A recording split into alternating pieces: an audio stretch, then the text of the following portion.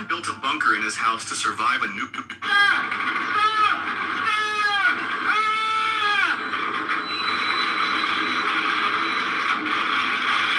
The next moment, the old man slipped and fell down slow, but the driver didn't notice a thing and kept reversing the vehicle. He only stopped and got out behind the car. When the old man failed to respond, no one was there. That was when he suddenly realized the old man must have fallen off the damaged bridge. He quickly rushed over to the side to rescue him, but no matter where he looked, there was no sign of the old man. All he found was his hat and dress. By now, the driver was in complete panic. He looked up instinctively and only then realized how dangerous the truck's position was. He decided to move the vehicle to a safe spot, but as soon as he climbed back in, he suddenly saw the old man appear right in front of him. Relieved, the driver shouted his name, but the old man only glanced at him and kept climbing onto the truck, which was swaying violently. Inside was over 100 tons of nitroglycerin. The old man hid behind a rock. The driver had no other choice but to get back in the truck alone and start the engine to move away from the bridge. But the front wheels were stuck under a pile of dirt, while the rear wheels slid dangerously close to the edge of the abyss. The situation was critical, so the driver had to stop. He gathered branches and placed them evenly in front of the rear wheels to keep them from sliding. The old man watched everything from behind the rock. He wanted to help, but was terrified the truck might explode, so he could only watch helplessly. Luckily, the driver's plan worked thanks to the branches. The wheels finally started moving, but the very next moment, another disaster struck. The trailer hook suddenly caught on the steel cable of the damaged bridge. Unaware of the imminent danger, David kept accelerating. Eventually, the steel cable could no longer withstand the tension.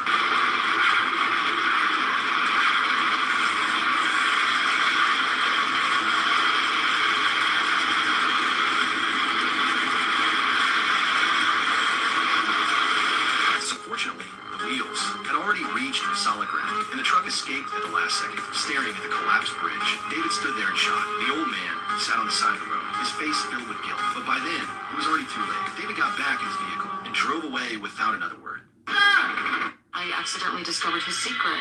The top student in our class, he was actually digging through the trash. Be careful.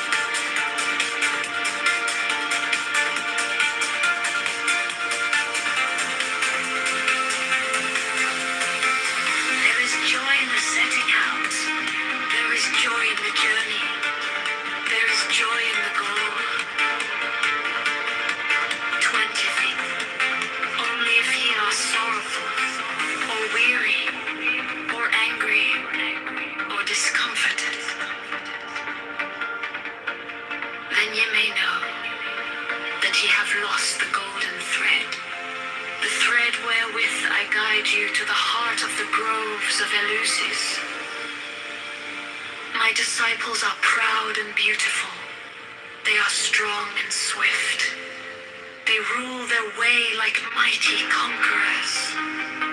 25. The weak, the timid, the imperfect, the cowardly, the poor, the tearful. destroy them. This also is compassion. An end to the sickness of earth. A rooting out of the weeds. A watering of the flowers. 25. Oh, my children, ye are more beautiful than the flowers. Ye must not fade in your season. 28. I love you. I would sprinkle you with the divine dew of immortality. 29. This immortality is no vain hope beyond the grave.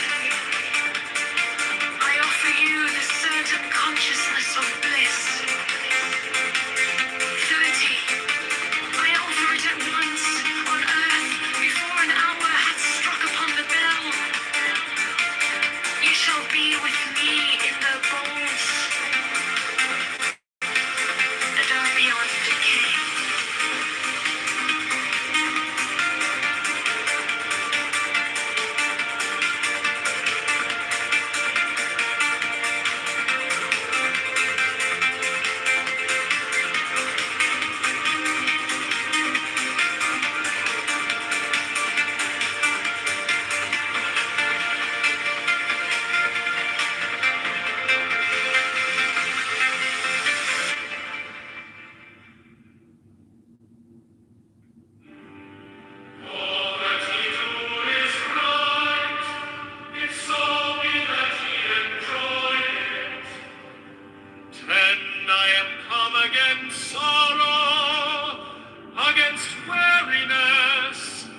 Against them that seek to enslave you.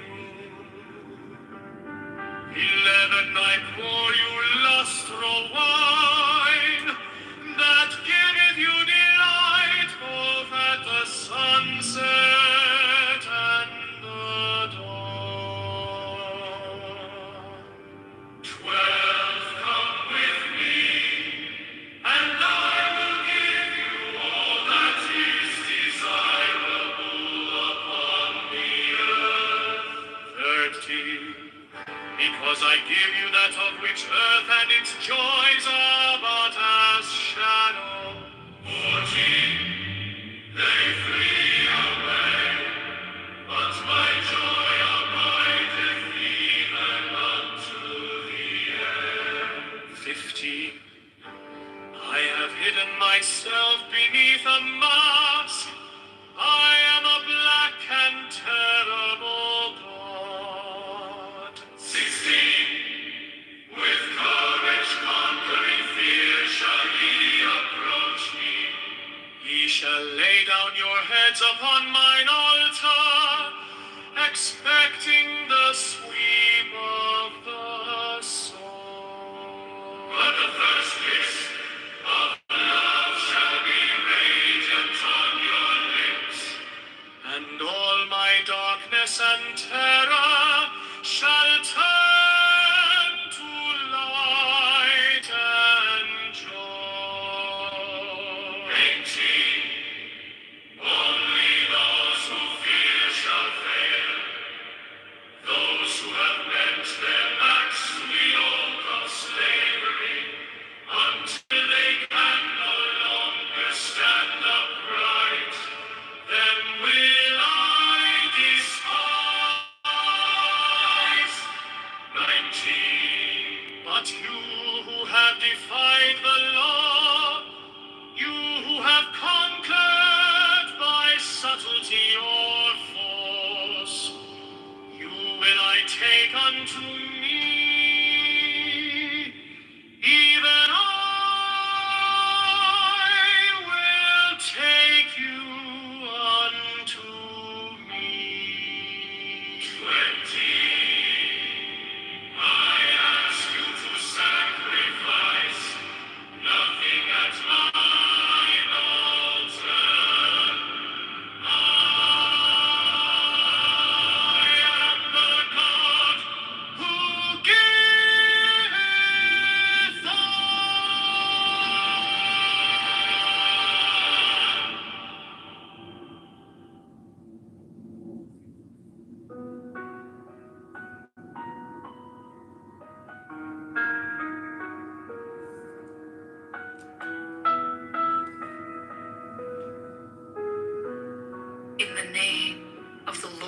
initiation. Amen. When I fly and I alight as an hawk, of mother of emerald are my mighty sweeping wings. 2. I swoop down upon the black earth, and it gladdens into green at my coming. 3, children of earth, rejoice, rejoice exceedingly, for your salvation is at hand. The end of sorrow is come. I will ravish you away into mine unutterable joy. I will kiss you and bring you to the bridal. I will spread a feast before you in the house of happiness. 6. I am not come to rebuke you or to enslave you. 7. I bid you not turn from your voluptuous ways, from your idleness, from your follies. But I bring you joy to your pleasure, peace to your languor, wisdom to your folly. 9. All that ye do is right, if so be that ye enjoy it. 10. I am come against sorrow, against weariness, against them that seek to enslave you.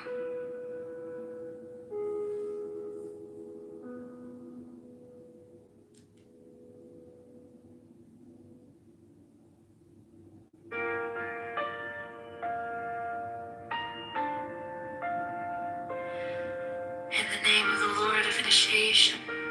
Amen. 1. I fly and I alight as an hawk. Of mother of emerald are my mighty sweeping wings. 2. I swoop down upon the black earth, and it gladdens into green at my coming. 3. Children of earth, rejoice, rejoice exceedingly, for your salvation is at hand. The end of sorrow is come. I will ravish you away into mine unutterable joy. I will kiss you and bring you to the bridal. I will spread a feast before you in the house of happiness.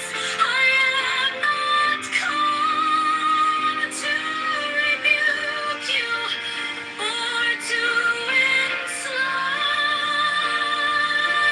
you. I bid you not turn from your voluptuous ways, from your idleness, from your follies. But I bring you joy to your pleasure, peace to your languor, wisdom to your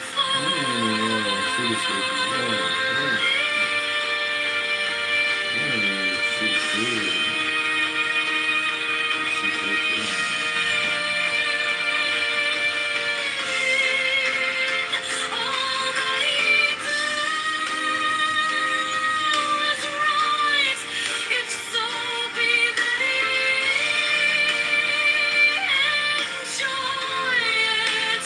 Although the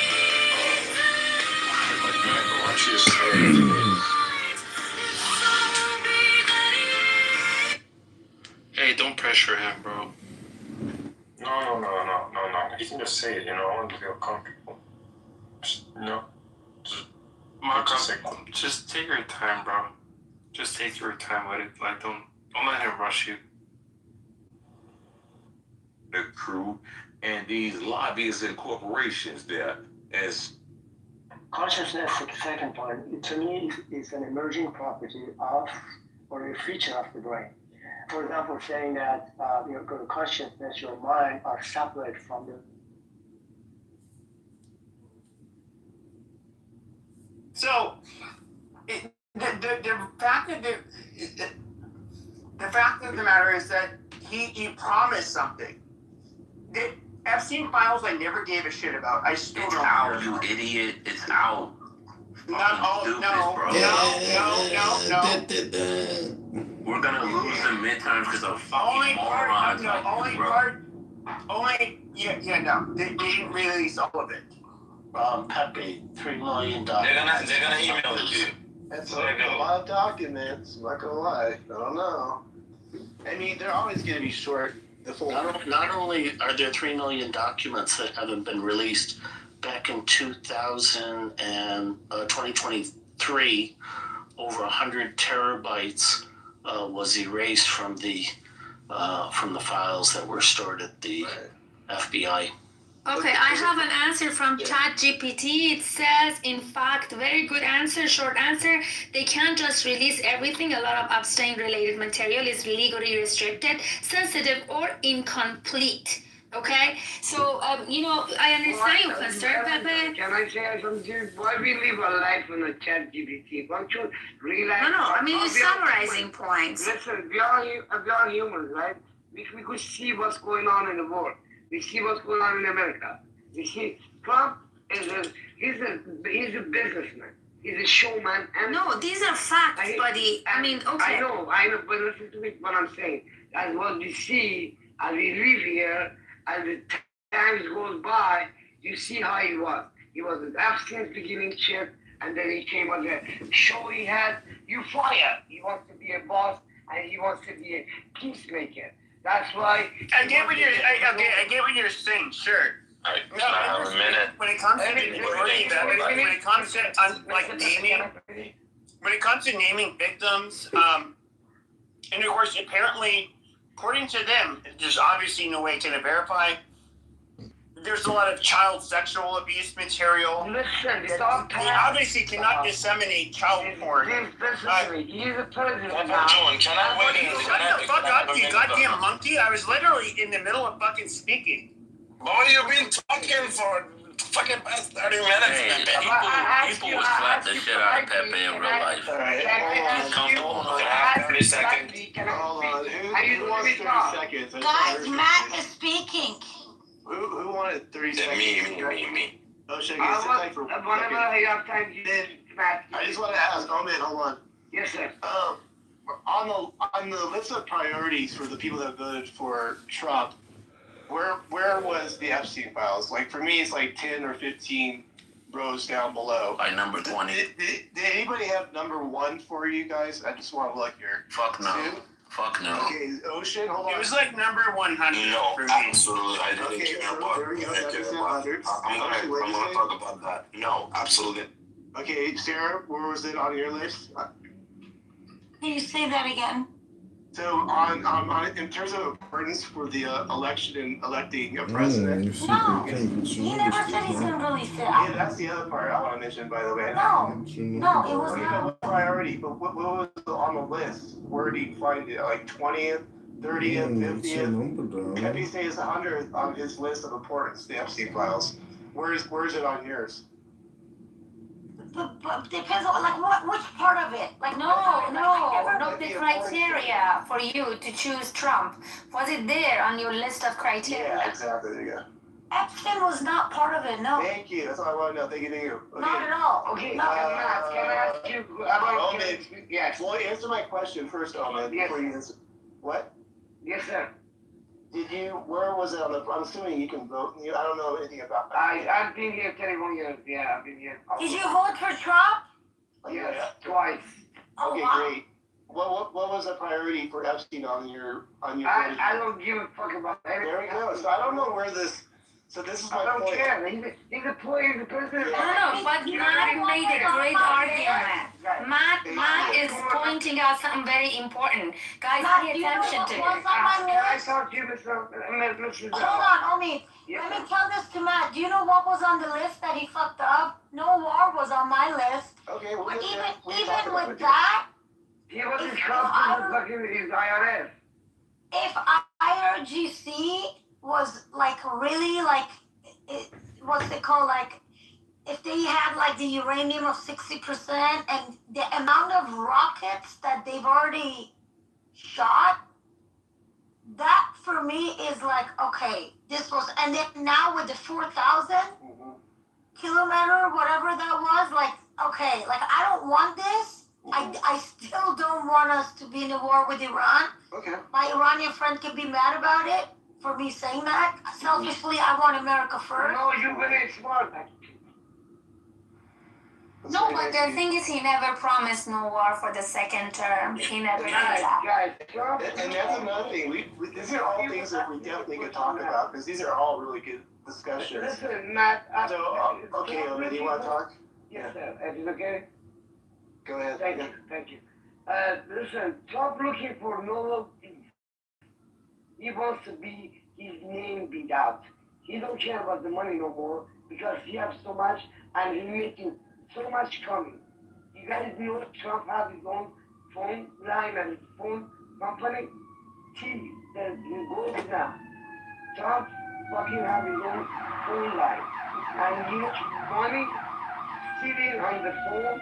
That's why he stopped with all the Chinese from the Apple mission to come through. He had plans. Everything is playing like a chess.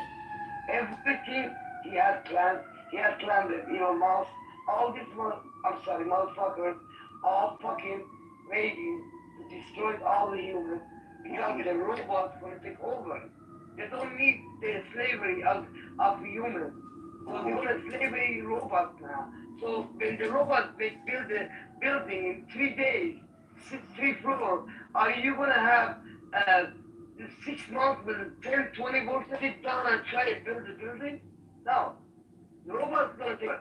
The movie with Will Smith, I wrote, that movie is happening, bro. Thank you. Elon, can you, I don't mean this to be offensive, or I don't know what's your mic or your accent. Elon, can you tell me what he said? I honestly didn't hear anything. It's his mic. I didn't understand what he said. He said it's all about money. He has business, AI, humanoid robots, and that's what he said. So yeah, I don't know why your mic thing. We don't hear you. You gotta fix your mic. By the way, I'm sorry. I can't talk anymore. Everybody complains. We don't hear you. No, I was just saying about Trump's telephone line. I mean, do you fucking hear me? Yes, ma'am. I'm sorry. I don't think no one wanted to hear that. I have to leave the audience because you ignore me. Can't hear anybody. We don't hear you. I appreciate his contribution. I think I get an idea. No, it's the mic. It's not the accent. I'm Iranian. I understand Iranian accent. I don't think there was any contribution. I'm not going. Yeah, maybe not. We'll see. So, okay, real quick, since we're here. So Matt, continue with what you were saying. Because that's actually pretty important. But guys, this is extremely important. You see, this is how engineering happens, Matt, where we wanted something else. We knew why we voted, and then it was told to us, hey, those things that you cared meant nothing. Hey, this is something that you should care. Meanwhile, that was never on your list. Go ahead. The media forced the issue. They said, hey, you guys should care about this. You're completely right. And then, because as I stated, this will be controversial. I think it was Sarah that just mentioned it a second ago. In theory, Trump never said that he was going to do the Epstein files. I'm sorry, your room is not recorded, by the way. It's very sad because then, you can never replay it. Go on. Right. Oh, we do have a stalker here that actually streams the. Can someone explain if he's streaming? I think he is. I removed 4 of his.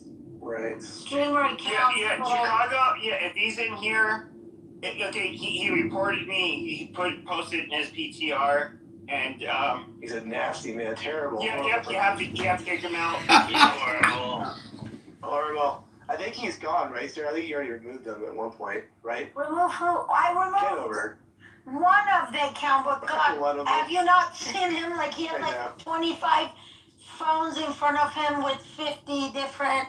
Right. Accounts, like, how do you get them out of a room? Yeah, let me just finish this thinking, because, okay, so he might have mentioned something like, kind of like, there was a list of things that he was mentioning that he would do. in an interview, and he said, "Oh, I'll think about it." That's all he said about the Epstein files. He said a bunch of stuff on a bunch of other things that he would do. So there's that.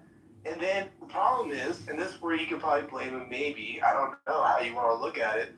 All his surrogates said that they would look into it, like Pam Bondi. So in theory, Trump never said it. It was all his surrogates that were like speaking about it for whatever reason. I don't know why. And you could hypothesize maybe that's the deep state still working against Trump, trying to get him in trouble. I don't know. I'm just throwing those particular pieces out. Like Elon was saying, like I think the media forced the issue on us to basically look into, trying to make it seem like that was the most important issue. Clearly, it's not the most important issue. You can hear what we said on stage here.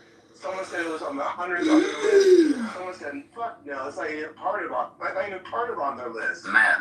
How do you get to that? You know what I mean? I'm sorry, Matt. I believe Elon is actually one of the main people that pushed it early on, because when him and Trump split, they had that beef. Right. Elon said the files would never come out because Trump is on them, because he was butthurt at that time. Oh, sorry, go ahead. Yeah. You keep going. No, I was just going to say, and then it just picked up and it had a life of its own. Mm-hmm. And then it kind of like fractured the Republicans. Like Pepe, they started thinking about it at the No.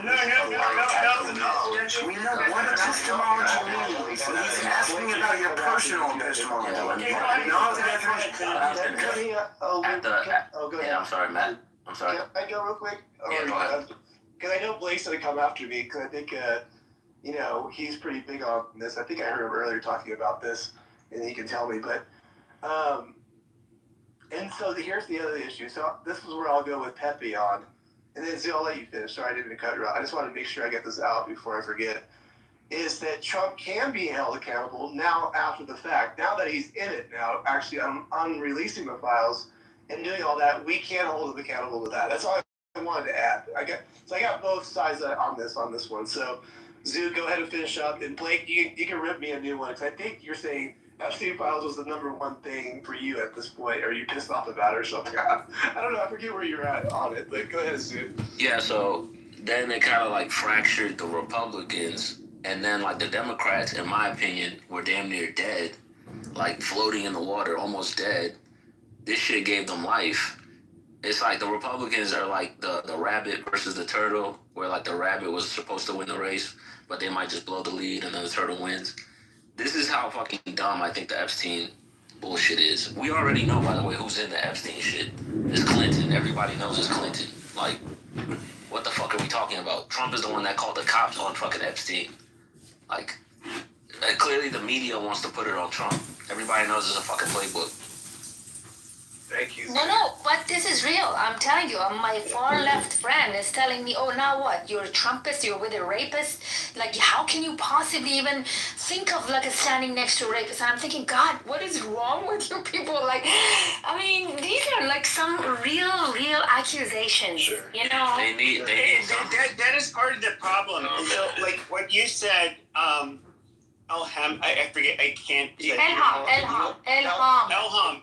There you go. Yeah. So, okay, so there's the weaponization of this whole thing regarding the Epstein files from both sides. You have people further on the right that are absolutely weaponizing what Trump didn't do. You have people on the left that they're just going to target him, from every direction. And no, it's like one of those situations where it's like, I don't know what the fuck you can do. I mean, it doesn't matter what Trump does or how great it is, right, that he accomplished. The left find a way to absolutely demonize what he did. Correct. And so you can't trying to listen to these people. I've written all of them off. Like they're so unreasonable. But there's a lot of people on the right that are unreasonable. Well, you cannot talk to. I was just going to mention that, Pepe. You hold the same standard to us as you're doing tonight. That's fine. Like, I can see how that could be kind of ridiculous, too, because now, like I said, Trump is involved in the files and he's doing all this shit. he has fouled up a bit on that part of the process. You know what I mean? So I can see how like people defending that part of it, you just be like, these fucking retards, like they don't know what they're talking about. So I get where you're coming from. You're holding MAGA accountable for now what is going on. But Blake, are you there? No. I want to make sure I got the story right. Yeah, I'm here. I'm here. Did I hear you? I heard you right. I think I've heard you say in the past that this is fucking sick that Trump is not doing more regarding the files, right? I think you said that, right? Yeah. I mean, this was a long time thing, man, for me. Like, and the reason why, so people forget that, like, what happened is a lot of people were forced to come to the Republican Party somewhere in between the Green Party shit that happened, the Green Party and the Wall Street bullshit.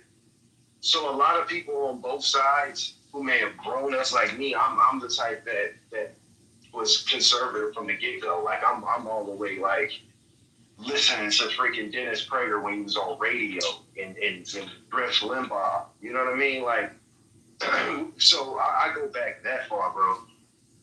But somewhere down the line during Obama, during Obama's term, a lot of us came to the point of looking at like, well, damn, Bush and them wasn't 100% with us about our whole reasoning into going to Iraq.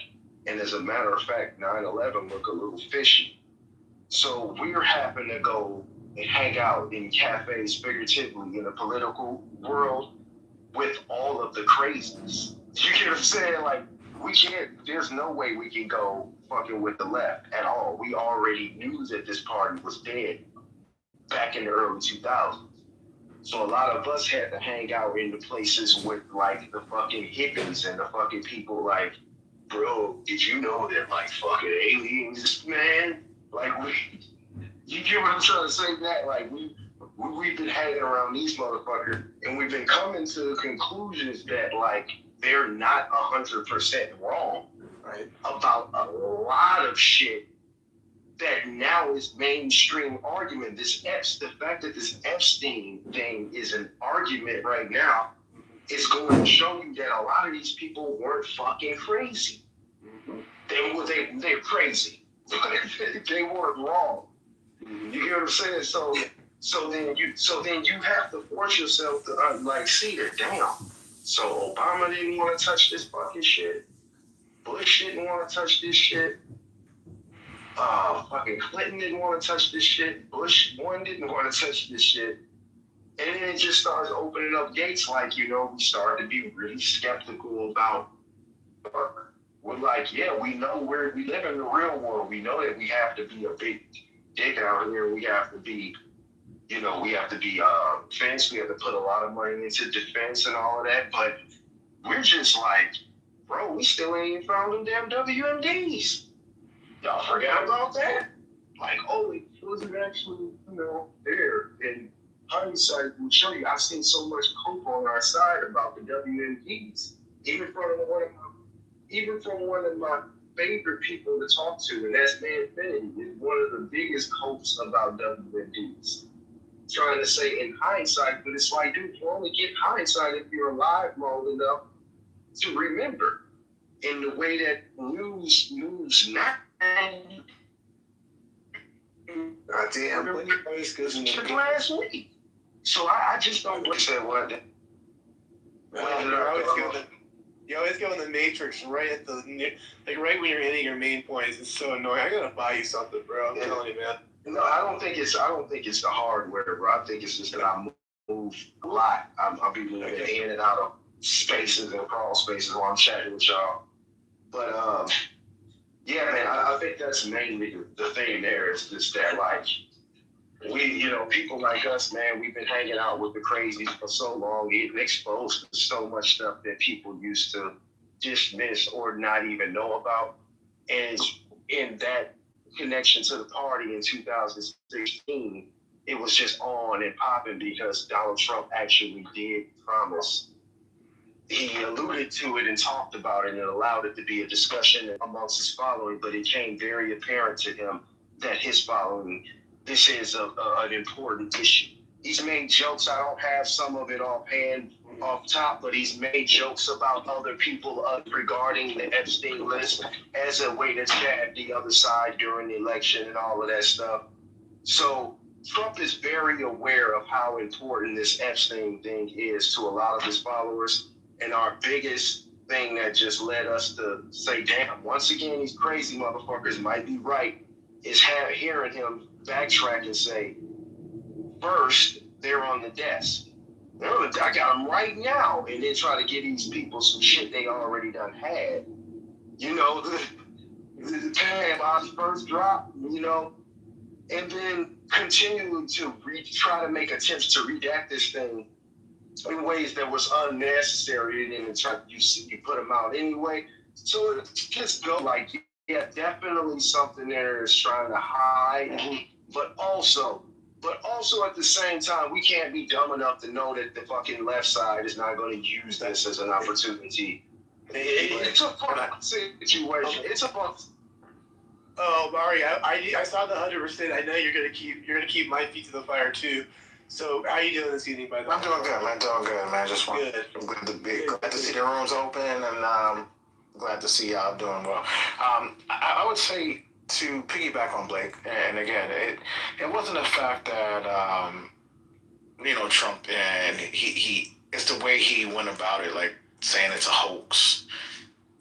Knowing that there's victims, right? I mean, the Republican Party, this, to me, there's layups in politics. This was the easiest layup, the Epstein files, right? It goes back to when we all saw the WikiLeaks spirit cooking. We knew these people were fucking scum of the earth. We knew what they were doing to kids in Hollywood. We knew everything they were doing. And we knew that these politicians were using, like the Bill Clintons and stuff, were using kids, man, for whatever they were doing with them, right? And for it to come out finally was important. And Trump was like, yeah, no, I feel bad for Bill Clinton. He's a good guy. Like, what? I defer. I determine what MAGA is. Like, he went like, right? He lost it. Like, I was like, yo, he saw WikiLeaks like everybody else. He knew what was going on. And it's like, all you had to say is, look, there's some shit on there that I can't release. Shit that had to do with national security. Okay, he was a CIA, he was Mossad, he was all these things.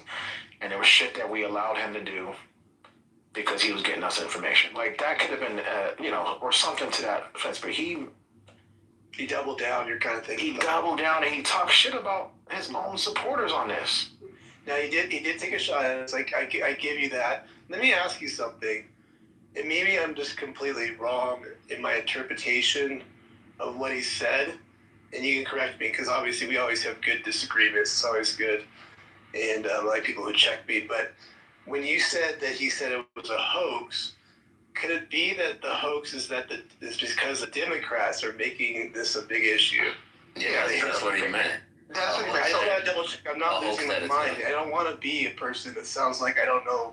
No, I can tell you what the hoax is. The hoax was that they're gonna use Epstein for prosecution or some type of impeachment, right?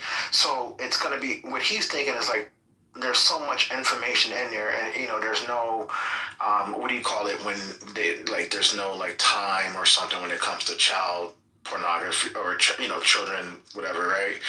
He can still be held accountable, but probably legally, and in some states like New York or somewhere. So I'm thinking he's worried that they're going to utilize this to try to put him in prison. What has he done that I didn't see? Hold on, wait a minute. Files, Omari. That's incorrect. Can you explain what he did that we missed? Because nobody can show me what is he guilty of. I could tell you. When he said a hoax, that's not what he meant. He meant as a hoax that the essential Epstein file is that he's in it and he's incriminated in it. A fucking hoax.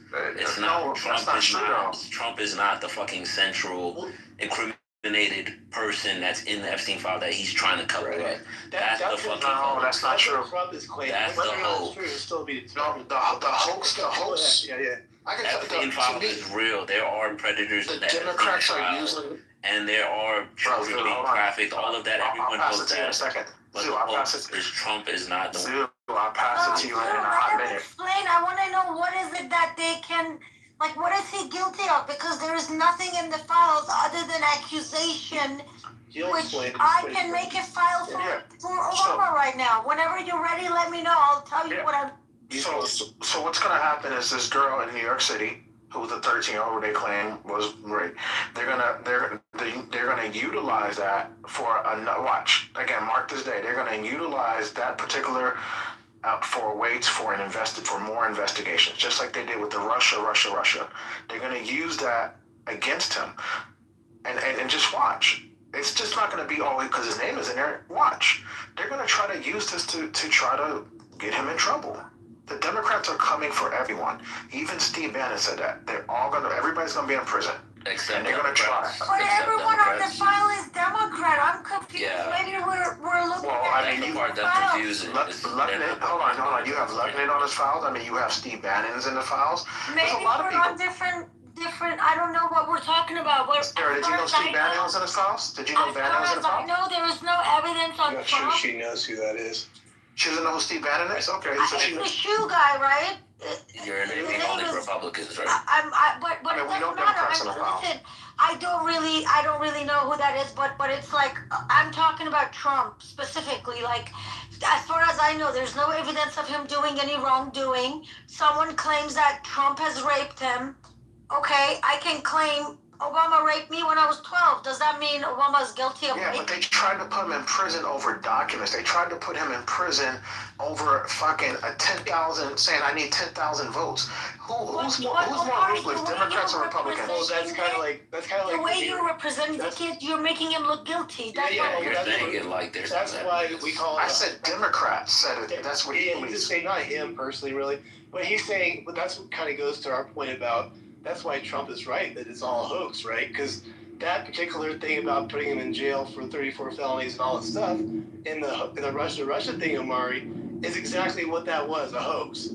Right. So he has a right to say that, right? Because he's been through a lot. This is where Zoe and Sarah are missing. They're going to utilize that to try to hurt him. Yeah. Not politically, but they're going to utilize that to try to hold him responsible. That I understand. Maybe I misunderstood you. I think Zoo felt the same way. It felt like you are saying he's guilty. No, he was. But he can Trump can pick up his fork with the left hand and people try to fucking get him in trouble for that.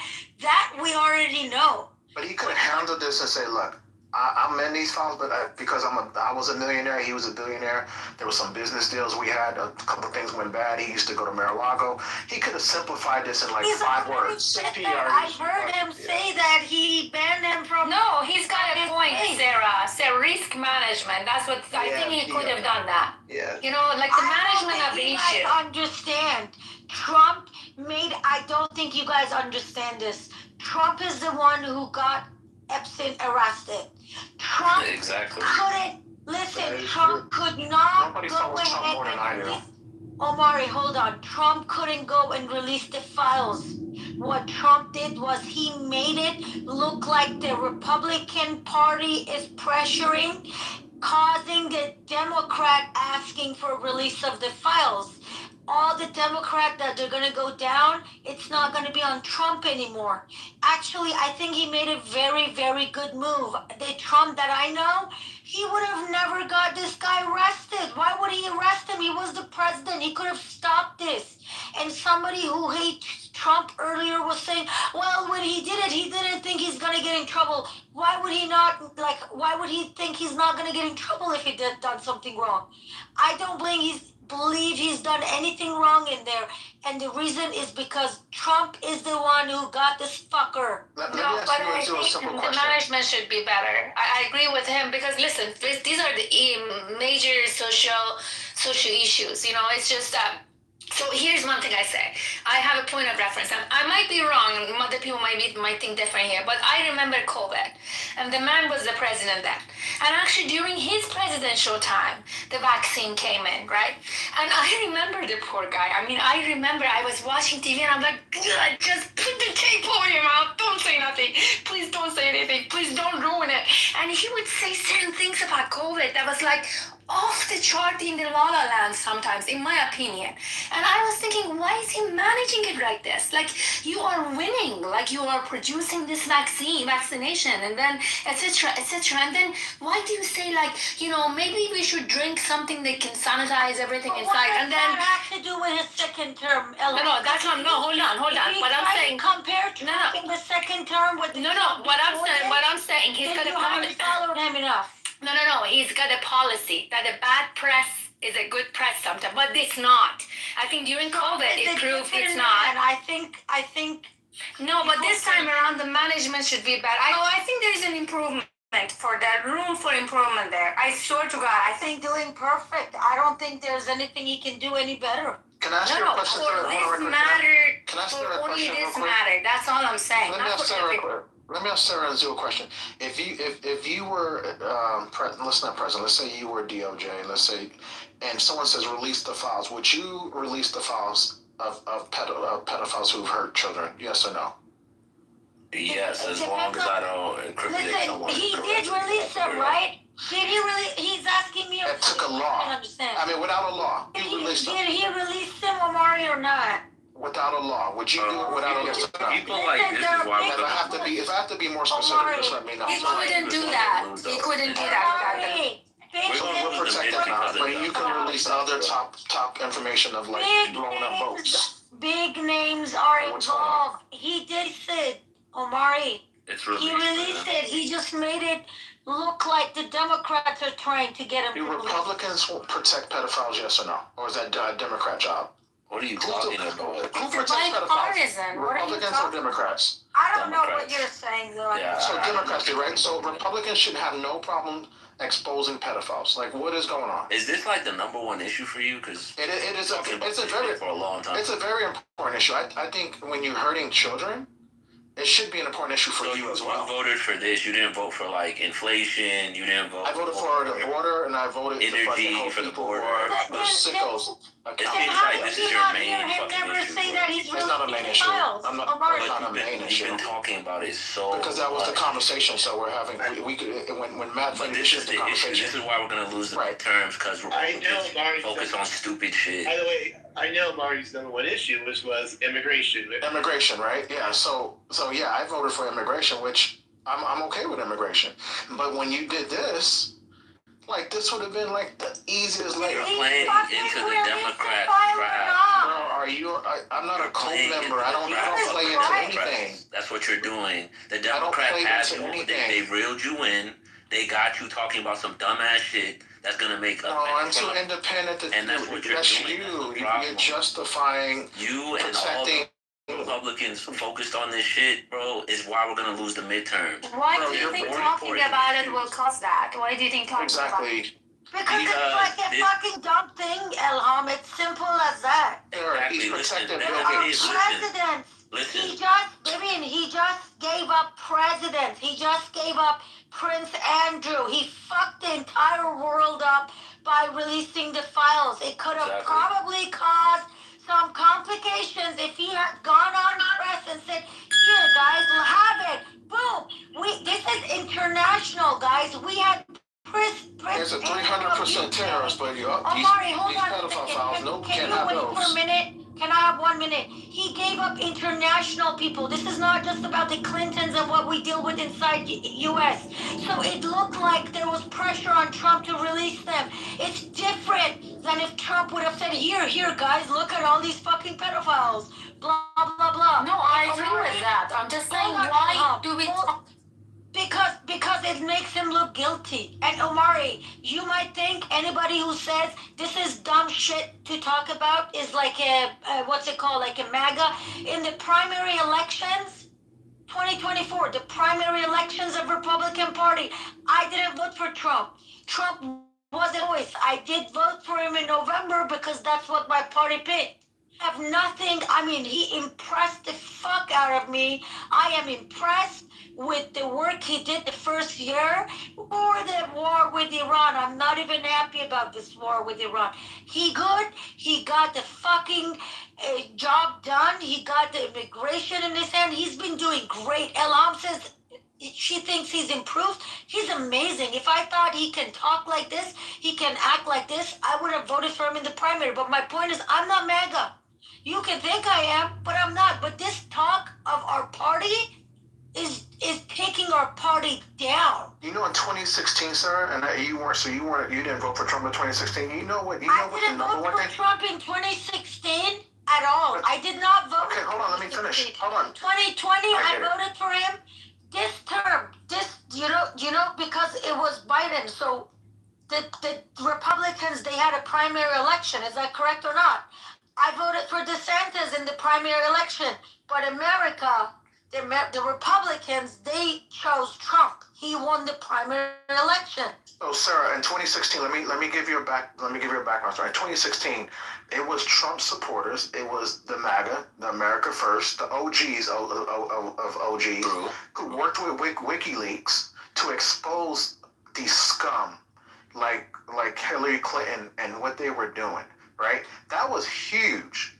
Do you know how many people that flipped when people started seeing? Do you remember Comet Pizza and all that other shit when they exposed those emails? So to think that no one saw that a chance to really finally get the Epstein files, because remember he arrested him in 2019. Okay, cool. He got arrested. Now the files, slam dunk. Oh my goodness. It's like you went for the slam dunk and you hit the rim and you fell on your ass and then you made excuses. So that was upsetting. And that's why people like Bongino's getting trolled when he goes on public, which is probably by Candace Owens and her people, but still, it was an easy layup to just release those files, redact the victims, and expose even your friends. Fuck it. And just tell them, look, you're on your own on this one, but this is important for us to change the history on. It's not something that we're going to accept in America. I don't think he was trying to protect his friends, but because he's the president of the United States, he was just trying to make, for example, Prince Andrew, especially international people, he was trying to make them, in my opinion, he was trying to make them look like, hey, look, I'm not the one like trying to get you guys go down. And you know what? If he had to do that, then he had to do that. Well, whatever the next topic is, Matt, I'm good with this. Yeah. I think we got a good beating of that subject. Is there any? No, but what can we do to help the situation? No, we need to. This topic to me is just a stupid issue that Republicans are stuck on. The Epstein files are real. Yes, there are people that need to be implicated in it. But Trump being the central focus of the media, like with the magnifying glass trying to put this all on Trump is bullshit. That is a hoax. And that is something like dumbass Republicans are falling for and feeding. And it's not helping. It's not going to help us in midterms. This is what I'm saying. Like, this party is too fractured, and sometimes we shoot ourselves in the foot.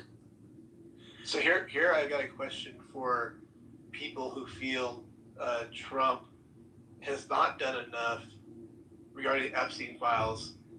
I'm assuming if for some odd reason that we lose in 2028, that you will be holding the Democrats' feet to the fire to release the files. They won't. They won't. Amari, you better be on the Democrats. Oh, no, hold on. I just you think we lose in 2028? The media will drop it. The media will drop the Epstein file. It won't even. So Matt, I just you can think of. Go ahead, Amari. I just crucified one of my other people saying, what happened to Ro Khanna? Ro Khanna and Thomas Massey promised, and Margie Taylor Greene, of course, she said that. She says she's seen the unredacted files herself. Promised to release the names. They only released 6 names. Right? So they too have failed to release, but no one talks about it. I've been talking about that.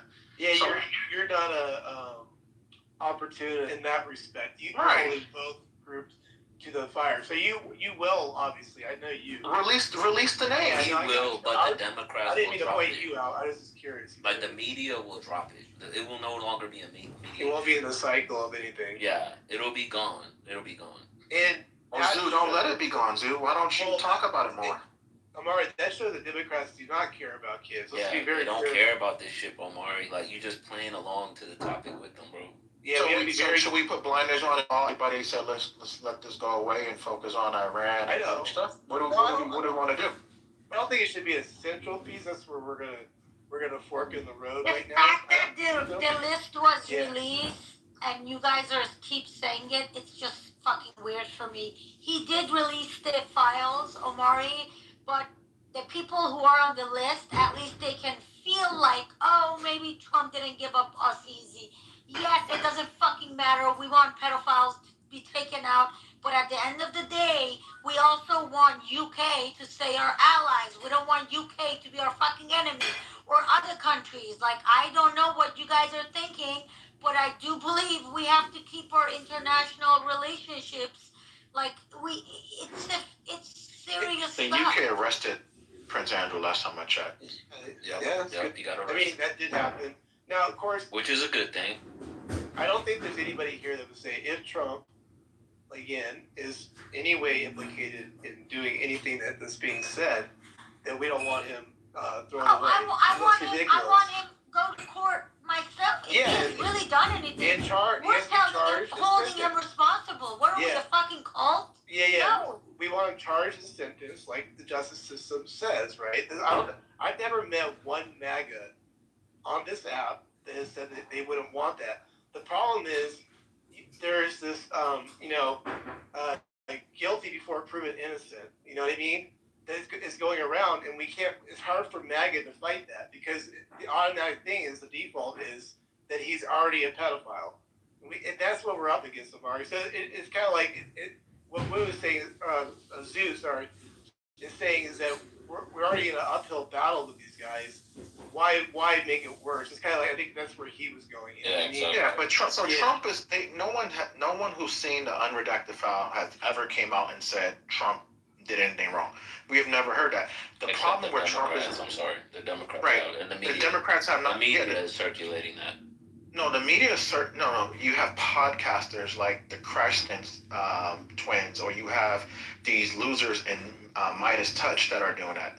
For the most part, 99% of media, everybody else who has seen it, has not said Donald Trump has done anything wrong. Where he's messing up is he's fumbling the release, and he has protected some of the names of people that's on there. That's where he's messed up at. He hasn't protected. He hasn't released it yet because he can't. He has not protected. That's a different statement. Well, he has really. They released all the files. What are we talking about? They're redacted, but they released the files. They were redacted not because of his order. You have a proof that he ordered to, without. He didn't have to order it because there was a bill that passed. Thomas Massey and Ro Khanna passed the bill that forced the release of the Epstein files. Thomas Massey's a dumbass too. So I don't think you knew that either. No, I didn't know that. Thanks. I did know that, but again, I'm going to go back to the part where I said I do believe Trump released it. Why? Because he's the one who got Epstein arrested. Once he first banned Epstein from being around him. When he was in the office the first term, he got him arrested. When he got him arrested, he knew it's going to get to this point. But instead of like being, oh my God, here's the file, everyone, let's fuck this person and let's go after Clinton and let's go after Andrew and this person and that person. Instead of that, he made it look like there's pressure on him to release it. That's how I see it. And no, I'm not MAGA, so I'm not like thinking like this because I'm in love with Trump.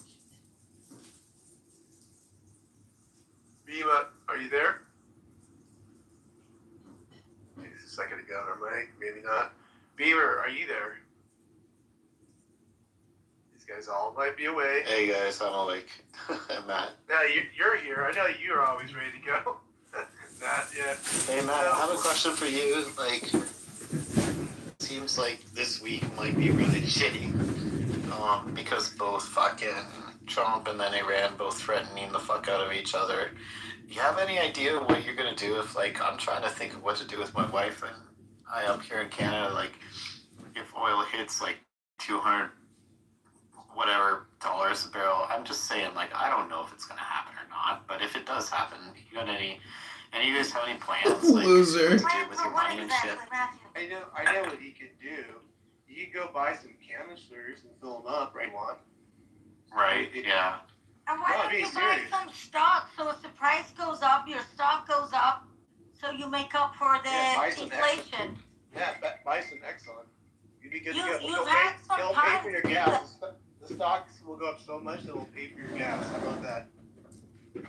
I mean, Or gold. I don't know. You know, gold's Get a hybrid. You won't have no problems. Just buy. Oh, there we go, hybrid. There's some solutions, Matt. We got this. Don't be afraid. We got you. You know? And buy a hybrid when you stop, that it automatically also powers up the car. Yeah. Little What Toyota did or you guys something. do the 10, 20 years that we were in war with Afghanistan and Iraq? Did you guys like die and come back to life? Oh my God, gas was super cheap back then. By the way, COVID got it. They got it to 100. We're still cheaper than COVID time. That's true, man. Yeah, COVID was crazy. Yeah, Mari, didn't it get up to 150 a barrel at one point during COVID? I think I saw that. Oh yeah, during COVID, but yeah, when she's talking about 2004, 2001 and 2004, I don't know if many people that were complaining. I mean, I cooked for my dogs though. I was buying chicken $4 or more per pound for the entire time of Biden's administration, the entire 4 years. And now I'm buying it, it's back down to go on sales, and I'm buying it for $2. So 50%, I'm getting discount on that. And I was at the store today and shopping more, you know, and I mean, I'm paying 50% off on my, 50% is too much, maybe 30% off on my grocery. The egg price is down, milk is down, like all these things are down. The way you guys are talking about, it really sounds like it's the end of the world. This is crazy talk. Well, I have a question for you because you're familiar with the IRGC, and I know that they're very evil. I used to live in Vancouver. My wife and I live there, and I don't know, probably you know this, but there's huge number of Persians in Vancouver. IRGC Persians too, though. That's the problem. You guys have that. That's what I was about to tell you. So my psychiatrist, doctor, good friend of mine, he had I've seen him for 2-3 years, and then one day I went to the office and I'm like, you know, where's the doctor? And they're like, oh, I'm sorry, he's passed away. What do you mean? And I looked for information, and there was never. They just said he passed away. I know he was healthy, but here's the thing, sir. He was part of the University of British Columbia. Him and a bunch of other professors, important Persian professors in Canada, they had a team that they put together. It was like, you know, intellectuals against the IRGC. What's his name? Some people. I'll put it in the. I'll send it to you later. No, I'll send it to you later. But I think you like. If you give the name, I'll tell you exactly what probably happened to the guy. Yeah. So I feel like sometimes we get too excited on Clubhouse and our nuances are lost. You know, I'm very much against IRGC. I also think that Bibi Netanyahu. When was he killed? When was he died? Like, do you know about this? About 5 years ago. Yeah, but unfortunately, Canada has taken a lot of IRGC people. Unfortunately, U.S. didn't. When Trump put the ban on Iranian and the IRGC people specifically, people started calling him names and racist and all this and that. But I'm these are people that came to, like, very wealthy Persians that came to West Vancouver, like, Matthew, 30 all years IRGC ago. people, because they had access to Money, everything, they're all very, very wealthy. Yeah, The same people who ask for checkpoints and arrest girls and guys, you know, in Tehran, same people. Their kids are in Europe, Canada, and other places, half naked on boats. Yeah. Eric, can I ask you a dumb question? There are no dumb I asked a lot of dumb ones, but how much of the IRGC that's currently in Canada or the U.S. could be essentially sleeper cells? I mean, I didn't even think about that. The sleeper cells are gonna be not the ones that we're talking about. The ones we're talking about who came here for money, forget about the ideology. Look, if your daughter is shaking her booty, if your daughter is on a swimwear, she wearing like a two-piece swimsuit, right? And shaking her booty with U.S. celebrities on a fucking boat. No, I'm being serious. Bunny is putting like eyes, like Justin Bieber. I did. So look, Khomeini, not Khamenei, Khomeini. His grandkids, there's pictures of them half naked on boats with Justin Bieber and other fucking people, dancing and drinking and all that. Do you think you believe in the ideology of Islam? No.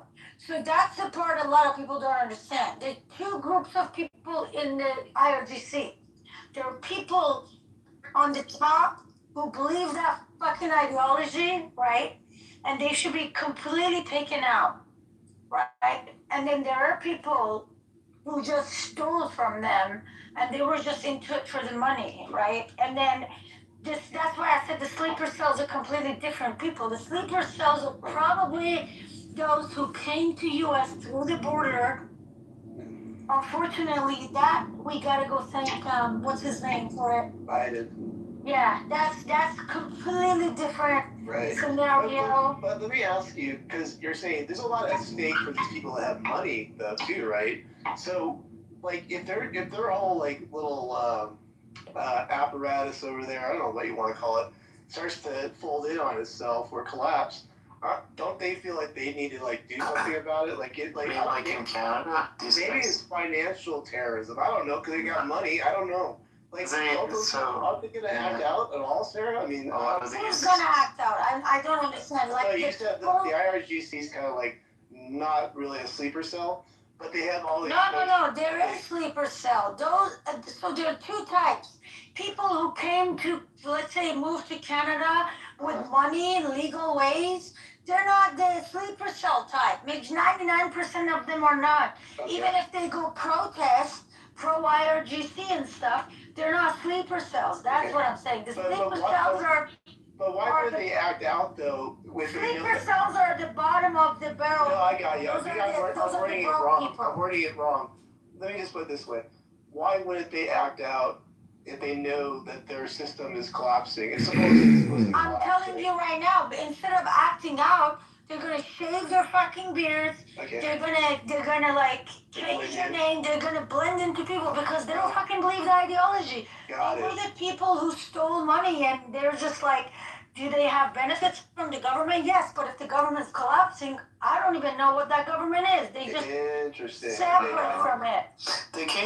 They also came to Canada. Like, there's a lot of very wealthy persons in West Vancouver, and I mean, Matt, we're talking about maybe a generation or two of people ago that came, and they're quite smart. So even if they came over with money, it's like they made their persons, whether they got their money bad or good, you know, they really pushed their kids to study. A lot of their kids open up their own business.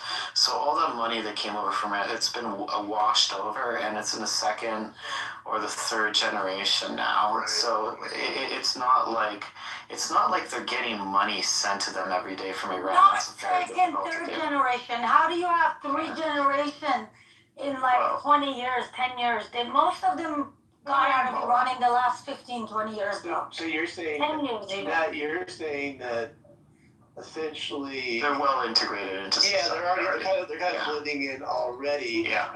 No, Matt, you're not Iranian, are you? Matthew. No, I'm not. Okay, this is what I'm trying to say. 20 years ago, 25 years ago, majority of Iranians, they were still trying to fix this government. They weren't thinking about leaving. People wanted to they were still in Iran, they were still working, they were still trying to do shit. It's the last 10, 15 years that people have been leaving. Well, there's been an old community in Vancouver. About 30 years old, yeah. Yeah, but those are people too. Yeah. Those are people who, like my dad. Look, my dad was pro-IRGC. My dad was pro-IRGC. My dad was a student in Texas. He was going to school in Texas. This is before the revolution. He was pro-IRGC, and so was a lot of the Iranian student back then, because it was like the fucking woke thing that we have right now here, and it was started like in the college campuses in that group of people, you know. So my dad was pro IRGC, for example, but that's different. That is a different Different generation, yeah. yeah, that's different than people who run to Michelle, like with the you know who took money from the mafia system, and then like they just moved on to this side. And believe it or not, those people that I'm talking about, the first way of knowing who they don't fucking work. How do you live in U.S. and you don't work?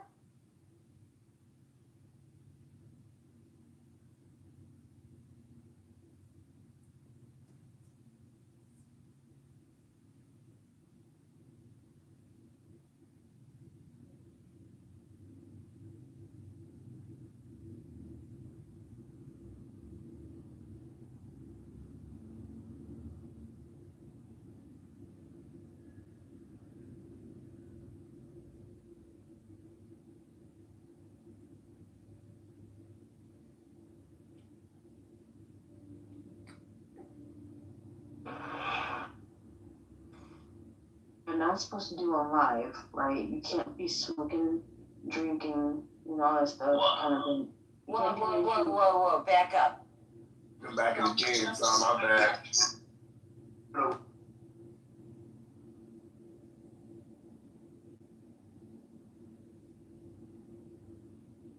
Can't make predictions. There's never been a single astrologer who's ever made an accurately confirmed That is prediction. what I'm telling. No, if you talk to 15-year plus, then only the things will get right. What the prediction will get right. Below 15, they don't have. There's never been a single prediction that's ever. Welcome to the stage change. Wait. Hello, my name is Chicago. My name is Chicago. Hi, Monica. How are you? Chicago, thank you. I would like to. I'm not interested to talk, Chicago. Can you kick him out? I would like. I would like. I'm gonna do that. I would like to hire you to do my astro chart, my astrology. Can you do that for me, Monica? Can you do it without using a single thing that the bank would use as an identifier? That'd be amazing. I need date of birth, time. Shucks, that's the thing that the bank uses as an identifier. You know you're trying to commit fraud, right? No, this is the things which are needed to know the. Yeah, you need to know the same things that a person who is committing fraud needs to know. It's weird. Are you a Satanist, Fucking Monica? weird. Are you like a witch? Do you practice witchcraft?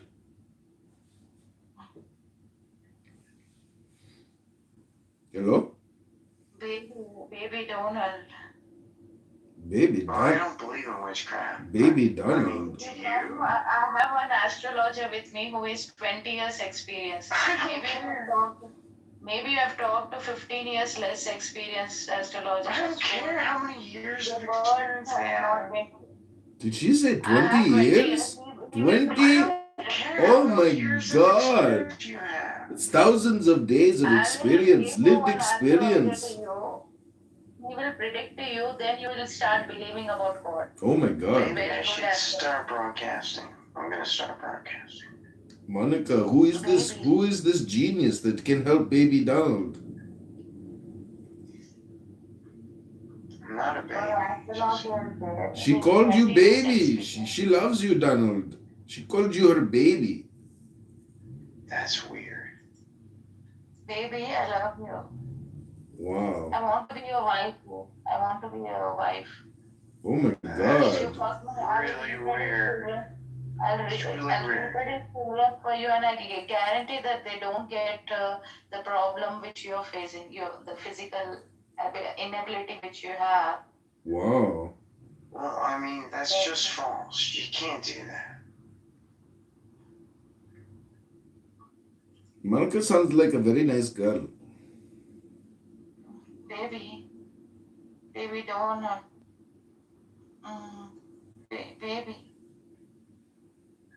Baby Donald.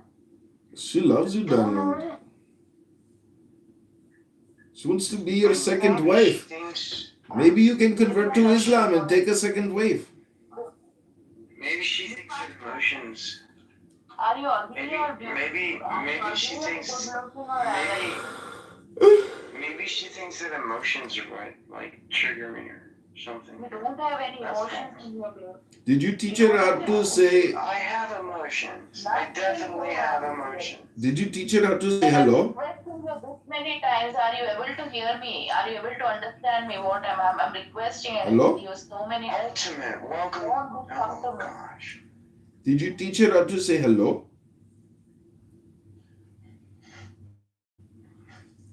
Monica, do you know how to say hello?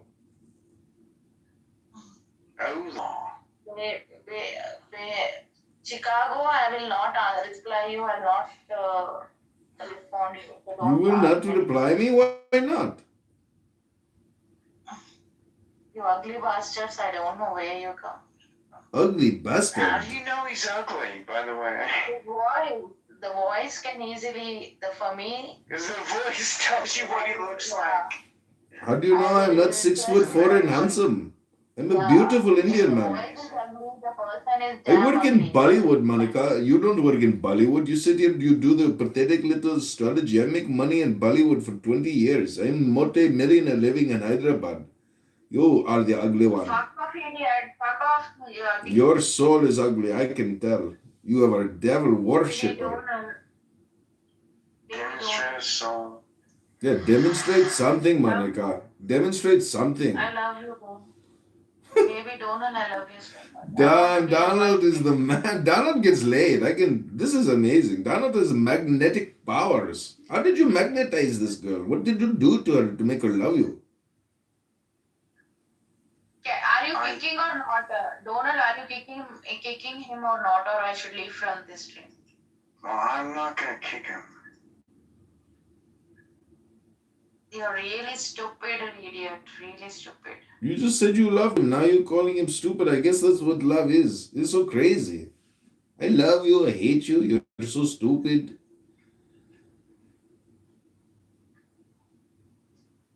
Baby Donald. Babe, okay. I want her to come in Baby. private, babe. I want you. He's working here, Monica. Don't you know what work is? He's here creating YouTube video. He's putting you on his YouTube right now. He's live on YouTube.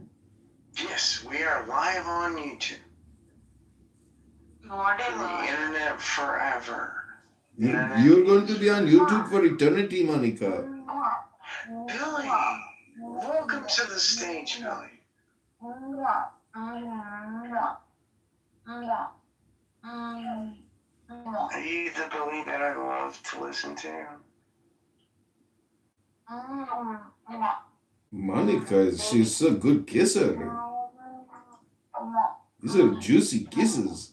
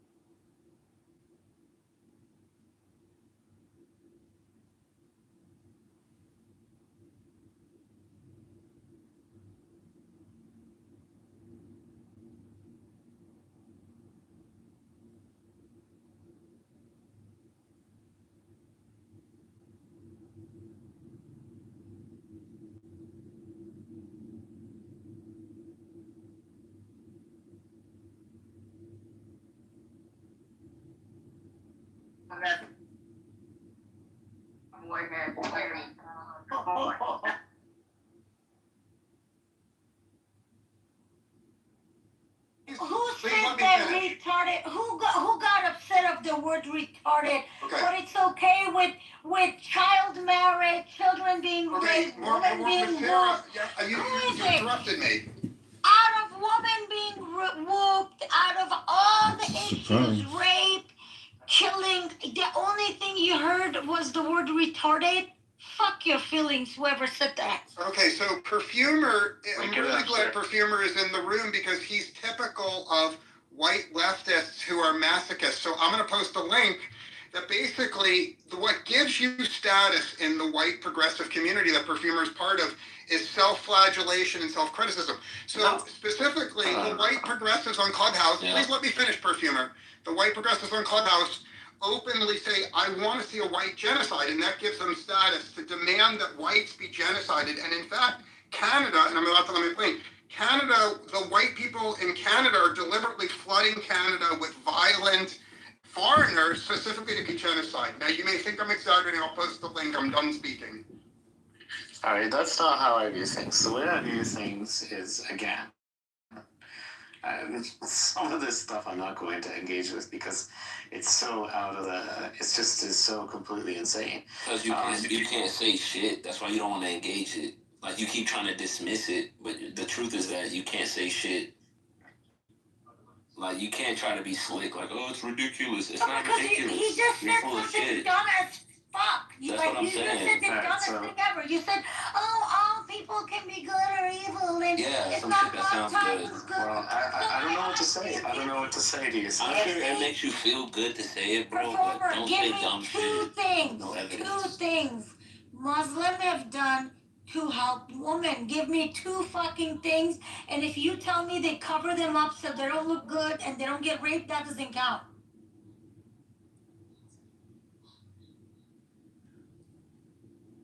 Yeah, he could not tell you two things. So let's move forward.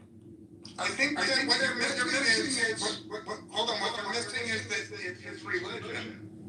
His religion is woke self-flagellation. I don't know which one of the fucking mics you're talking from, but you're a fucking weirdo. I don't know why you have to be on the stage with two accounts and speaking with both of them. Sarah, who are you talking about? Are you talking about Clavicle? I'm talking to fucking Clavicle and Reza. Dude, he comes in with multiple. He was literally speaking from two different, the same fucking motherfucker. You guys are driving me nuts. Why are you so excited? I'm turning your pink ticket, by the way, Zoo, if you don't mind. Join the house. Sarah, why do you sound like you're hysterical all the time? It is true. You've kind of been angry today, Sarah. She's just passionate, guys. She's very passionate. And like, I'm not angry. I think it's her tone. Her tone sounds like she's angry. Hold on, Sue. Can you guys show me thumbs up or thumbs down, or I don't know, let's vote about this. Is it fucking weird when somebody comes to the stage with two different accounts and talk between the two accounts? I'm gonna make you vote. No, we're gonna vote about this. Stop it. Crazy. I'm not mad, Clavicle, but if someone's in the room and they see that we have someone on the stage with two different accounts talking at the same time, it's kind of fucking weird. It's gonna be okay. It's gonna be okay. Well, you've Everything's never gonna seen be it. okay. Ooh, we got a friend in the house. Everything's gonna be fine. Shut the fuck up, Canadian. Everything's, it's gonna be good. Okay, I'm gonna go meditate. I know. Probably a good idea. Fuck off! Matt, what's the room, Matt?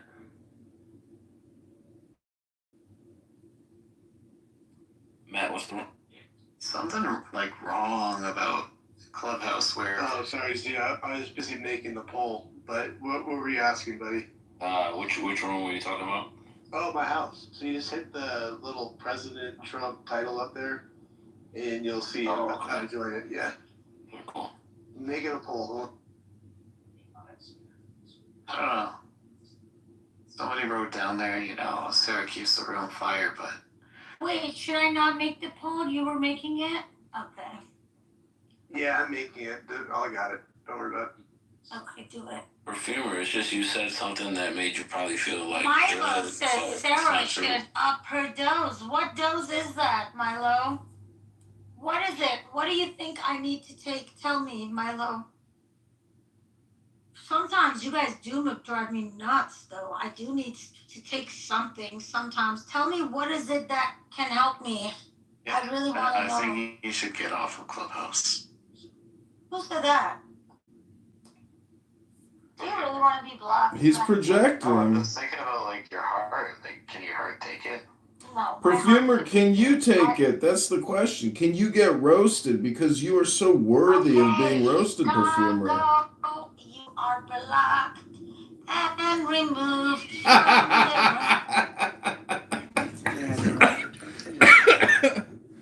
Oh my god. Okay, now we gotta go to the YouTube real quick.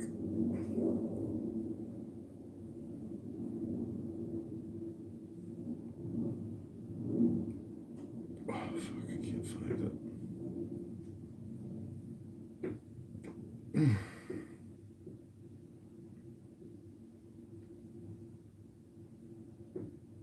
Until I finish.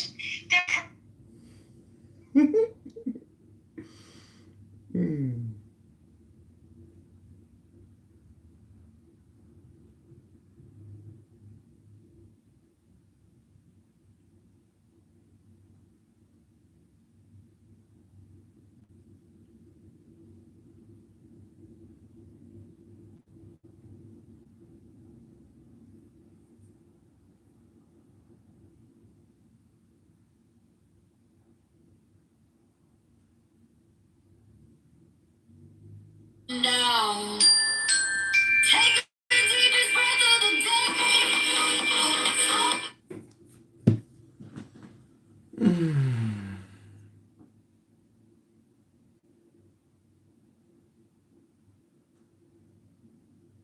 Okay.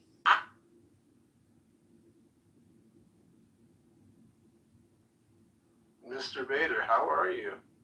Good evening, King. How are you? How are you, King? What Wow. a fucking faggot. Wow. Oh, I'm gonna fucking. Oh, Wow. a lot of phones, man. Wow. Spicy. Ow! Hopefully that woke up the audience a little bit. Jesus. Trump, 48 hours, what happens next? Now, wouldn't everybody like to know?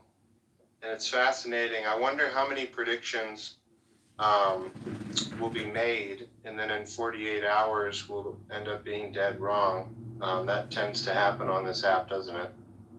All the time, better. I was wondering about the 48 hours thing too, Steven. What do you think? But here's the real thing. Do people show the humility to say that they made a dead wrong prediction? Because if they do, they deserve flowers. But if they don't, then it's kind of like, huh. Fascinating. I don't believe that Iran, like, if Trump sends more bombs over to Iran, hits the power stations, I don't think that Iran will hit the desalination yet. I think they might if they really painted into a corner. Well, I'll stick my neck out and say that I'll stick my neck out and you can see whether I'm right. My prediction is Iran will send an enormous number of missiles at the desal plants, and they'll all be shot, so they will fail to destroy the desal plants. You think they'll shoot the desalination plants? Yes. I think they will try to destroy the desal plants, and they will fail. And everyone in the fucking room can see whether I'm right or... That's nuts, man. Because if those missiles actually do get through, right? That means you have like maybe 1 million refugees. I don't know how many. Like it's been said, Clavicle, Clavicular, you can correct me if I'm wrong here, but apparently there's only like 1 or 2 desalination plants that are taking care of Riyadh, and Riyadh's like what, 12 million people? Yeah, but I think what you're mistaken is the desal plants are optional. They're not mandatory. And the reason is... Oh, I see, okay. Why don't you let me fucking finish? If every desal plant... Just let me finish. If every desal plant in Saudi Arabia and Kuwait and Abu Dhabi is destroyed, they just bring in fresh water in tankers. And the cost of fresh water on tankers is about twice as much. But those countries are rich as fuck. So nobody is going to be without water. They're just going to have higher water taxes. That's important to know. Is that Matthew causing all of this? my name is Matthew, but I'm just asking about the desalination. We're gonna send it to Iran for whooping. If you keep raising all these seniles blood pressure, we're gonna have an issue with you. Okay, I'm gonna start removing your accounts because this is not even cool though.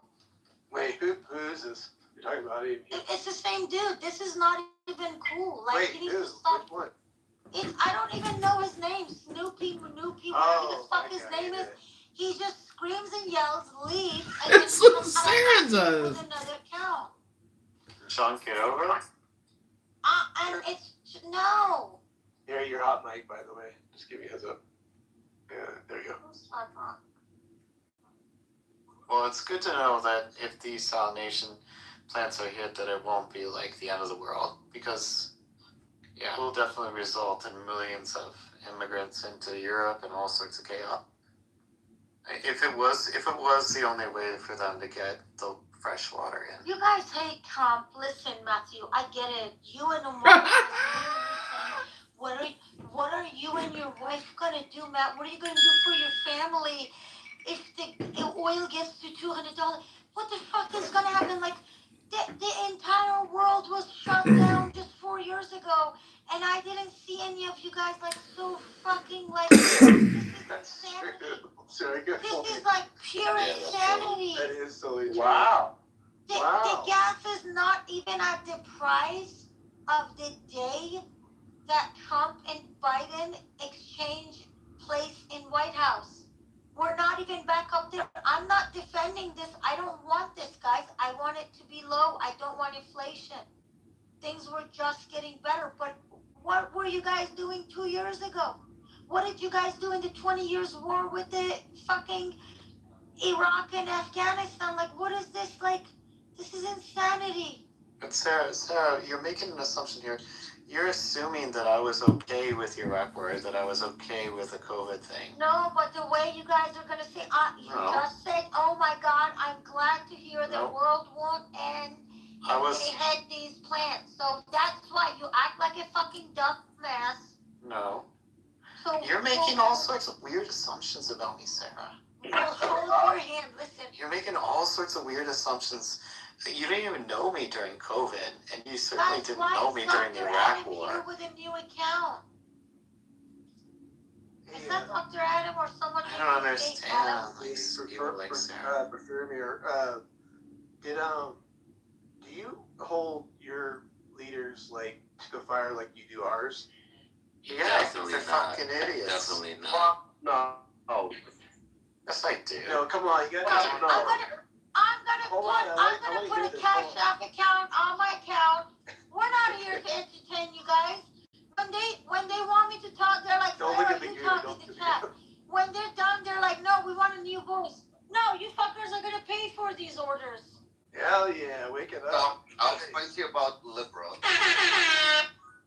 They are. Actually, I wouldn't even consider myself to be a liberal, bro.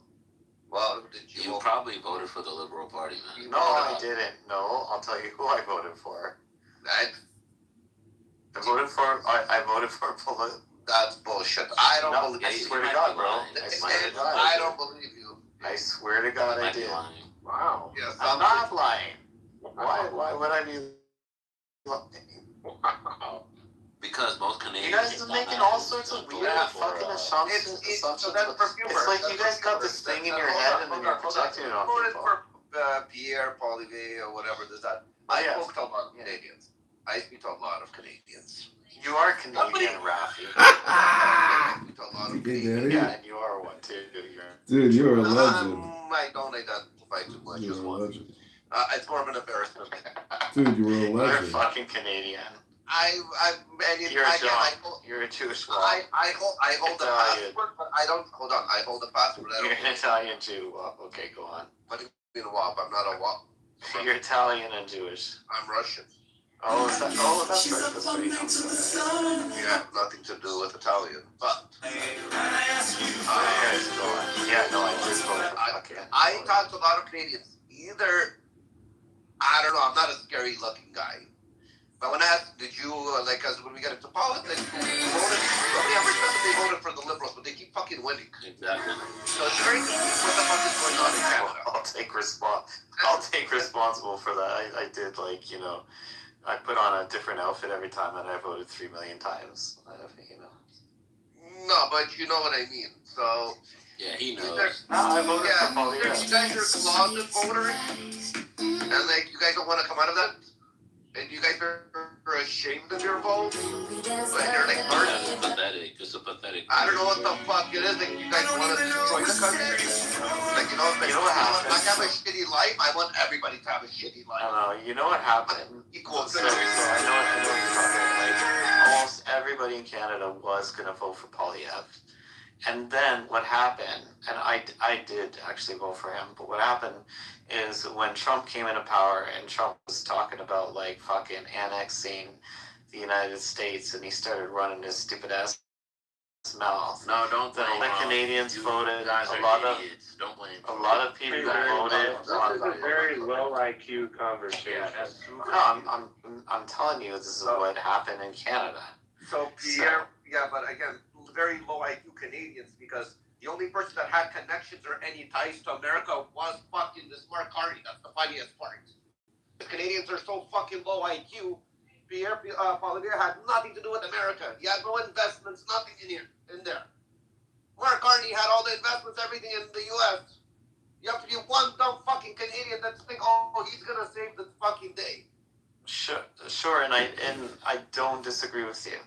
What I'm talking about is what Canadians were thinking. You asked me, we were talking about what other Canadians were thinking. I wasn't giving my personal opinion. You just said dumbass Trump. I think Trump is dumbass. You meant to say dumbass. I don't care what Canadian opinions are. Bader, what news do you have today? Do you have We beat Canada at our sport, baseball, and we beat Canada at their sport, hockey. Their opinions are null and void. I'm sorry, Canada's a Benny's the real star. So Benny is the we did do real. that. We are on a roll heading into we got the Olympics coming up. So it's going to be a sweep by the U.S. because that's what we do. We win and all that good stuff, right? Well, right now, here's what I would say that's fresh on the mind.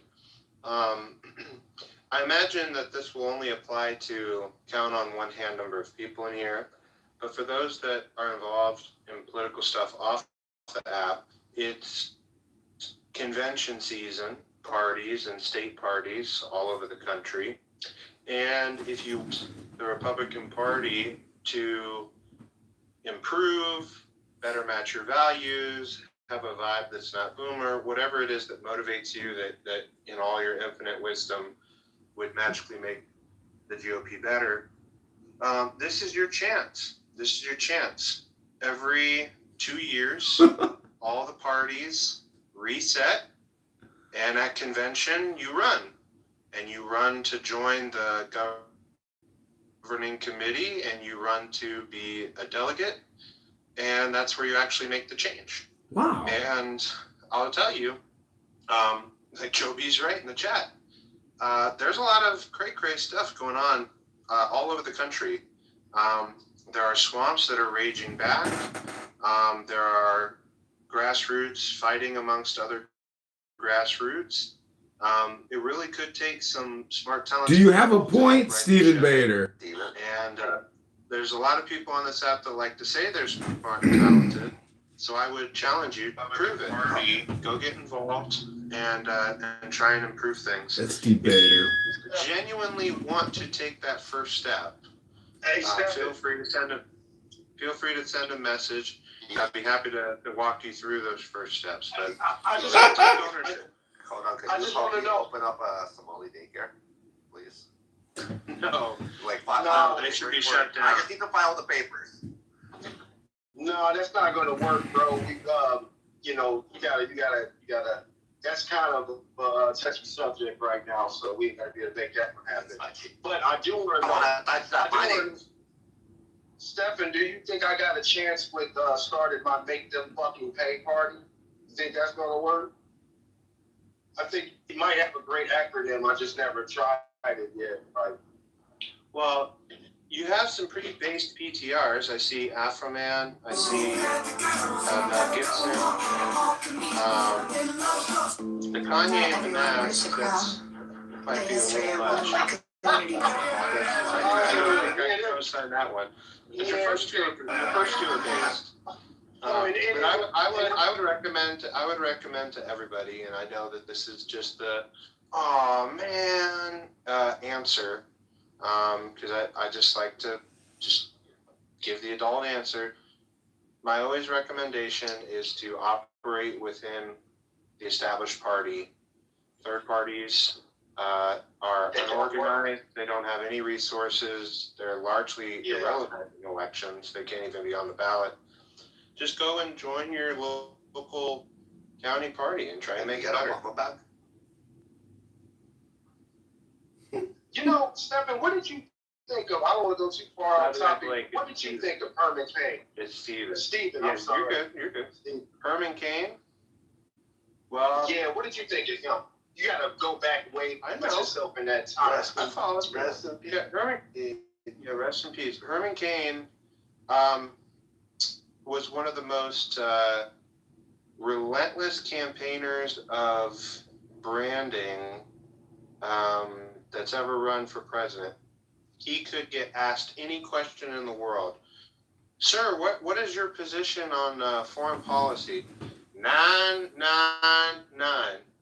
Sir, what do you think about immigration? 999. And education? 999. Social issues? 999. He was relentless about marketing his 999 plan to the point where that's what everybody heard. And in some ways, you do have to try. That's what the race is about. Obviously, he didn't win, but I appreciated his message discipline. Other than that, I mean, he wasn't my choice. I was a Paul guy myself. I've always kind of been more of the Paul? Liberty wing. Ron and Rand. I like the Pauls. I've been a part of the Tea Party movement and then the Liberty movement for a while. That doesn't mean that I endorse everything that comes out of that movement. Yeah. But that's where my heart originates from. That pair right there, the father and son, is the most palatable version of libertarian you can get. And I would love for America to give that a shot. You know, Venezuela tried it once with gas prices are going up because Iran. Hi, this is Monica from commercialreal.tv. You know, but you really and you know, like I wish they could give that a try.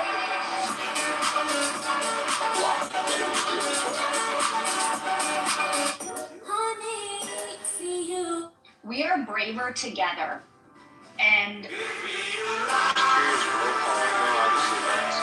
Or any of the other mods awake? Awake. Everyone's awake. Oh, good evening, Serendipity. Good evening, Sarah.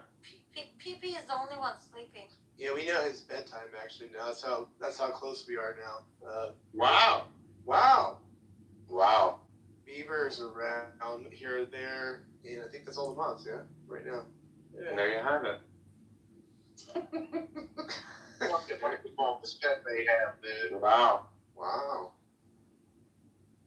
What were you saying, Blake? What kind of microphone does Pepe have? It seemed like him, Jazzy, and Concrete got the same microphone, but it's got something evil going on there. It's shaped in the penis. Matt, is he still as a mod? Is he still doing the whip soundboard after all these years? No, I got him pretty contained over here. Although, we got into a big scrap with him, and I think earlier today with what he does over here. But for the most part, I got him somewhat under control. We'll see here. I don't know. But I've tried to explain to some of my America, though. What's that? I've tried to explain to some of my X-Space friends, conservatives, about what Clubhouse was like. And I truly wonder if they believe how rowdy it really could get. Well, I feel bad. Nobody was in their feelings, and it just was. Bad. You invited your crew over here. I screwed up a few times on some things, so if I could ever like make it up, because your crew is rowdy, man. Those women, holy crap. Yeah, I know. Well, I told them, I said that they basically had to rise to the occasion because it was pretty much no holds barred over on this app. But yeah, no, it's all good in the hood, dude. It's all good in the hood. They're not really interested. Steven, you actually met Charlie Kirk? Yes, many times. Oh wow. Many times, yeah. That's yes, cool. sir. And he was in Nebraska probably, at least once a year for 8 to 10 years. Saw him every time. He was very involved in our politics here. Did a lot of stuff. You think he had a shot at pursuing politics? Do what? You think he had a shot at pursuing, running for something? Oh, sure he did. I don't know about, president, but he was very talented. He was very willing to do the work, which I appreciated. I'm not going to sit here and say that I endorse everything out of the Turning Point organization. Never have, never will. But he, as an individual person, was inspirational, and he was very approachable. I would say the number one thing about Charlie Kirk was how approachable he was. He was a good Midwestern, minded, just good guy. Whether he was at a banquet, whether he was at a fundraiser, it didn't matter if you were just like a volunteer that got shuffled into the room. He would gladly talk to you, take a selfie with you, like all the young people. He loved chat with them. He really was a great guy. You want that? And I believe you. our movement is to the real.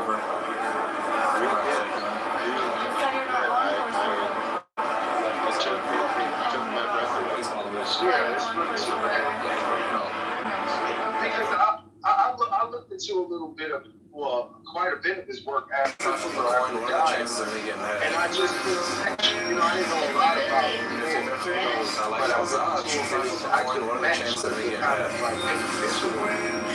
from the other side. He didn't come across as even close to being like Trump. No, I'm sorry.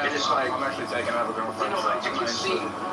I'm not interested in doing it. No, I'm absolutely not hitting on you. Are you kidding me? I know when a chick is hitting on me. You're clearly. I do understand. It just really takes me to that he had some really tough debates with. You know what I mean? Where it got real heated. He just was a really respectful person. Absolutely. I would recommend for everyone here that is either conservative or conservative adjacent, to read a book called Rules for Radicals. It's not a long read. You can find it free online. It's called Rules for Radicals. It's a long time. Okay. The book is about 95% the exact playbook that the Democrat Party and wildlife activists have used for decades. The exact playbook. I mean, to I'll take your number down, and next time and 5% communist propaganda. If you're able to read it and hold your nose to the 5% communist propaganda, it is the most insightful book any conservative or conservative curious person could possibly read, because for anyone who does sports, it's literally like if you picked up your opposing team's playbook and it was current. It's that valuable. I'd recommend everybody to read that as a good beginner start to your political journey if you haven't read it all. Yeah, definitely. I'll check that What's out. happening in London? Did anybody hear this?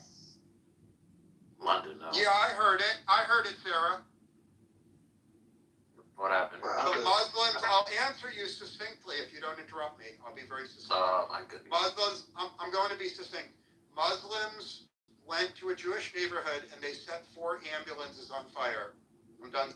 Which, like, Get your hair all the way up, just like that. Grab a hair tie and tie this right at the top. Raise this up. What's going on, people? How you guys doing? I know it's been a while, and I know I have been posting very sporadically lately, and I guess I do owe you guys a bit of an explanation, or as decent of enough of one that I can come up with. So first and foremost, my apologies to you, and my apologies to all the fans that have been waiting and patiently waiting and asking me and emailing me, when are you going to upload a video, limitless, when are you going to do this? So again, yeah, I apologize that I haven't been there for you guys. So I guess for this video, I just wanted to give you guys an explanation, give you guys reasons on why I haven't been uploading as often as I used to.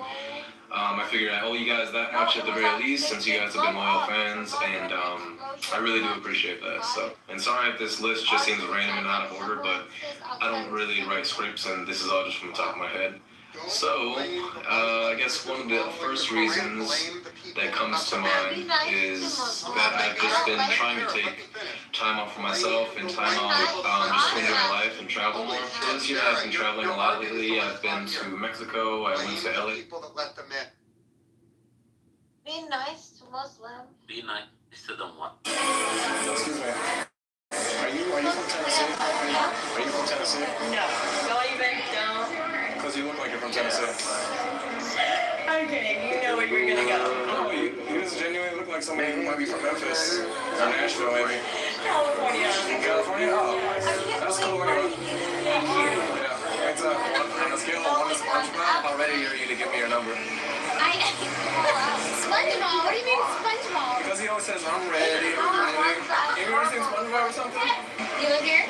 Yeah, in Henderson. How about you? My Southwest. What's your like the dress?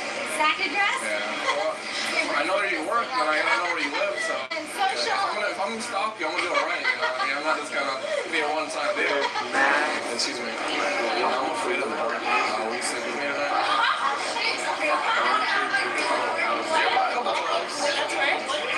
I said I'm afraid of the dark. Will you sleep with me tonight? That was a try. It was a good gesture? Actually, it wasn't a good try. Don't do that. Can you guys give me like advice and stuff like that? I think you can be like yourself and like be nice. Yeah, courteous, respectful. I don't know. That's normal people. Nobody wants anyone afraid of the dark. Wow. Stephen agrees. Excuse me? I'll only ask you because I want to keep it. What do you say about that? I like your hair. It's really tough. Thank you. Where are you from? What's your name? What's your real name? Vincent Valentine? Vincent? Yeah. Nice to meet you. Nice to meet you too. I didn't get your number in a while. You really put it. That's a guy. No lie. That's really cool. That's a really name. Thank you so much. It's nice to meet you. Excuse me? You ladies know how to get to Caesar's Palace? Wait, where are we right now? So go to the street and turn left, and I'll be on your right. Shut up. Go. I'll see. When you go out of this casino, are you listening or not? Why does photo matter? No, you're looking at me. Are you listening or not? Yeah. What is that? I rarely I was wondering, like, why did any of you get my first? First leg. dangerous to at this point? Bragging rights? The V-cons that we're doing. Like 19? I don't know that.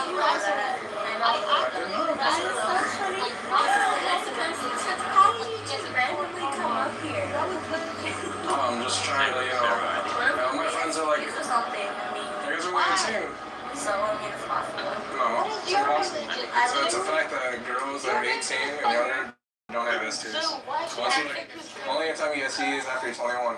That's the only time it's theoretically possible to. Something like 9.99. I mean, it's our best deal ever. Give it some time. Give it some time. Guess I've always been gentleman. Excuse me? I just want to tell you that you're really beautiful. Thank you. Yeah. Hey, you know what? I mean, weird way, I know this might not make sense, but in a weird way, you should actually be complimented. Somebody actually really does like live out their faith, and they do try to like encourage it to you. Like even if you disagree with them, because it means that they're sincere. Because like I've always felt like whether in politics or if you truly actually believe what you say you believe, obligation to act, to translate your thoughts to words to actions. Otherwise, you don't actually really believe it. I think in general.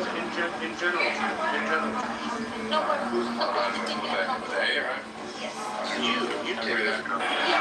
To you guys, I want to let you know, guys, all you guys are really, really brother. And really sexy, too. Sorry, I'm gay. Is that okay? You guys still want to fool around, though? No, I'm gay, but, you know, sometimes it's like fool around with women, too. Not if you don't like it. Hold it.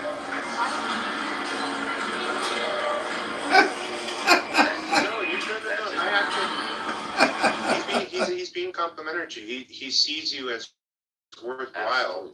I know it might. There's a. It's a mistranslation or miscommunication, whatever it is that's happening. But I want you to know, like Sarah, like he's actually coming at it from a nice place, of where he's basically saying, okay, this is someone where if you believe in eternity, right? Like it's not just a, symbol or a concept or a metaphor. If you really do believe in eternity and you care about something, well, 2 + 2 = 4, you want to make sure that person experiences it too. And even if they approach you imperfectly, which people tend to do, you still should take it as a compliment because it means that they care. Make that money. You almost have to rewire your brain to actually receive it in a positive way. Does that make sense? You couldn't have said it better. You couldn't have said it better. Yeah, but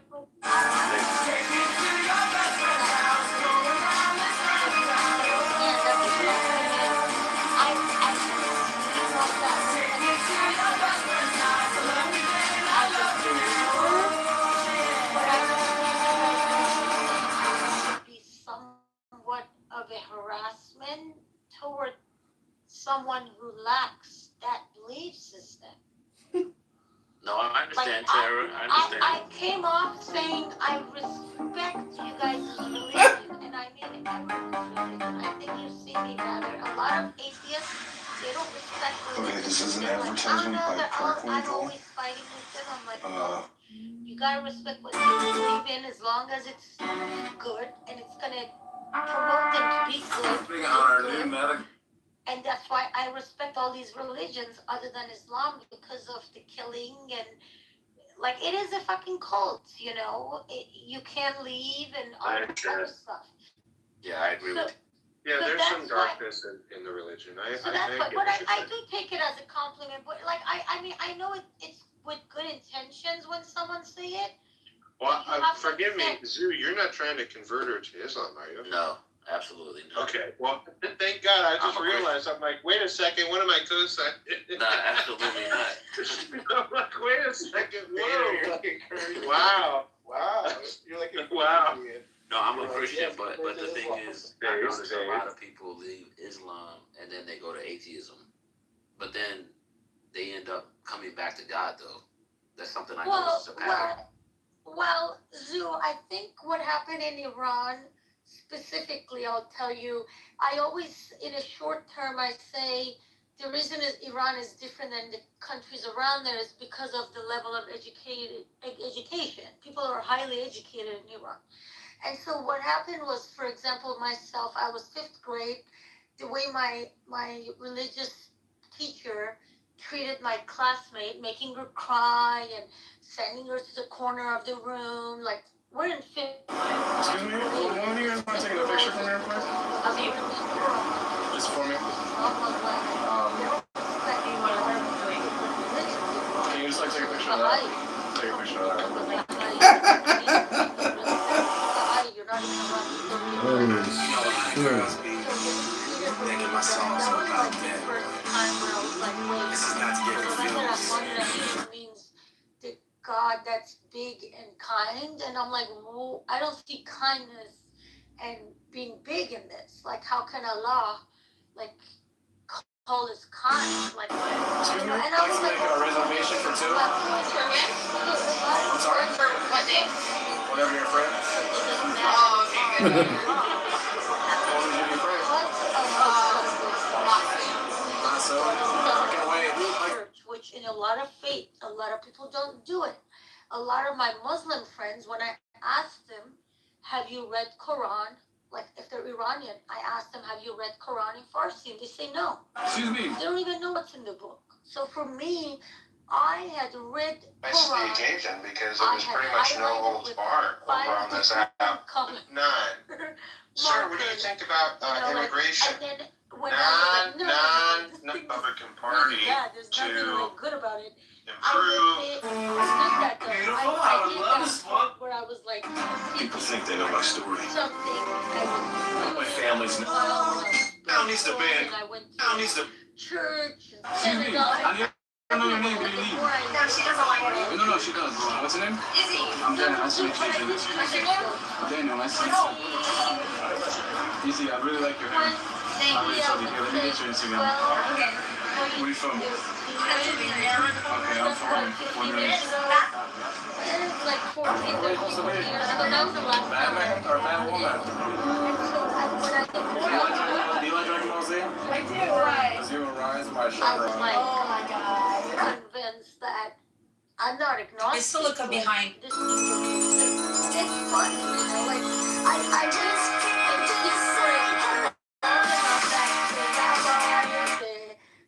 what's it called? The church one is the minister, you know, the rabbi, like the religious leaders told me it's okay, just try to be a good person. You don't need to look for God. I was literally told stuff. I don't know. Yeah, that thing where they all said one thing.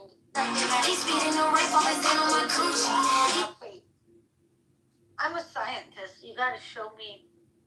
Getting right back in the mood. Like I live my day as if it was the last. Getting right back in the mood. I live my day as if it was. I don't think it really matters though. Whatever you whether have a religion or you don't. Like I know without religion, I know I am a better person than a lot of Muslims. What is it that you do? Some Jewish, like it doesn't matter. Can you be my security? Will you look after me? I mean, I'm proud of you for seeking God, though. Where are you supposed to be? Oh, I just gotta let you know that you're really gorgeous. Oh, thank you. What's your name? Lindsay. Lindsay, I'm nice for Valentine.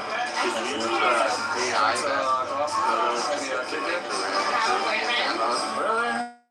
Otherwise, I definitely would. You definitely would. That's a definitely. Yeah. Damn it. I know. Yeah, I mean, it's hard finding a girl in Vegas. And I forgot. It's a little bit different than what's it called? I don't know what my friend used, but one of my friends did it for all of us on Clubhouse actually. The picture looks different than the original picture. I asked for understanding. That's what. I asked for understanding, not absolution. Yeah, I don't have to make you run great.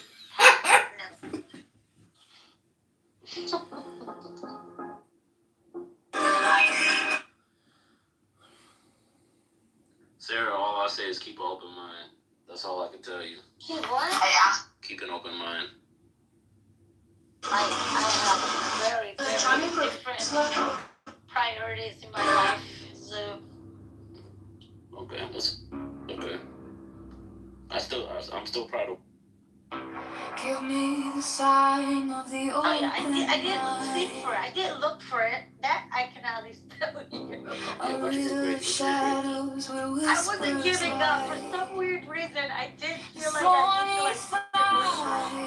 the more I did, I couldn't find it. Oh, and then when I went to school, when I studied molecular biology in undergrad, and biochemistry, molecular biology, but every molecular biology course I took.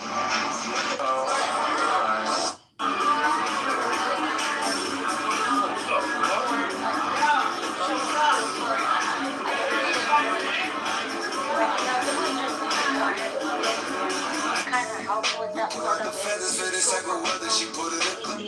What is your name? Briella. Briella. I saw you told me I was gonna marry Briella. Nice to meet you. Oh, wow. Yeah. Where are you from? Michigan. I'm from Miami. Are you actually? Get my number, look. So, How long are you here for? so far, Really? no, I don't know. Matt, can I ask a non-political question in here? Is that safe to allow? I can't guarantee anything at this point.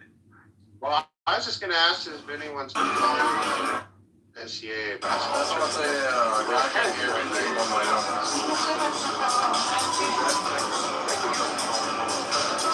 That's what I'm saying. I can't hear everything on my number. Where you from? Lebanon. Palestine. Oh, Palestine. Oh my God. Okay. Well, we're about to get very. I already know what the comments are. What did I do? What do you mean? Yeah. And then all these like factory fucking. Wow, Nebraska, that's going Oh my God, Nebraska. Oh my God. I know, how exciting. I'm on the move. I'm so excited for how well this season has been with basketball. Yeah. Okay, harder does not mean I understand. I am. It was hard. harder means Yesterday. Yeah, I know, but I've got a question for Wait you. a second. Dylan from Louisiana. What's What's the architecture? Remember me I have a lot to say. Italia? It's like I Because he feel great that this is a place for them to go. I mean, I cannot say it any other way, but there's got to be so much going on around us. Okay, cool. I'm from here too. I'm just around. What are you up to tonight? Oh, okay. Wanna meet? I kind of like already settled down a bit before I came. But I'm not gonna lie. I was talking to a psychic the other day, and she told me I'm gonna find a redheaded girl that looks just like Ariel and take her out for an ice cream right now. Right now. This is a place for them to go. Let's go. Come on. And I can't figure out who's on what side You know what I call like I'm from Detroit. a flea market. I swear to God, I am. They were everywhere and about everything.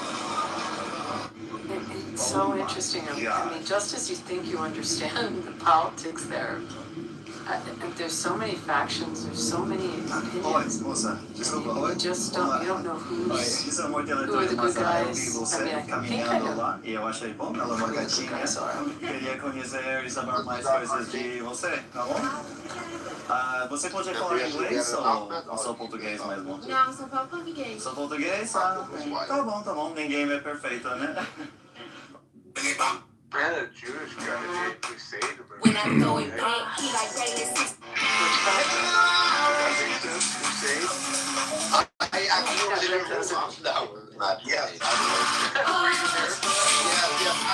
He discovered he was a Jew, right? He literally was in real time moment discovering that. That's what I'm saying. Yeah, What's the oldest you would date? And a man. Like, how old are you guys, first off? What's the oldest you're I'd say like 28. That's the guy who I asked 35. 35? Oh shit, you said it like, I had the one guy, he was like around his 30s. I asked him, I said, all right, let me just ask him one question. He had no idea what I was asking. I just want to let you go there. You guys are really pretty. Really sexy. This is like he didn't have any bad intentions, let's say, in this way.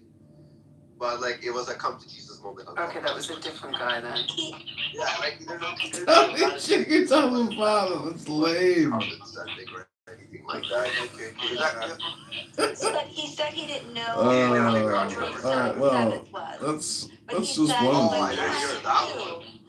gifts. It's great. That's just one of the gifts. Oh my God, it was wild. I asked him, like, how do Eventually. you feel as a Jew about October 7th? He's like, I had no feelings about it. With the name, with This is Hussein. one of the gifts. It was the That craziest Chicken thing. Tama Father. And he's not going to tell his mom or dad. No, he said he is going to tell his They're mom. Jewish. He's probably too scared. You guys going up? You guys told him not to say it, but he wanted to say it to bring the news to his mom and dad. Where did He he said go? his grandfather was very quiet. He was coming out. Yeah, it was a coming out party for him at Clubhouse. Man, he better guard his neck. It's just one of the guys. No, it was an interesting moment. Yes. No, I'm joking. Hussein, the guy named Hussein. You were there, I'm pretty sure. He was. No, I wasn't there. No, He was. she was gone. Yeah, he was. I went What to the bed hell were you early would have last been? night. You've always been in these rooms, huh? No, I went to bed early last night, and then somebody had me blocked. And unlike what they did to you today, I didn't do any of that. I saw them blocked. I went to bed. I didn't even tell you. Now you heard. Well, I was running Matt's room yesterday. What did you Yeah, hear that, I can't Matt? do Because these, I was Matt. blocked, The I evening went to shifts. Can we just talk about these evening shifts? Yes, that was a fucked up one. Yeah, so I think I mean, I didn't wake up till like 11 o'clock today because I think I was on until like 3 in the morning. It's a lot of work. Harry passed the fuck out. So it was me, Harry, and some other guy modded. Harry passed out like around 4 in the morning. I think for like another hour and a half, and then I saw there was a third guy, I forgot the name, but I saw he was anyone on mic who came like, he's not sleeping perfect, I can go. And I just took my moment, like the opportunity to book it. If you guys ever really weird have a crowd. chance,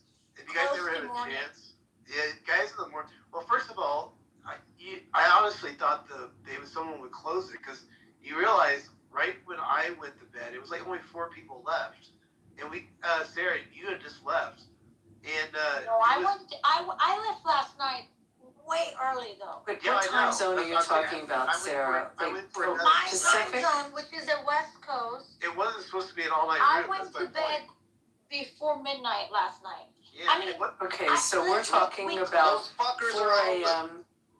Wait, let's get context here. We're talking 4 a.m. Pacific time, which means it's 7 in the morning for the East Coast people, which means they were.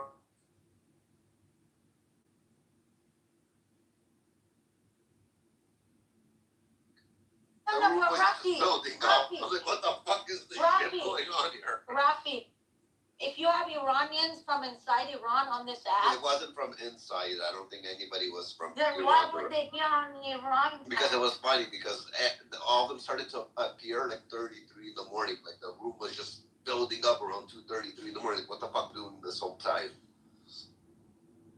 That's Yeah, and they were like grown ass people. They were like younger generation. Talking about like Yeah, they were older. They were older. They were like all in their 50s plus. So you guys just want to let you know there's why you guys are really, really I burning. lowered her down a bit, but yeah, it wasn't. If you people out there, you can't just one time in your life, set the alarm. So you guys, what's the oldest you name? It's just like it's like out of this world experience.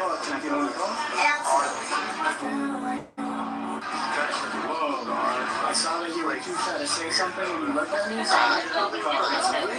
greatest was serendipity. Serendipity. Do you remember this? She woke up, like said something, did the flip on, and then fell asleep again. What are we doing? I have no idea.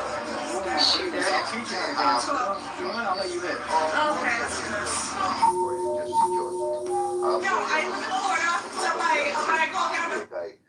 So if you're on the phone, can I be on the phone? Absolutely. Babe, if you keep... So if you're on the phone, can I be on the phone?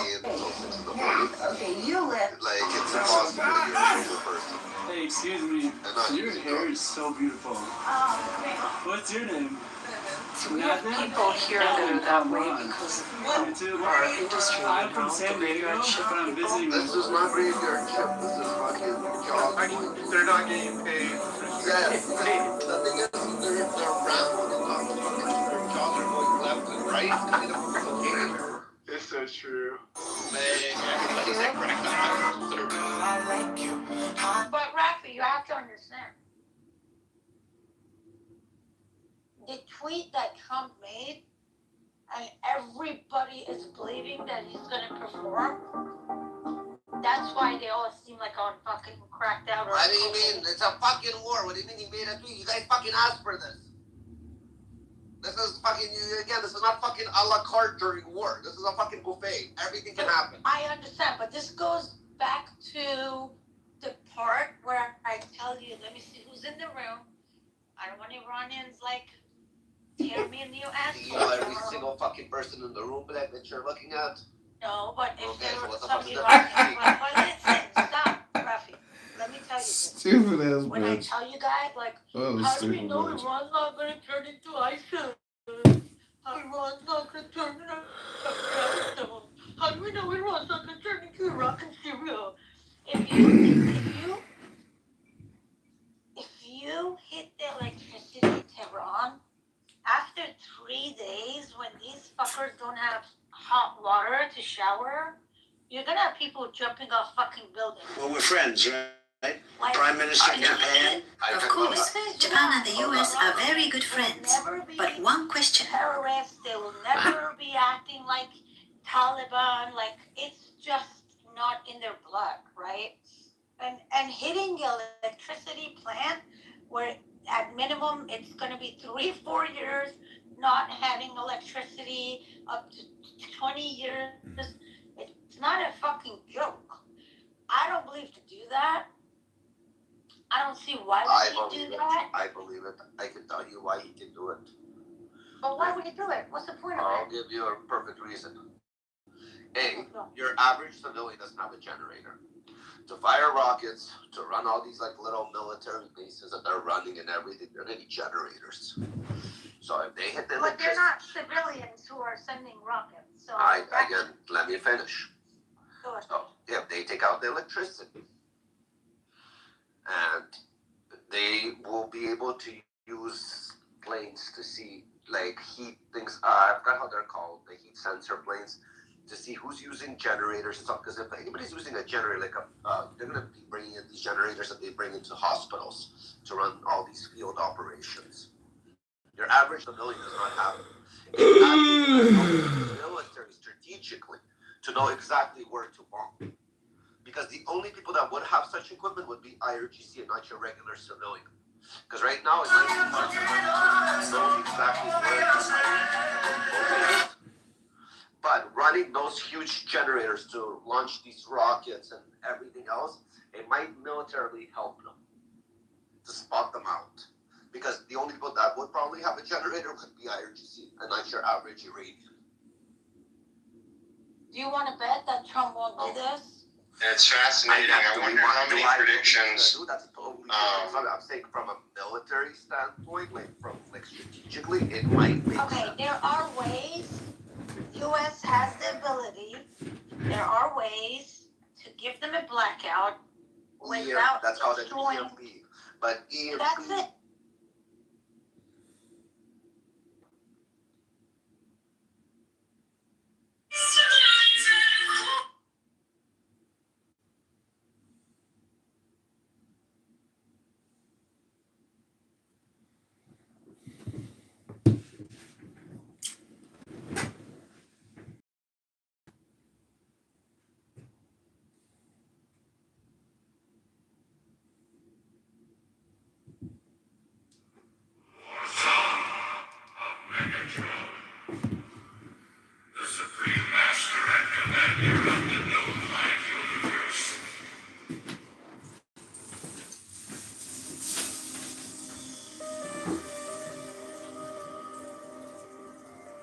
But you, who have defied the law,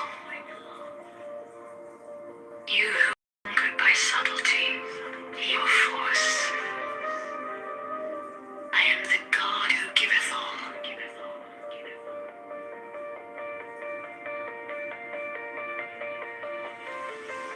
20 I ask you to sacrifice.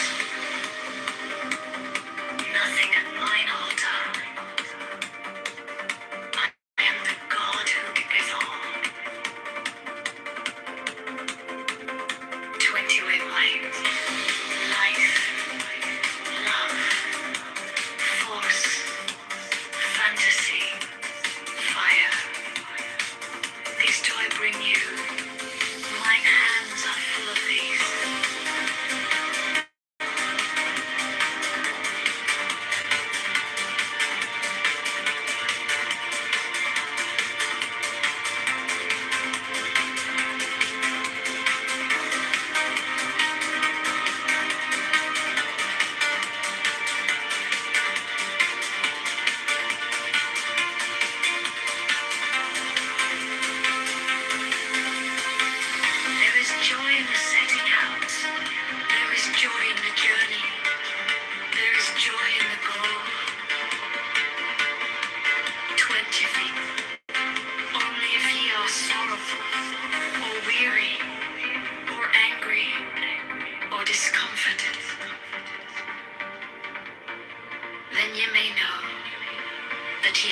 lost the golden thread.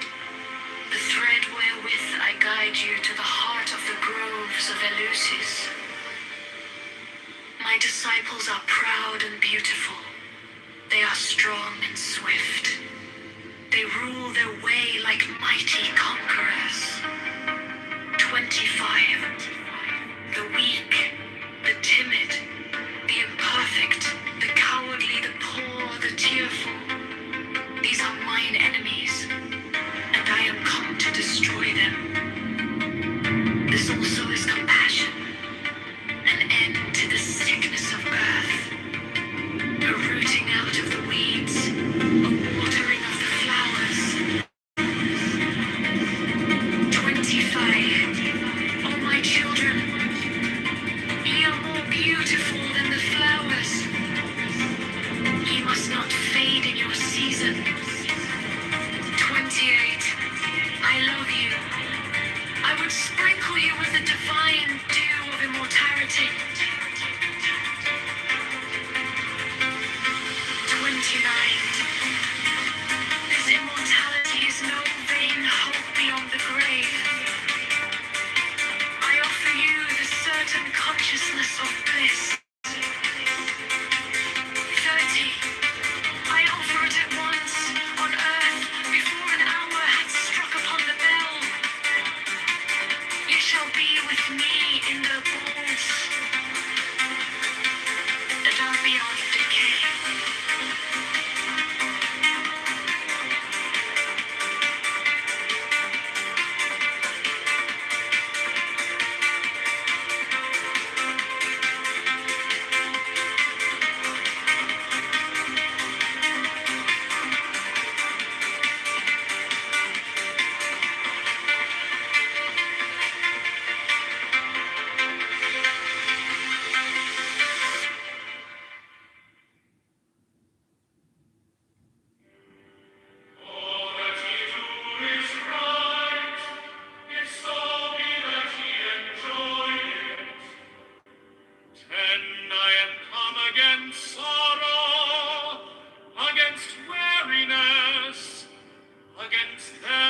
Seek to enslave you.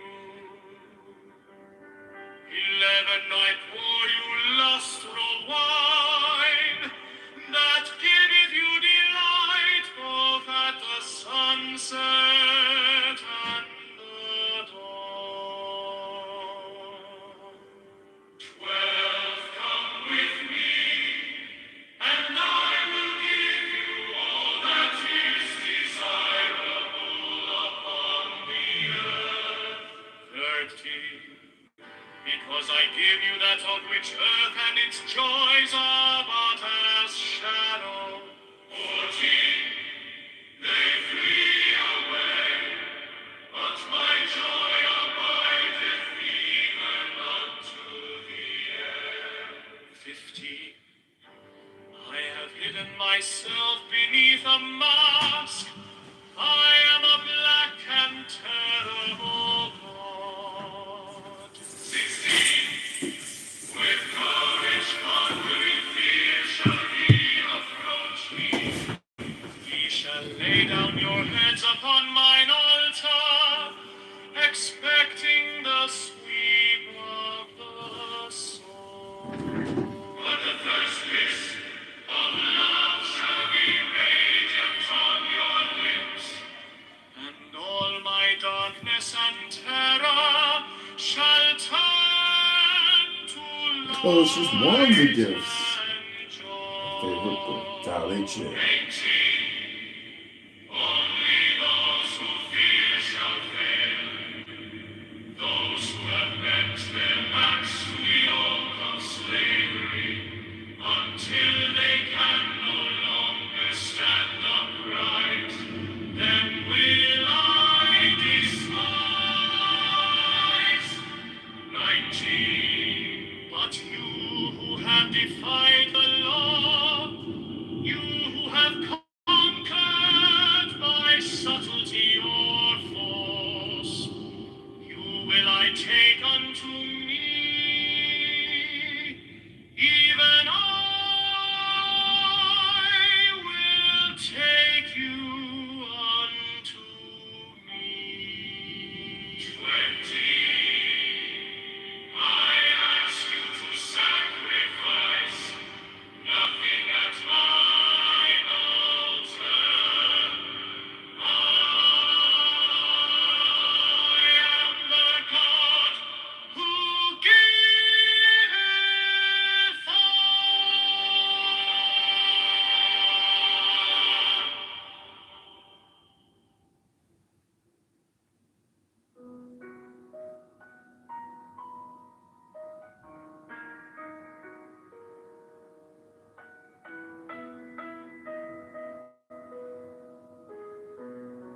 the name of the Lord of Initiation.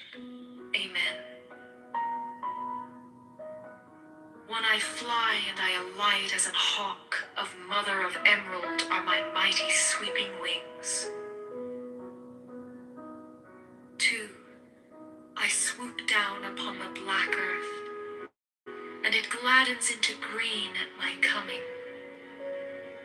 3 children of earth, rejoice, rejoice exceedingly, for your salvation is at hand. The end of sorrow is come. I will ravish you away into mine unutterable joy. I will kiss you and bring you to the bridal. I will spread a feast before you in the house of happiness. 6. I am not come to rebuke you or to enslave you. 7. I bid you not turn from your voluptuous ways, from your idleness, from your follies. But I bring you joy to your pleasure, peace to your languor, wisdom to your folly. 9. All that ye do is right, if so be that ye enjoy it. 10. I am come against sorrow, against weariness, against them that seek to enslave you.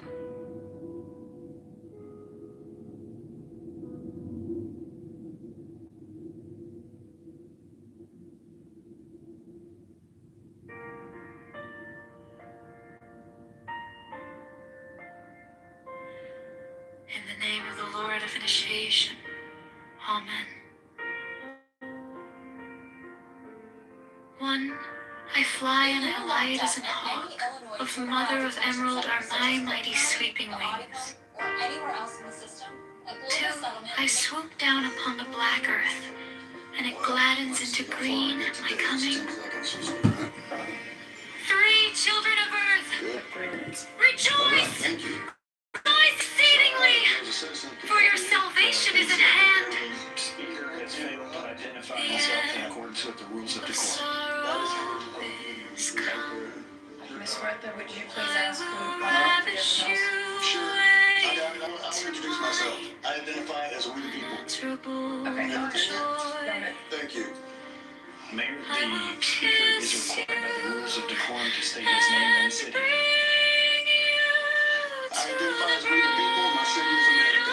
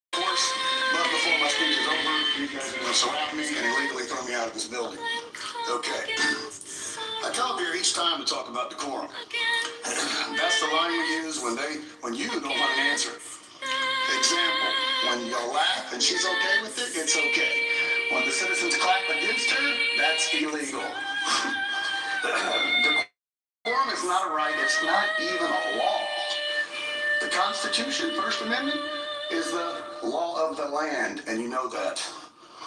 One protects feelings, the other protects truth. And truth is rarely polite. Decorum is not the First Amendment. The First Amendment doesn't exist to protect polite speech.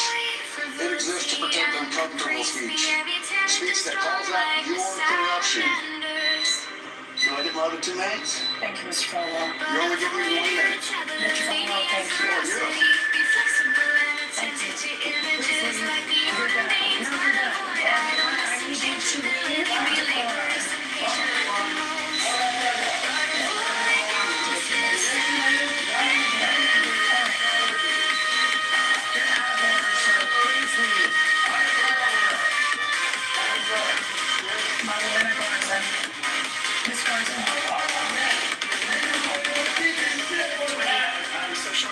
Congratulate the powers of thy soul, and fit thyself to command the spirits of the elements.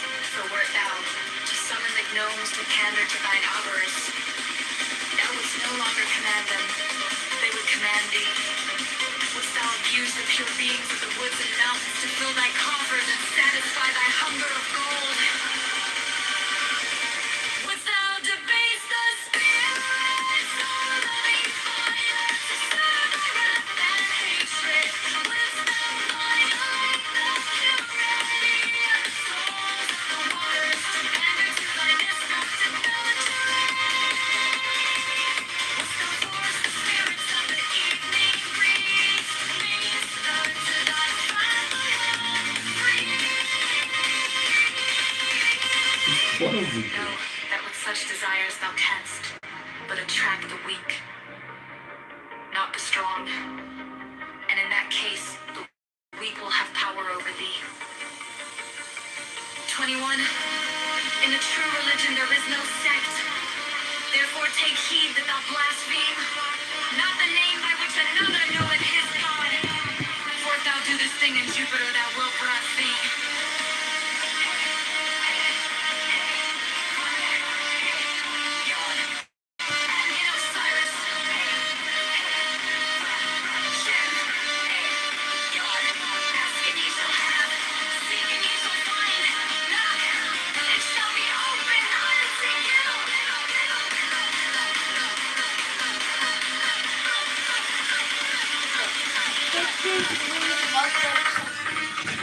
I will sit here, go and bring one country that condemned them. Not That's a single one of them. Okay, so Jordan, you're saying, is one that did not condemn the killing of by the United States. And look, Necro, in a regular day, No, I just thought Sunni it's Muslim should kill 7 different Shia guy to go to heaven, to go to Jannah. You know? In a regular day, they have to kill each other. Sarah, is that But what you're saying? right now, they're supporting each other. Hold on. So, Sarah, you're saying that in Jordan that they did not condemn the killing of Iranian civilians by the RGC. No Muslim country did that. Yes, so Jordan is a Muslim country. You're telling I'm me. gonna repeat. Go ask your. They helped U.S., but they didn't condemn this. Exactly. I had just found out I was going to be a dad, but I was still living with my parents and had no money to buy a place of my own. That's when I made a decision that would change everything. Part 1. With no savings and nowhere else to go, I came up with a crazy idea. Why shipping containers and turn this into At first it sounded impossible. The containers were sitting on a rough piece of land covered in rust, dents, and years of neglect. They were like storage boxes and somewhere anyone could live. But standing in front of them, I felt something different. If I could rebuild my son, I could build a future for my child too. I grabbed gloves, basic tools, and started clearing the area around them. You know, he was advocating for Islam. It was uneven, with weeds growing all around. Once the space was ready, I began working on the containers themselves. I cleaned everything inside, removing rust, dirt, and anything that couldn't be used. Then I started joining the 2 containers together, cutting openings and reinforcing them with wooden beams. Every cut I made revealed new challenges, but also new possibilities. By the end of the day, the structure started to feel more open. No longer just 2 separate boxes, but the beginning of a real space. The next step was rebuilding from the ground up. The base needed to be solid, so I reinforced the floor and prepared it for a new surface. After that, I cut out spaces for windows, shaping the openings and securing the edges. Then I began building the interior, installing wooden frames to form the first rooms. I worked on the roof as well, adding structure and support to protect everything inside. One by one, the first elements came together. It was still just a raw structure, but for the first time, it felt like the beginning of something real. I had just found out I was going to be a dad, but I was... You're gonna be afraid. You're gonna get afraid. These people, when they get power, they're gonna strike this. I'm not saying you defend it. Do you have any idea who you're talking to? Did I say that you defended them? I mean, It was 7:14 in the evening on a Tuesday in late October at a Sunoco gas station. it's Is this ASMR? Does this Once count? they get power, then Beautiful taco. because the Tania is over, now they have power. And boom, shakalaka, you have She can eat it while she's swimming. Look at all the things that she put in her bowl. There's like little pieces of food. 100%. Typical white liberal. She brings them in there. That's what they did in Medina. You know, when Muhammad didn't have that power, he used these lies to get power. When he got the power, he put sword upon his enemies. That's literally Most people don't know this, but there's a spot in Cancun where your wallet becomes completely useless. No, that's not what people are saying. You ask why people are more vocal about Democrats is because we can put in people who are for human rights. And I just think that we should have made it says 25. That they use to get where they need to get, and then when they get where they need to get,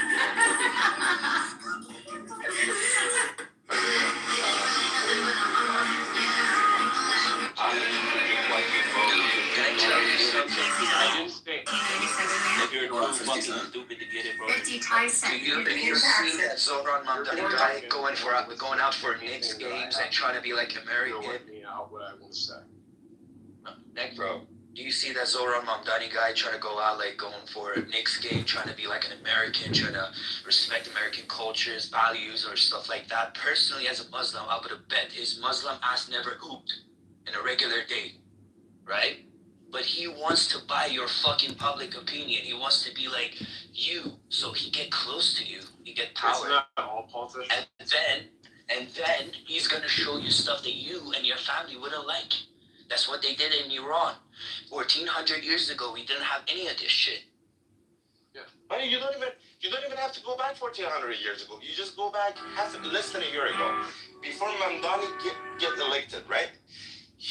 There is videos of him saying, we are different. We are a different group of people. We are different. We don't need donations. We're gonna win this. Please stop asking for donating, right? We're never gonna do that. Right after he wins, he posts another video, like a day after. Guys, you remember I told you we don't need donations? Now it's time to donate to us. That's the basic fucking shit. It's the most basic taqiyya that they can do. And that's nothing. That's nothing compared to what else they do. So, yes, Matt, but these people keep talking. Gotta let him go. We have very few opposition that hangs out anymore, so just gotta let him go all the way through. Okay, appreciate it. Thank you, Matt.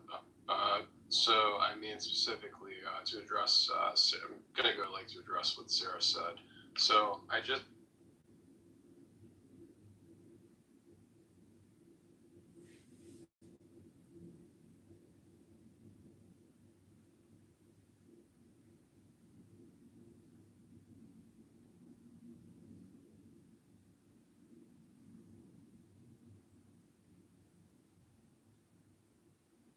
Indiscriminate and reckless missile and drone attacks. That's because of the drone attack. It has nothing to do with them killing 40,000 protesters. I'm actually reading. I read that article right now, the ones that you're reading, and I'm actually reading because a couple of the Muslim countries they marked. They criticized IRGC. Nobody has still condemned them till this moment. None of them. I'm actually reading it. But what you're looking at, go to the article. They condemned the drone and rocket attack. It has nothing to do with the protesters. They're condemning them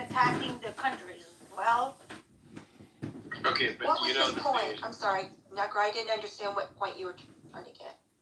Well, I mean, my point is essentially is that to me, I'm skeptical of the idea that that all Muslim majority countries that they don't condemn. Can you read the sentence you were reading again? The action has nothing to do with the drones or the war. We're talking about them killing the protesters.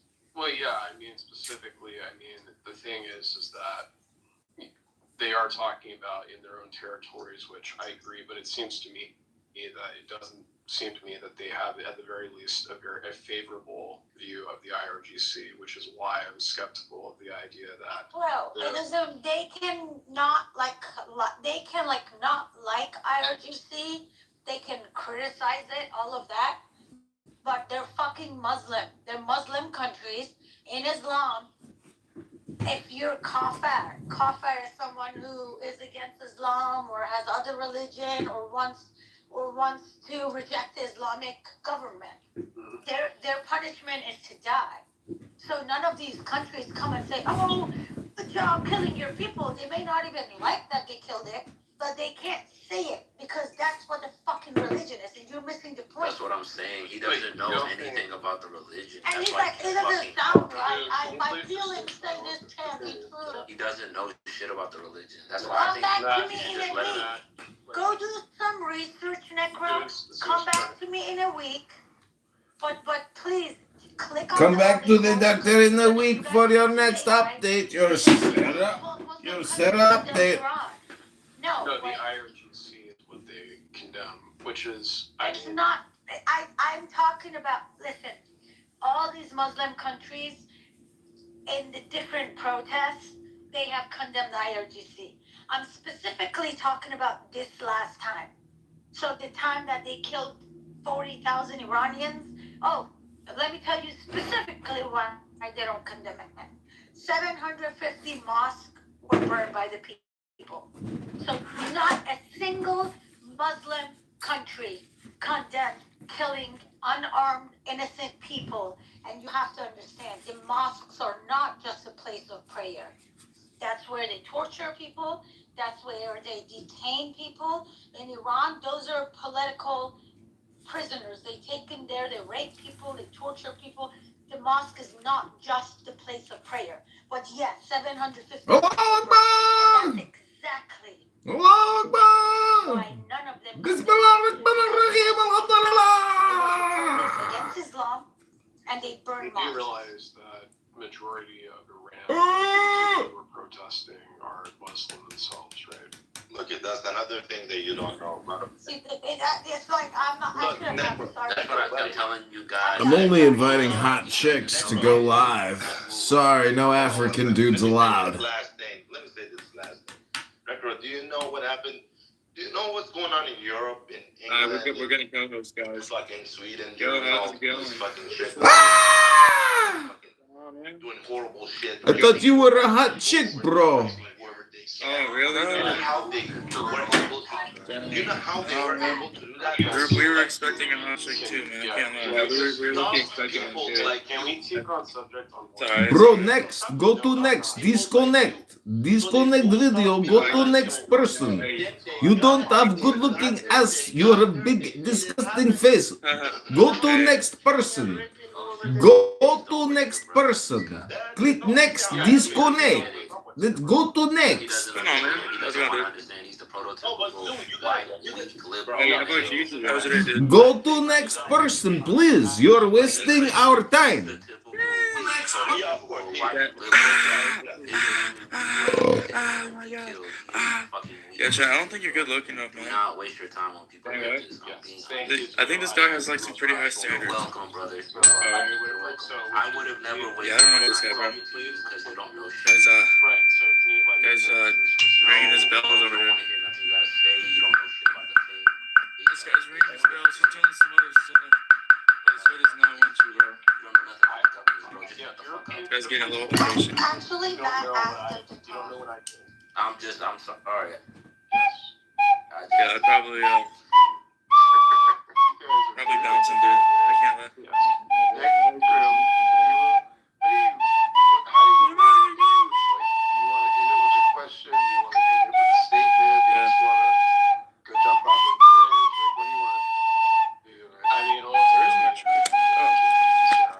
This isn't Omegle, bro. I don't. Oh, thank God. It is clear that 53 Renee. countries will not condemn, and I mean, I would like to know if that's really true ultimately. Why don't you go do a little research about it? You sound you sound like a person. I'm being very serious. We've had a lot of talks. I've talked so many times with you. You sound like someone who does the research. Don't go just ask AI. Click on those AI links. Motherfucking AI Sarah is a show. great tool, but it's not perfect. How Like, annoying is this? How annoying is Sarah's show? Again, because I haven't searched this in a while. We gave up on this like months ago, and I saw the article and I clicked on it. I'm like, wow, 12 countries.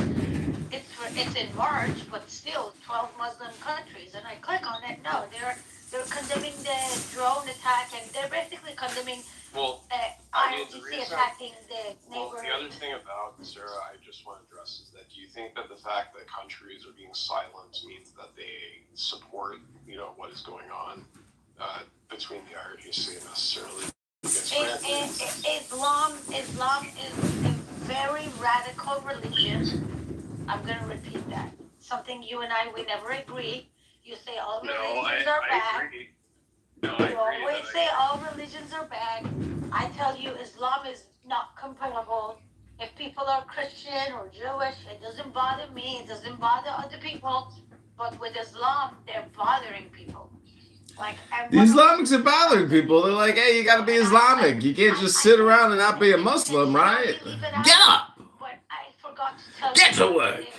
The mosques. We do believe it was because of the mosques. Because every time there are protests, there's like, even Afghanistan. I don't support that. I just see, but I even want to get. They send a message to Iran and they said, treat your woman right. That everybody was laughing about it. They were like, oh yeah, imagine the Taliban tells IRGC to treat your woman right. Get close to But and then he's gonna show you stuff that you and your family nobody made a comment. Everyone pretended that they don't see the killings, and guess what happened? When they were like hanging people, we have Ali Karimi. He used to be one of the most popular soccer players in Iran, probably in the top 5 people in the history of Iran. I wash my father with acid every day until he's perfectly clean. Then I cut the wires and piece his bones back together one by one. Soon enough, a complete skeleton is ready. This is my gift for my daughter. Hey, everybody! Look who's here! She's not scared at all. She runs toward Grandpa's skeleton because she's a skeleton too. So is... They're all rich. Oh my God! Quran, like they didn't hear the part that was. Let's party, super cringe style. And this is nasty, Necro. I mean, why would I try to like Gustav? Islam look bad? Why would any of us try that? But this is why we do it, because can you imagine? Can you imagine that nobody sees the first part of it? None of these scholars, they condemn the killing of 3,000 people. You guys want to say there's no proof it was 30,000? Okay, let's say 3,000. Nobody condemned that. Nobody sees the first part of his sentence where it says, for every hanging, political prisoner hanging, we're going to burn the Quran. But they see the burn of Quran. I want to see all Qurans burned in Iran, because that's how you actually stop radical Islam. You fucking kill them. Sarah, I'm not disputing the fact. You destroy radical Islam with radical military muscle. The most radical sects of any sort of religion. I would definitely agree with you there. I am disagreeing with the idea that is something that you can characterize with all Muslims themselves, as much as you can apply it to the majority. I still think I'm skeptical of the idea that all Muslim countries. Then go do research, bring me the. Go do more research and come back in the week when you know more. Then don't bother me till you know They have more. like big names of scholars and political people that might have done, but no country, as officially a country, none of them had done it. None of them. Is it possible they did it in the last month? Maybe. You know, but I was just literally reading again because we stopped looking at that when the war started, right? But it was like it was so weird and exhausting to see. Even Jordan, that allowed U.S. attack from its country, did not. Even Jordan did not condemn the killing of the protesters.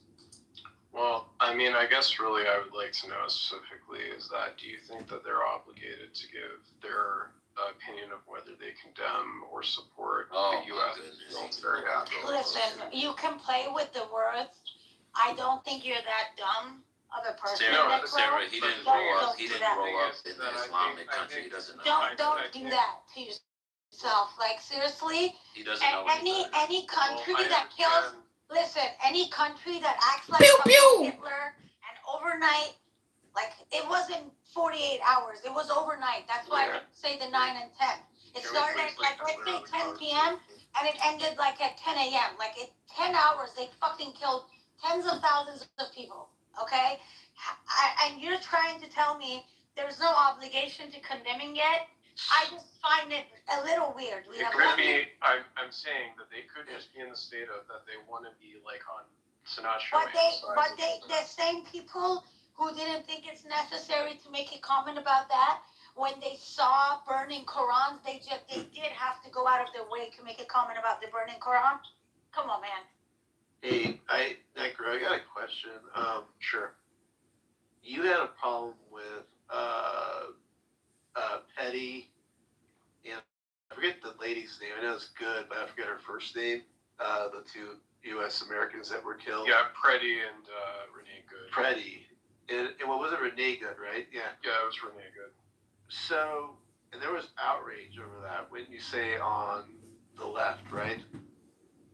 I mean, I'd say that it wasn't. I mean, I think leftist is too broad of a term, but you know how I'm talking yeah, about. I understand. The other side, does that work? Let's not play semantics here, I mean, that's fine, even though I know plenty of people on the right, like Tucker Carlson, who had issues with it. But you gotta admit the majority is on the other side, right? That was like up in arms. Like the Democrats. Does that help at all or no? I mean, they were the most vocal. Okay, that's all I need to know. No.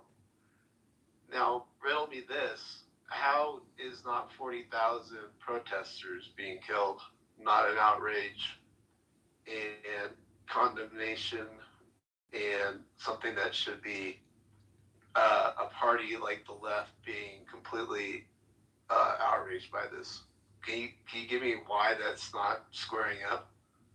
Well, I do think that plenty of people on the left are outraged by it. I've never heard one person not here on the stage. I've talked to plenty of people who are not fans of the U.S. like me, doing their military action, who also condemn the actions of the IRGC, and that's really why I think it's applicable. But if you're asking me why that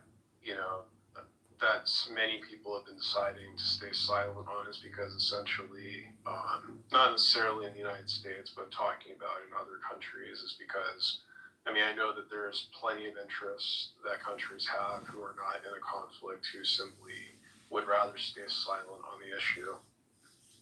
And, I think that that's, a very rational aspect. But now I do grant that there are plenty of countries that are authoritarian, like Saudi Arabia, who do support the sort of submission that they expect of their citizens. But overall, I think it's like, we can't just draw from the fact that we haven't heard condemnation and say, like that's simply just an argument from silence. Well, I would love to, actually, I've just not seen it, but I would love to see like an article where there's somebody on the other side just going, okay, well, we need to do some kind of intervention. Matt, can we listen to this guy, Mehragan, who's like tearing me a new asshole? Okay, let me just finish up. Then we can get to the brawling in a second. Yeah. But you see where I was going with that, right, Necro? Like, there's this whole I understand. I mean, I'm just double checking all this in my mind because I haven't seen it. So maybe you can post an article from a Democrat politician and say, Saying, "Oh my God, 40,000 are dead. Let's do something about I this." mean, I haven't don't seen have a specific article with me. Yeah. I've talked to people, but I mean, of course, that's just my anecdotes. But I mean, Right. specific. But overall, I'm just saying though, it's like, I mean, I think most people wouldn't deny that it is an outrage. Specifically, I mean, it just kind of reminds me of specifically the idea where like people say like, so you believe in freedoms, so you're like, why don't you support like, the U.S. Going for other countries to try to spread our brand of freedom? I get it. All right, appreciate it. Sarah, convince the brawling. Go ahead. Oh, it was for Maragon. He wants to talk.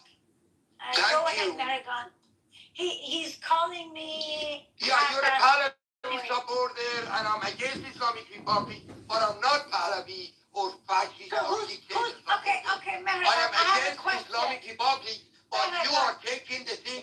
I've been here 20 minutes. 90% of the time, you with your big mouth is talking. Maragon, So you're MEK supporter. I think he's the MEK, but hold on. Can you guys go one at a time? I want to. Respect. Hey, guys, this is gonna be Shut really the fun. fuck up, you motherfucker. You motherfucker. I want Supporter you of to tell terrorism. me. Listen. Shut the fuck up, Sarah. Fuck You're you. claiming Nobody in bad. Okay, do one at a time. You piece of shit, shut the fuck up. One at a time. Because you're a moderate doesn't mean you take over the whole Let's motherfucker count how many arena. times he says Piece mother of and shit, father. shut up, motherfucker. Yeah, I gotta ask you a question. How many times you got there on mother or on father? Just like the show, just like royalty, just like. If any of the mods remove him, I will block you and I will unfriend you. But I haven't. You mother. Maragon, I get it. You don't like who should we take as a transitional leader? You motherfucker afraid people leave. You said you're against IRGC. Tell me who to pick for the leader. You piece of shit Pahlavi supporter. You are the supporter of Islamic Republic indirectly, motherfucker. Okay. Pahlavi is in charge of the Islamic Sebai Pastaran, 50 to 100,000, motherfucker. Shut the fuck up, you piece of shit, big mouth Iranian, my countrywoman. Shut the fuck up and let the man. Please allow me to talk 2 minutes. Let him talk, Sarah. He's shouting. Shut the fuck up! Wait, how many bucks have we got there? You are indirectly supporting Islamic Republic, and these people don't know, and you don't want me to take your motherfucking back. Shut the fuck up! You don't even have a correct motherfucker. You don't even have a correct I'm a doctor and film. You piece of shit. I'm an award-winning artist. I'm a writer. I have the right to talk to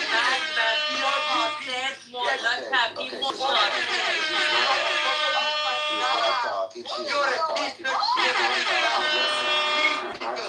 This woman is not the representative of Iranian people. Listen, man. Relax. Guys, Hold on, Sarah. 1 second. You're triggering him. Hold on, Sarah. You're triggering him. 1 So I second. can talk for 2. Maragon, I'm not gonna be kicked out of here. You are a Shut the fuck up and learn your place. That's number one. Number two, tell me who do you suggest we accept You as a leader? support the terrorism yourself. Okay. Oh my God, I'm kicking you down. Hold on, guys. Maragon, I'll bring you back on the stage, but you, instead of cussing me out, you tell us who Just wait outside. He left. Yeah, this is what IRGC people do, though. MEK, Ocean. So he get I close thought to he you. was. Muslim or MEK? My point is there was no cocksucker. It was all motherfuckers. Is it only idiots? Is it not? I mean, how many pieces of shit was there?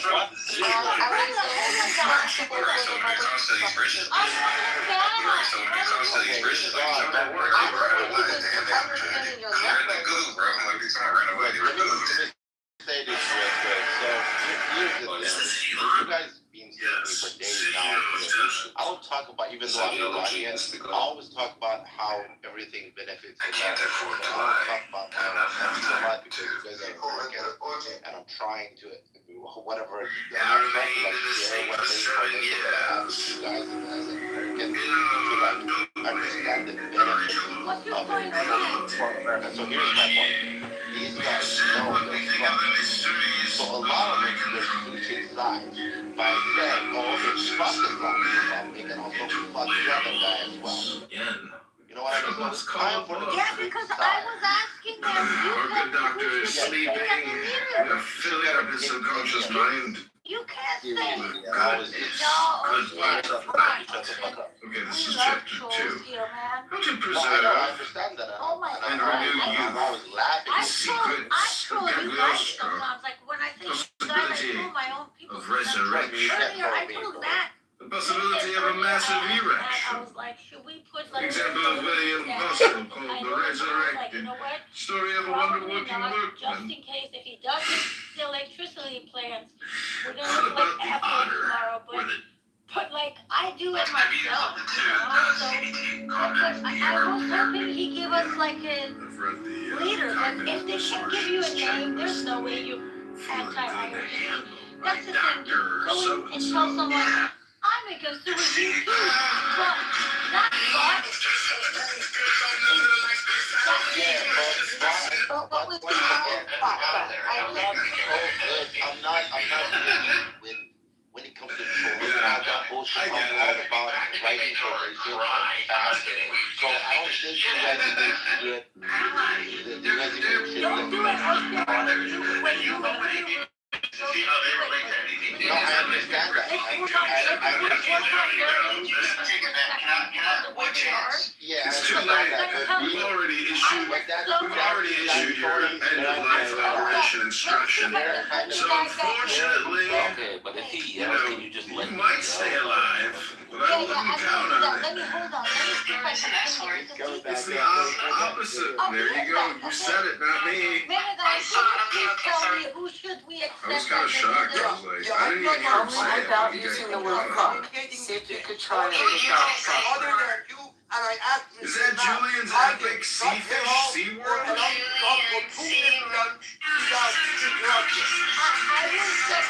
shut the fuck up! You need to be on your hole. I'll take it. Shut the fuck up!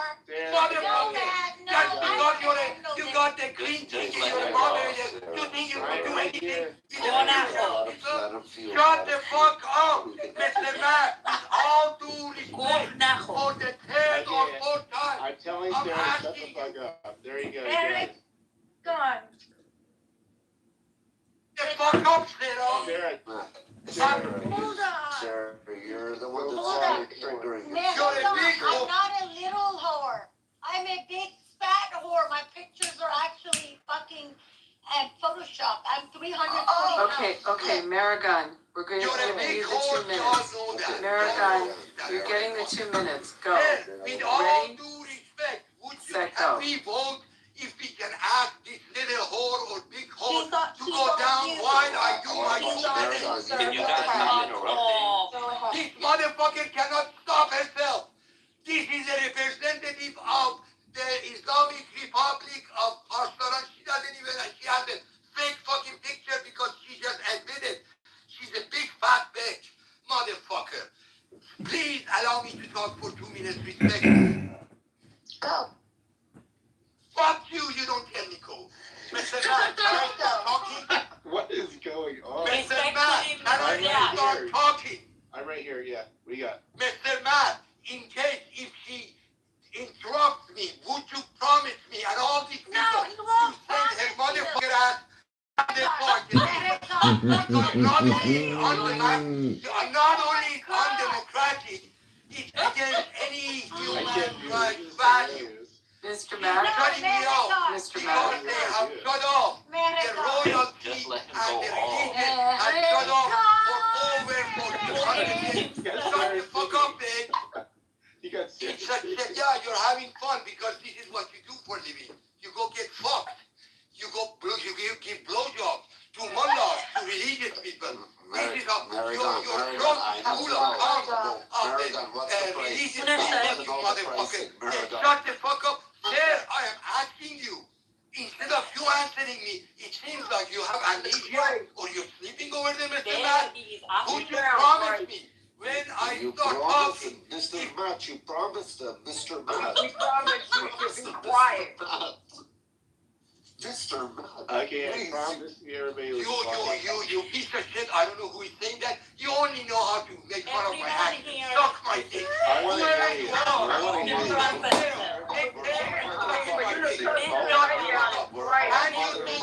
The moderation. Okay, check it out. I want to hear you. I want to hear everything you're saying, Megan. How you say your name? I don't know how to say it, but okay, everybody, shut the fuck up. Listen, I've been in the United States over 47 years. I came here 2 years before the revolution. Motherfucker, shut up, you little you guys are gonna keep Just cut it off. off. With a fake name, with a fake ID. Go read my bio. I made cultural, political documentaries, piece of shit. I know my history. 10,000 more than you. And you're acting like you're the modern day. Shut the fuck up. Mr. Matt. Mr. Matt. And whoever makes fun of my husband, fuck you and suck my dick and I fuck you. Why do you Shut the fuck up, all of you. I am talking with Mr. Matt, Mr. Moderator. There, with all Why does he have an accent after I'm gonna leave the 47 room. years? This bitch is having fun with it. This is the future of people. He's having fun with it. He is saying that when a Soleimani There. And you see the you actually listen to there is a lot of shut the fuck up.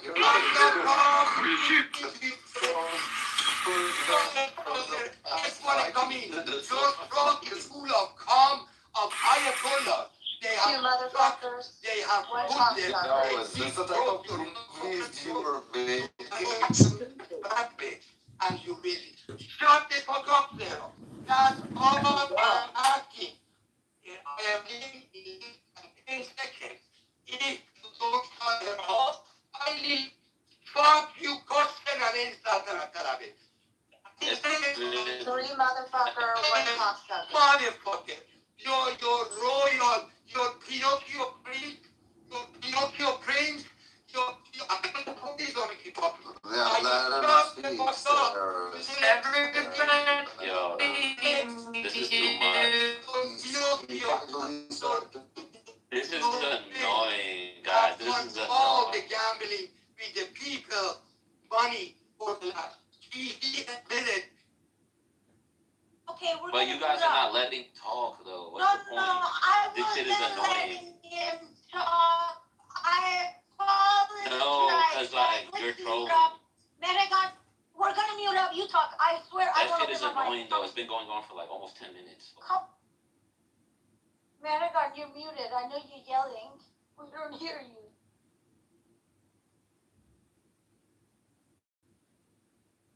Maragon, we're all waiting on you. Mr. Matt, where is Sir, would you kindly give me 2 minutes without interruption? Yes, we're all Yes, quiet. you have Go.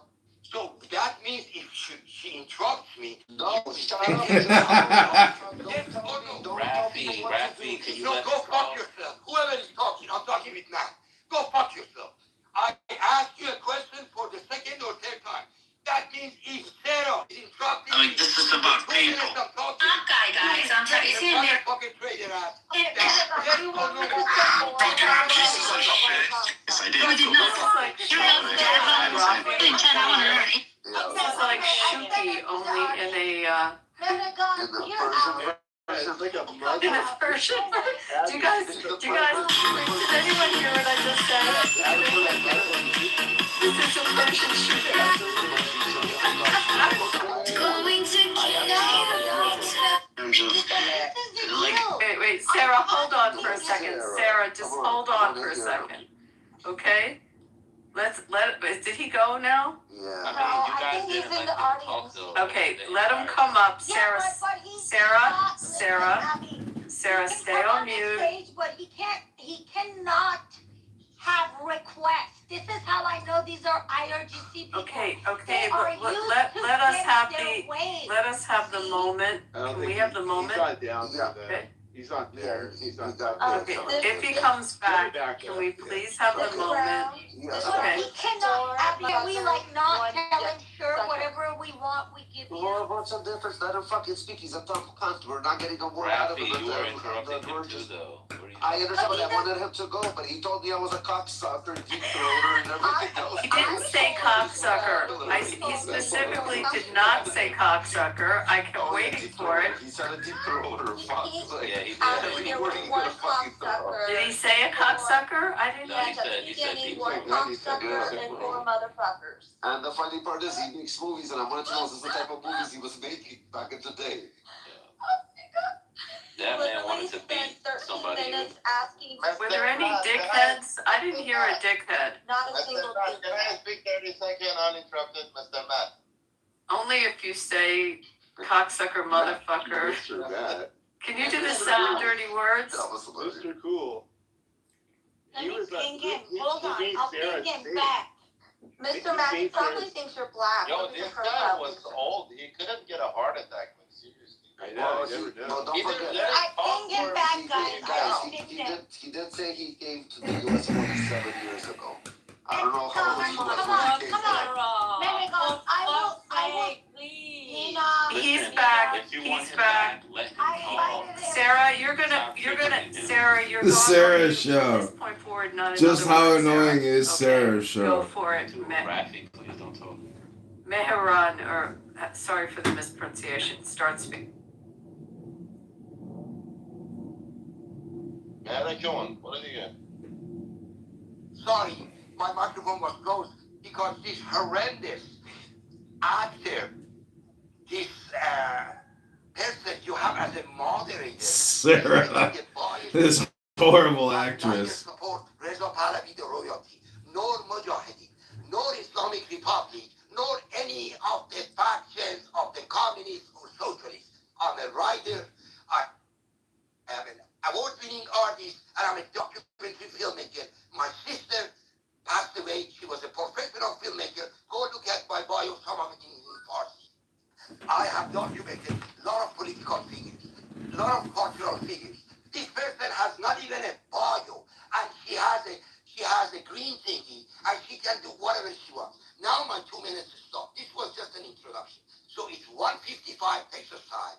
I will end at 1:57. Sarah, stay on. You're good. Go. Okay, sir. Mr. Matt, first of all, I want to tell the gentleman, Mr. Zoe, Z-O-O, or Zoo,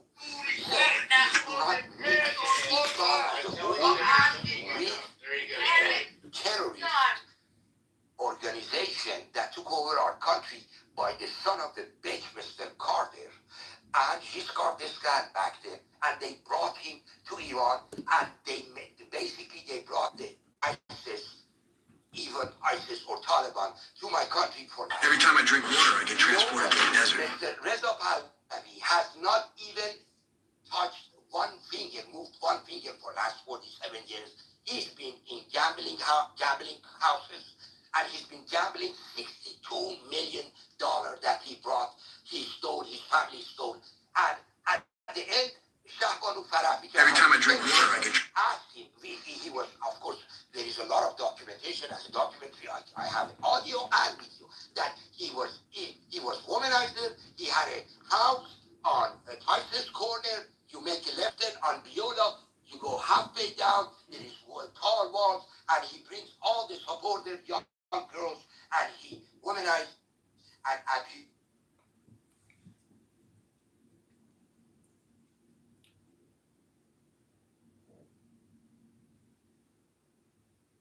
Where did he play? What casino did he? Okay, I'm going to tell you. First, he started with Atlantic City with my dear student-type friend, the son of Shafa. Shafa is like Kennedy family. His name is Bozorbe. He's alive, and he will talk.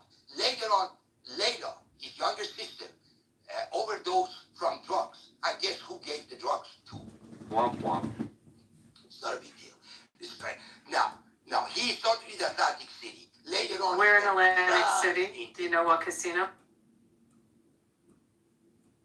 Are you trying to interrogate me? No, I'm just curious. Not at all. Okay, I'm just curious. I will have to go sit and dig in the property titles in the city of in the country of Costa Rica and find you the house he bought next to the whorehouse of Solity, who has a gambling house in Costa Rica, and he was having fun with the whores and prostitutes of that casino. Would you like me to go bring that record for you to be proven? No, I just want to know what casino in Atlantic City he played You don't at. have knowledge. You're just asking a question. I'm asking you. I'm answering you.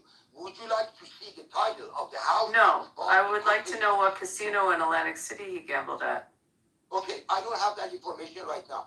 Did you get your answer? Yes or no? And you interrupted me. You should not be interrupting me. Write your questions as an educated person. It is written and formatted. Do not let me. Let me take a breath. I'm going to take a breath. And that was the beginning of it. So Reza Pahlavi, I will promise every one of you, if he lands foot on Iran's airport, I will change my mind. Whether Israel or United States supporting. That's number one. So now, who are we looking? I don't know if the leader is outside of Iran or inside of Iran. All we know is we have a terrorist regime, Mr. Zoe, SZOO, and this is not the representation of Islam, my dear. I was born in Islamic, I am an atheist, and I born in... Sorry? Okay, ding ding. Okay. You, sir, are Persian on the ridiculous. Who's talking? Don't talk. Mr. Maragon is speaking. With all due respect for the democratic rights of everybody in this arena, I pass over my minutes because some lady coming, I don't know, I don't have my glasses on, coming and asking me specifics. My dear, you're such a unknowledgeable person that I would love to know and give you knowledge. But you ask a very stupid question as if you're an interrogator or you're a journalist and you give your right to interrupt me. So number one, you're an undemocratic person. Whether you support Israel or Zionism or Reza Pahlavi or Trump. I'm a Republican. Shut the fuck up. I am a Republican myself. But I am not Trump. You're an asshole yourself. I am John McCain Republican. Can I ask you a question? Hold on, Sarah. I got this. Hold on, Sarah. I asked you as not an uninformed, unintelligent person, but a person that actually knows the casinos in Atlantic City, what casino he played at. That's all I asked you. You made an allegation that he played in Atlantic City at casinos. I asked you which one. As a licensed person with a key license in gambling in New Jersey, I think that's an informed question. Now, can you answer? He doesn't know. He doesn't know. He's just angry. He said he'll go. He said he would have to look that up. He has to find out, Abby. He'll come back tomorrow night and tell us. But Maragon, can I ask you something? He has to get his glasses on to be able to. We don't hear you. Can I ask you a question? Mr. Matt. You're Matt. still on mute. Mr. Tuna, do you want to ask? Mr. Cool. Maragon, you're muted. Can I ask you a question? After you ask your question, I ask a question too. Now, if you answer my question, I answer your question. Because you've been so disrespectful. Not only to democratic rights, to human rights, to everybody in I this play area. with your rules in this arena, yes. I have a question. I'll ask you, and then you ask me, and then I'll answer yours, and then you answer me. So look, we're at the middle of a war, right? Look at this plane. Iran, US, Israel. We're at the middle of a war. I support Israel and I support Trump. Oh my God, stop it. I haven't asked you the question. Why do you ask like... Why do you ask like a madman? Allow me to interrupt you one motherfucking time. Okay, but let me ask ask you a question. I love this guy, finally. You have 30 seconds to ask your motherfucking This is the thing that's the best about the universe, is when somebody is very annoying and polarizing, eventually they get taken out. But it takes the collective, Emotional. but your opposite My question is out there waiting you to don't meet support you. Pahlavi, that's fine, because I'm actually not a monarchist. I was only going to accept him as a leader to go through the transition, but you say he's not good, okay, I'll go with you.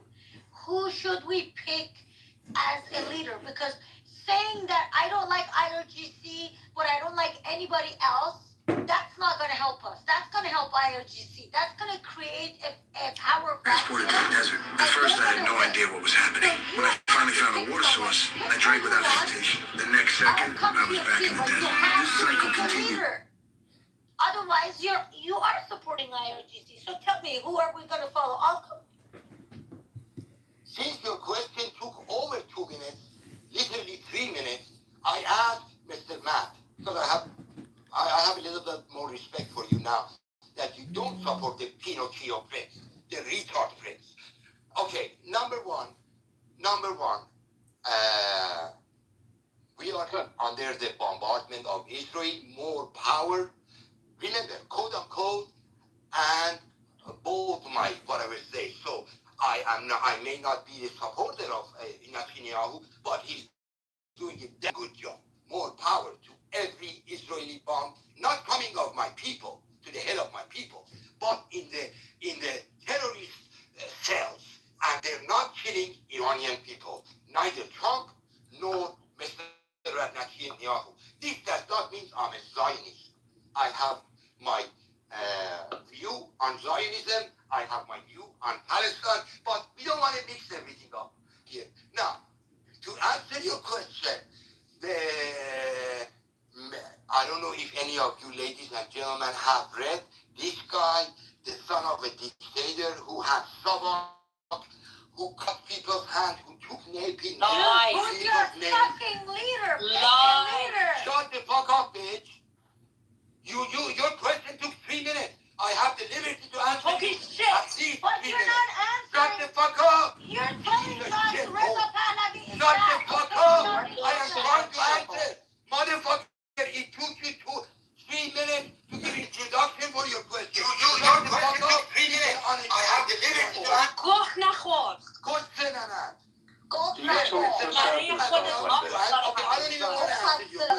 You're a piece of shit. I don't want to answer you.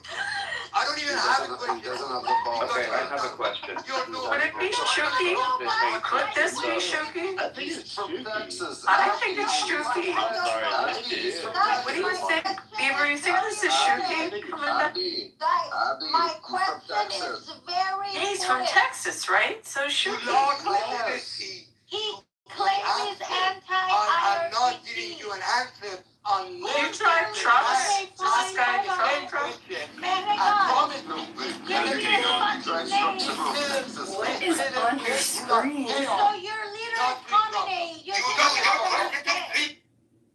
Oh, you called me a whore? Oh, you said you're worse than a whore. Okay, you got 30 seconds. If you're not IRGC, tell us who we should be as a leader. More dignity than you, motherfucker. Yes, I am because sorry. This is Worse than a whore. okay, we're done with him. Two motherfuckers by more. Yes. Okay, we're done To with him. answer the Hold on, question. guys. Hold on. The only reason I walked you guys through this is to show you. He came off as like, oh, I'm against IRGC, but I don't support Pahlavi. Okay, we're done. So this is what we mean by saying no. All these people who don't support, the regime, change of regime, are part of that 5%. They all come in different colors. Very few of them say, oh, I'm anti. Very few of them say I'm pro-regime. This guy says I'm anti-regime, but Pahlavi is garbage. Okay, Pahlavi is garbage, but they want to lie and make it look like the anti-regime people. They want to make it look like the 80% who want a regime change, they don't have unity. But that's the thing. This guy was a pro-IRGC guy. 99% of the people who say I don't like this regime, but the pro-IRGC. Can we do round 3 though? He's ready to go.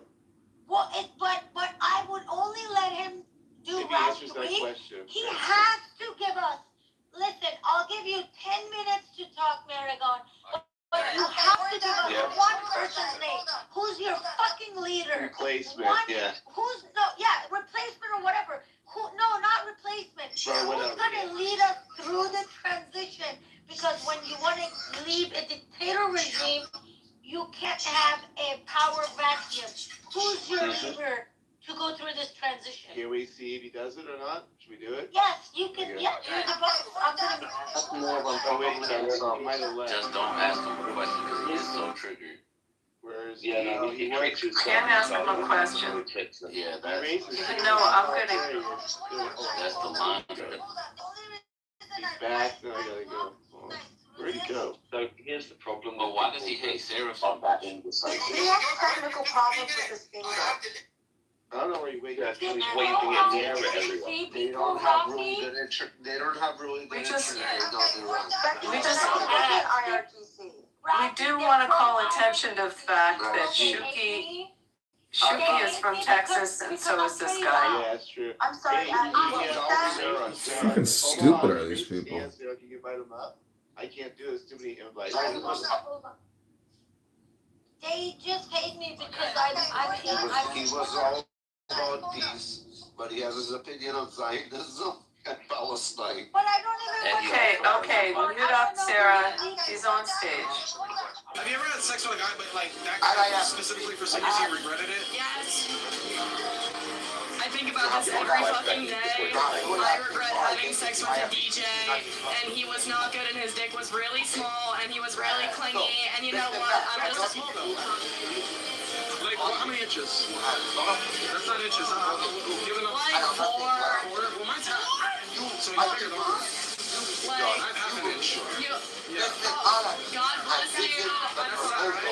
It's like called micro. You know they do Botox in the penis. Yeah, dude, my friend has Botox in his dick. Yeah, but you guys should love me for who I am. You know what I'm saying? Listen, I will look okay. It really is. And I don't suppose it was because if I just like whip it out, Okay, I'm not gonna let him. That's really That was not the Shut the fuck up, you dick!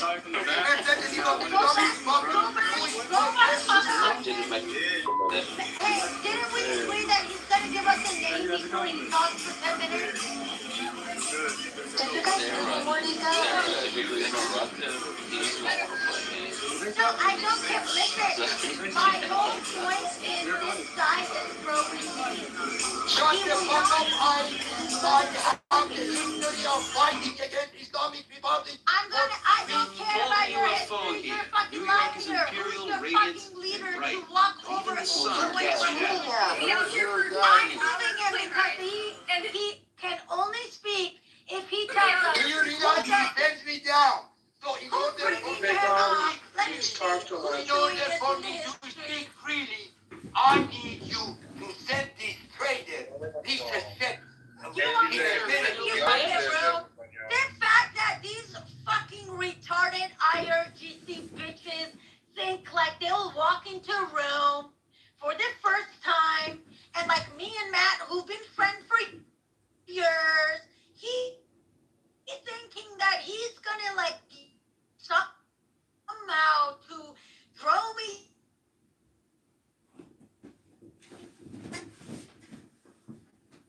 Yeah, you are.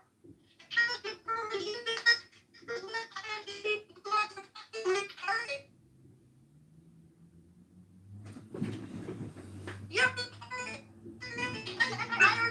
I'm gonna change my team. You tell me, you motherfucker, tell me who's your leader. You write your leader. Hold on, KK. Write your leader's name. Whoever you want to walk us through this transition. In the chat, then you can come on the stage. Otherwise, get the fuck out of here. You just go in the rooms. He called me a whore and a prostitute, and that I suck dicks, and that I'm a little whore, that I'm a nobody.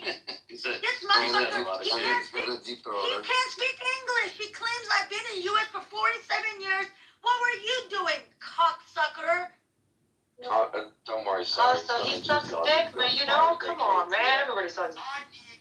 Wait, Do you believe in fighting women? can we get the straight? He needs to.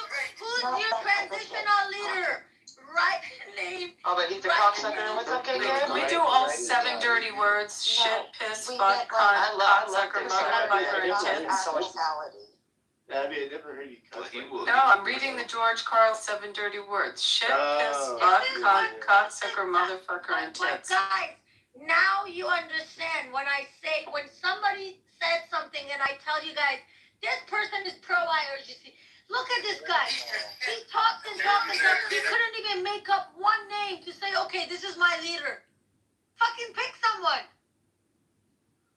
I'm anti-regime, but let's not have a revolution right now. We should wait until people are ready, until we protest. We need to do a revolution through protest. This is what these motherfuckers say. Sarah, when they protest, they're carrying pictures of the Motherfucker. Sarah, he's bad. Yeah, go ahead.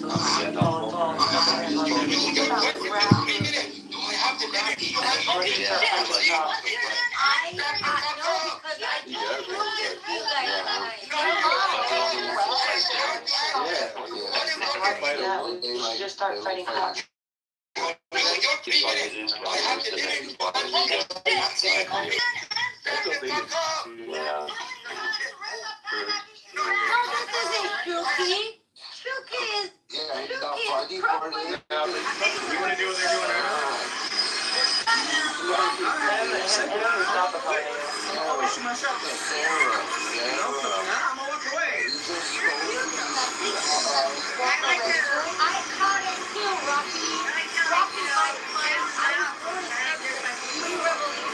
Talking to me, I'm one of the states with the most pro-IRGC people.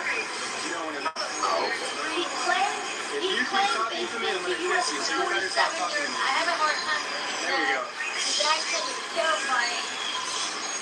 And the way he was talking and all that shit. But very, very pro-IRGC. Why are you copying me? He was already writing in the chat.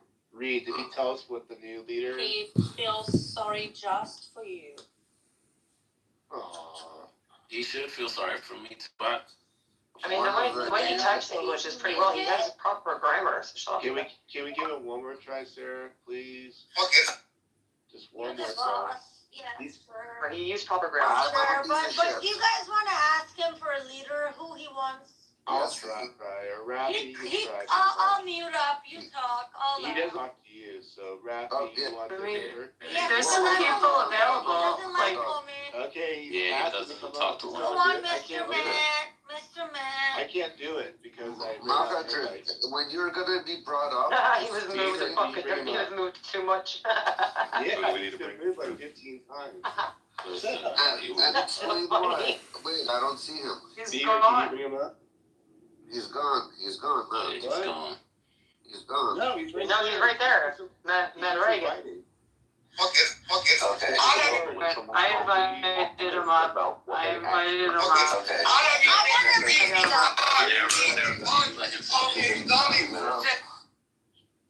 No matter, No fight. Right now, I have no more respect for all the people with the green thingy. I'm very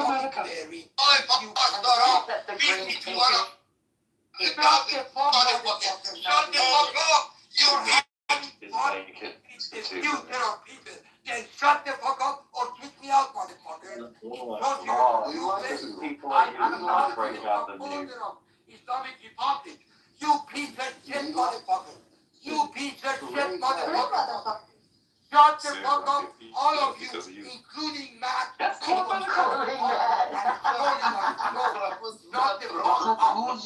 چیه همش فوش میدی مثل آدم حرف بزن دیگه.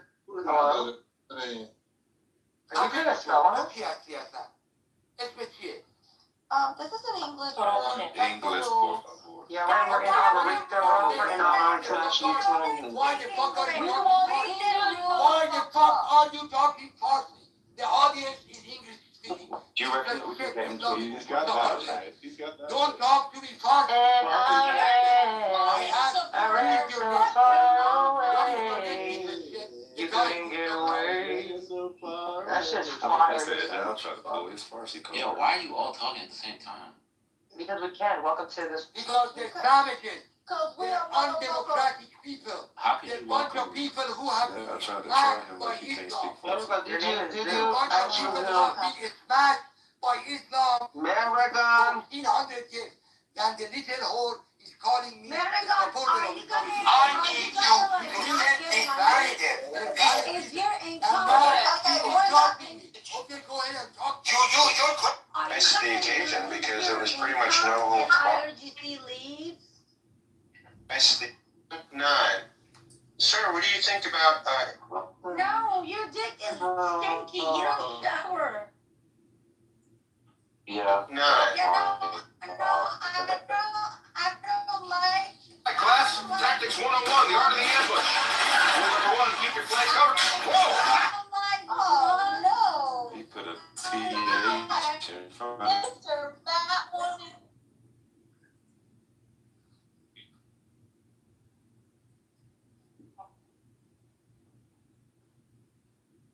Suck my bacon little stinky flying midget. carpet fuck. Oh. Bye-bye. Mr. Matt is back with the image.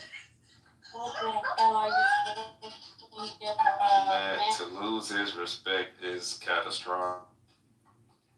No. This is why You it's did a time lot to of break great out work. the nukes. And you said I gave it What exactly? Did a lot of great work. What exactly?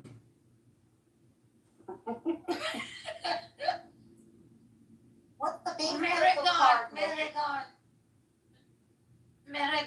Marathon.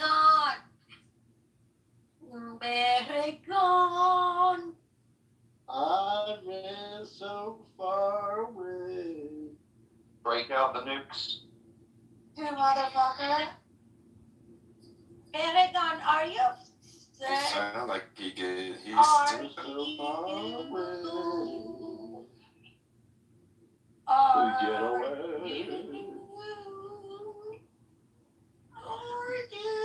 Peace be upon you, brother. wait. Peace be upon you. Oh, Mr. Matt, he said, do you want Sarah to go to jail on you a little? Jesus, guy. Matt did not say that. Pockets for enough to break. Why would you say something like that, Matt? Fly. Definitely in the morning. Mr. Mehrekun.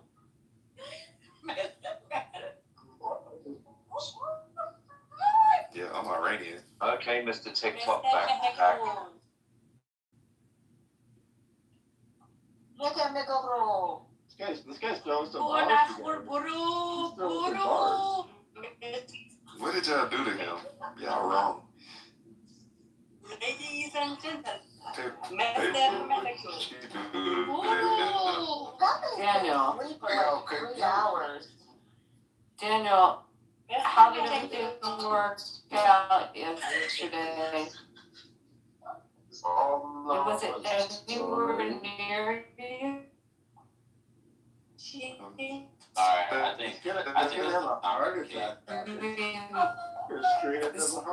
Yes. Who's Beaver giving hundreds? Beaver, it is your fault. Beaver is that for the performance? Mr. Think like we did. Well, when you breathe Oh my through your God. mouth, you talk out your My fat. jaw's hurting. You can just carry on. Joy is hurting. Matt, would you please do it a favor and give it a deep throat? Not going to Because get your away. not her brain. Ladies and gentlemen, this room, I'm going to have a complaint on your room. I'm going to make sure none of you get the chance. Marathon, do you feel better? Is your Mr. blood Supercell, still do you remember heavy? the name of that You No, need yes. another communist. You ever heard the song called I Ran by the Flock of the Seagulls? I think you should sing it. Your jaw is the only part of your body that is hurting. Why? Because you don't use your brain. I'm surprised your jaw's You not cannot hurting. even allow me. So guys, can I have you guys mute up? I'm teaching you guys how to identify this. I'm teaching you guys how to identify these Islamists. This is not just Iranian Islamists. This is any Islamist. Have you guys noticed the only way that he tried to like put me down was by sexual ways? I'm a hooker. Yes. I'm a cunt. I'm a whore. I love sucking dick. That's how men do I'm it. fat. I didn't hear So none of this that. is this in Islam. Oh, and They you're don't fat. respect. You're In 300 Islam, pounds they fat. don't respect women at all, right? And then if was a guy high rapes and you, guys, I'm teaching you. Let me teach them this. If a woman gets raped, it's her fault. You must have done something. You wore something provoking. You Wow, looked sounds at like a man in Americans the there, too. eye. You did something No, that's not. wrong. Yes, it is. Yeah. No, You fuck did it. That's something true. wrong. Yes, it is. Oh my American medical God, stuff. I'm gonna move you guys if you can't mute up. Sorry. You did something wrong. No, it's fine, but I want to. This is important because I usually don't entertain people like this. I just move them, you know, because I'm like, you're pro IRGC, fuck it, get out. And then people are like, but the guy said I was anti-IRGC. Why did you move them? It's like they open their mouths. We know what they will say, like, because they're all the same. Like, if you are anti-regime, we're at the middle of the war. If you don't hope the war to end and the regime to stay after this much destruction, if this was before the war started and all of that, I would understand. They already killed, the government killed 50,000 people. We had a war. There's been all this destruction. If you want everything to stop and the regime stays, then you're fucking lying. You're not anti-IRGC. And with a government like IRGC, who's the head of the snake terrorists, guys, if we don't have a leader, even with a leader, they can take back control.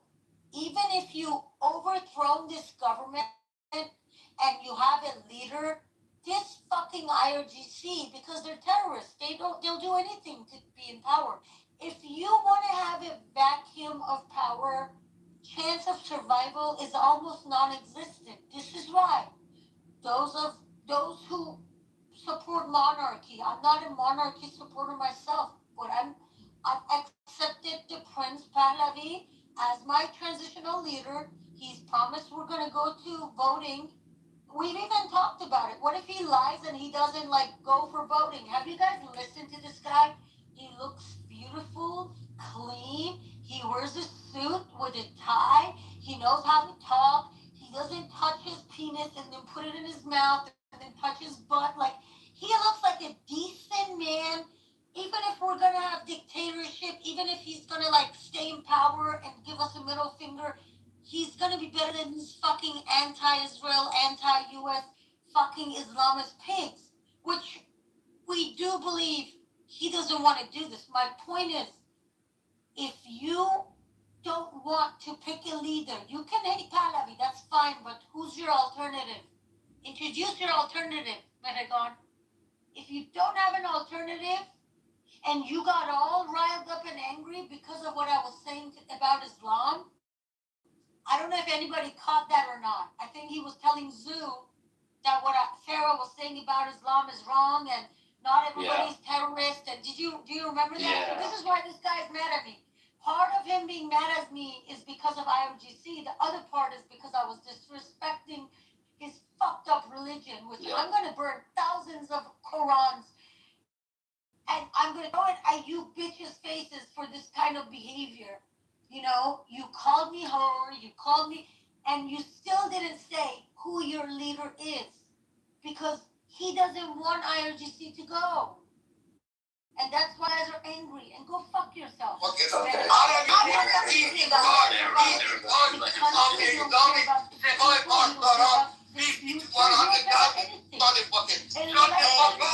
In less than 15 hours, it's possible that U.S. hit the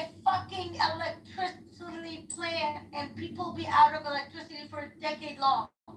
Instead of contacting IRGC and telling those motherfuckers to surrender so Iranian people don't have to suffer, you come to this room, call me a hooker, call me all these kind of things, saying that I keep giving people blowjob and this and that, and calling me a prostitute and a whore and a whore and a bitch and a fucking this, that. You do all of that instead of being on IRGC's ass right now, trying to save your people, because you claim I'm a traitor. You claim you're for the people. Go fucking save them. Make sure they don't hit the fucking plants tomorrow. But you don't fucking care. You're just sad because this is you guys' last breath. Now, we're done with Iran bullshit. Mehragan, go die.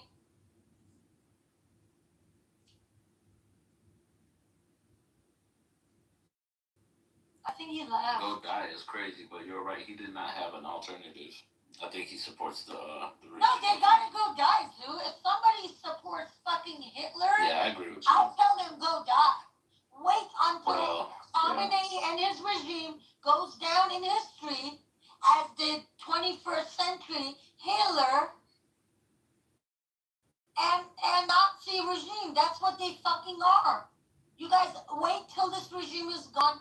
Wait for all the evidence of everything they've done, the amount of people they've raped, the amount of people they've tortured. Like, this is the worst of the worst of the worst. This is who taught Syria what to do. This is who taught and trained Hezbollah. This is who taught and trained Hamas. They all are the students of this fucking regime. Just wait and see what is going to come out of them at the end of this. It's going to be sad, but you know, if anybody supports this regime after all of they've done, go fuck yourself. Go fucking die. Go jump off a cliff, though. I don't know, but just go die.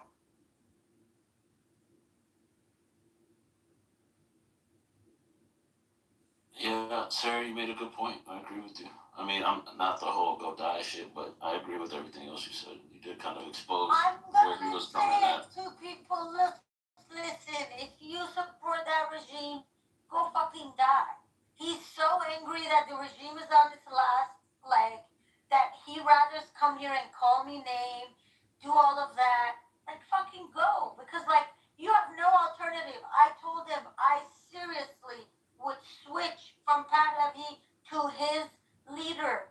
He has none. And it's not that, oh, he wants a regime change, but he doesn't have a leader. It's that he doesn't want this regime to go.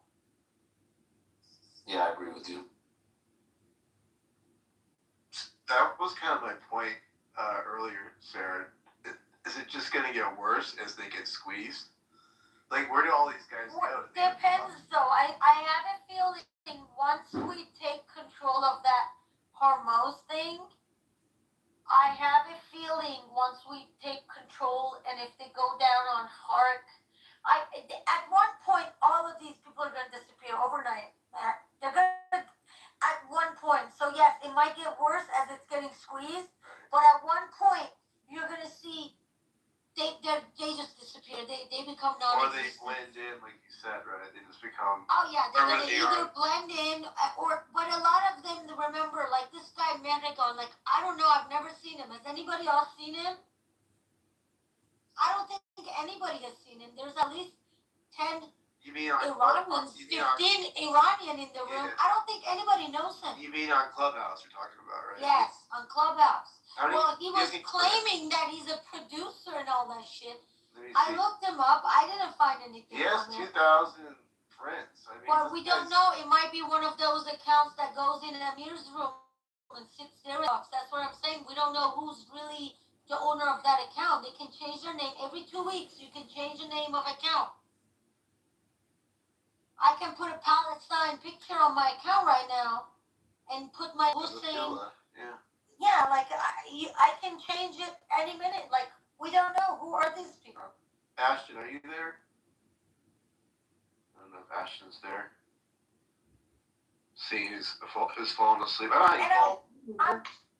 Hey, what's going on? What do you make of all this? Like, I mean, I was startled, the dude cursing at this lady and all that stuff. I don't understand any of that stuff. I mean, the way that he was coming at her was just crazy because this is America and people may not agree with whatever or this or that, or like I told somebody, even though I may not be a Donald Trump supporter or any of that stuff, I try to treat people how they would like to be treated regardless of people's views. You have all kinds of religious views and stuff, and I think like that because I've been to all kinds of countries around the world, and you can't go to somebody else's country talking about you hate this and all that, right? They'll send you a flight back, or they'll tell you something else, or they might kill you depending on what countries you go to. So you can't be up there acting like that kind of stuff. So that's why I'm more so open-minded and try to work with people. But that guy was not a worker. He wasn't trying to work with nobody in here, not just her, other people. It was his way or the highway type thing. That's what I thought about it, because I was afraid same thing, like really and honestly, because he doesn't seem like somebody that wants to compromise with anybody. It doesn't matter what your view is. He's not trying to listen to nobody. And that's what's concerning. And those kinds of people, it is just really, really hard to try to have just any kind of conversation with them. Well, Ashton, those folks are in our country. That's problematic, right? A little bit, or no? Ashton, Megaron responded to you in the chat. He's breaking up. Ashton. Have an open mind. You folks have to be more open-minded, because I was telling somebody that's the reason that you have so much division, not just in this country, but around the world. And some of it can be for religious reasons, right? Depending on what parts of the world you're in. Others can be for political reasons. Others can be for resources. All kinds of reasons that people argue across this planet.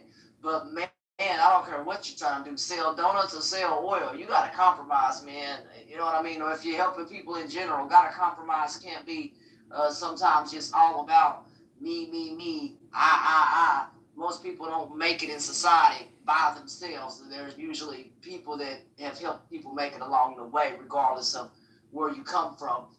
Nobody, if they tell you they've done stuff alone, that's probably not true, right? It's like you just all of a sudden there's people that help most folks get to where they're at. And I think when people are more open-minded, then help is always there. But when you're closed-minded, help is never on the way. Nobody wants to help people who are closed-minded or says, this is my way, and this is the only way you should think. That's not going to get you anywhere, regardless of what people believe, Democrat, Republican, or otherwise. You have to try to walk in trying to work with people, regardless of white, black, or otherwise. You got a really angry chat, man. Well, Reagan is not Republican or Democrat. He's a terrorist. But the thing is, I asked him, Ashton, because he said the person that he's saying, the person who's like, we only have one opposition leader, right, for the transition in Iran. So he's saying that guy is bad. I said, that's fine, I get it, he's bad. Who's your leader? Like, who do you want to lead us? And then he's like, because I asked the question with 3 minutes talking, so he has to like talk, like, give me a fucking name. Like, if you're not an IRGC supporter and you don't want everything to go back to normal and IRGC stay in power, who do you want to fucking come and take control so they be thrown away? If you really, really want them gone, because we're in the middle of war, more than half of the generals are dead. Can you stop talking just because you have the green thingy? You cannot just talk forever. Dude, there he is. Dude, can I tell you something to you, brother? No, dude, brother. You want? Hey, are you slow? Hold on. You gotta. Listen. Hold on. I already heard what you want to tell me. Don't hold on me. I want to answer you respectfully. Mr. Ashton, then you not allow me to talk. I have the right to defend myself and yell. This is not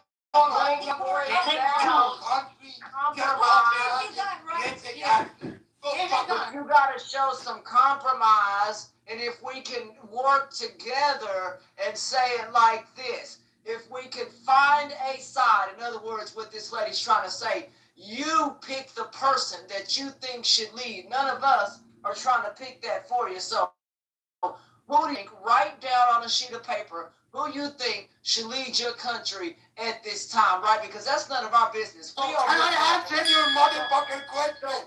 You asked the question for Hey, tell him, nigga, Ron, tell him. the other one asked the question for 3 minutes. And you asked me to answer it on writing. Fuck you, Ashton. Fuck you all moderators. Fuck you, man. Give me 5 minutes. I just give me 5 minutes. you gotta Okay? give him the But that's name, not what I give have to him do. his No, you gotta give me 5.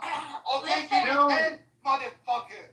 Chill. Son of a bitch, every 30 seconds you drop me 10 times. Dude, you gotta chill out. You don't do No, he don't gotta do nothing. Let him get it off. Don't worry about your own ignorance. I This am is gonna help you inappropriate, brother. find out. You're not the being, brother, you're not being fair. And you're not Don't do showing this the love of because you Christ. are uneducated in this matter. Yeah, Rick. No, You want me to answer? You're not showing I the wanna love of answer. God. You gotta You're treating you know, people. No, brother, because gotta you're get treating easy on people it. Come on now. for Don't Christ. make him- He doesn't have a leader. He doesn't want anybody other than IRGC. I am not very tall, but I'm not midget like you, moderators, or Mr. Ashton, or Not a 9 midget. I billion don't. people. Hold on. Brother, you're not talking to There is me. only You're not Vote out, talking to Mahud. me. Vote for Paul Nolan. I am Sure. not a on midget. their own Brother, I right. am You're 6'3". such an I'm not a uninformed midget. person. You're not talking to me. Shut the fuck up, Ashton. Let me Talking answer. to me. You were I'm asking not a profit rather than solve. You called me a midget. You're a and I'm chaos. not. You sound like you're fucking rich. No, brother, hold on, because when you show respect and you show the love of Christ, why? I don't have to show I don't have to respect curse for it. someone I don't have to. No, I don't have to curse. No, sir, I don't have to curse. I don't have I'm to a curse barbarian. because I don't. I'm proud to be barbarian compared to you. Out of control. You motherfucking mosquitoes. I am a barbarian and I am proud. This is inappropriate. You're attacking such shit redneck. You need to stop. Redneck just off the mountain.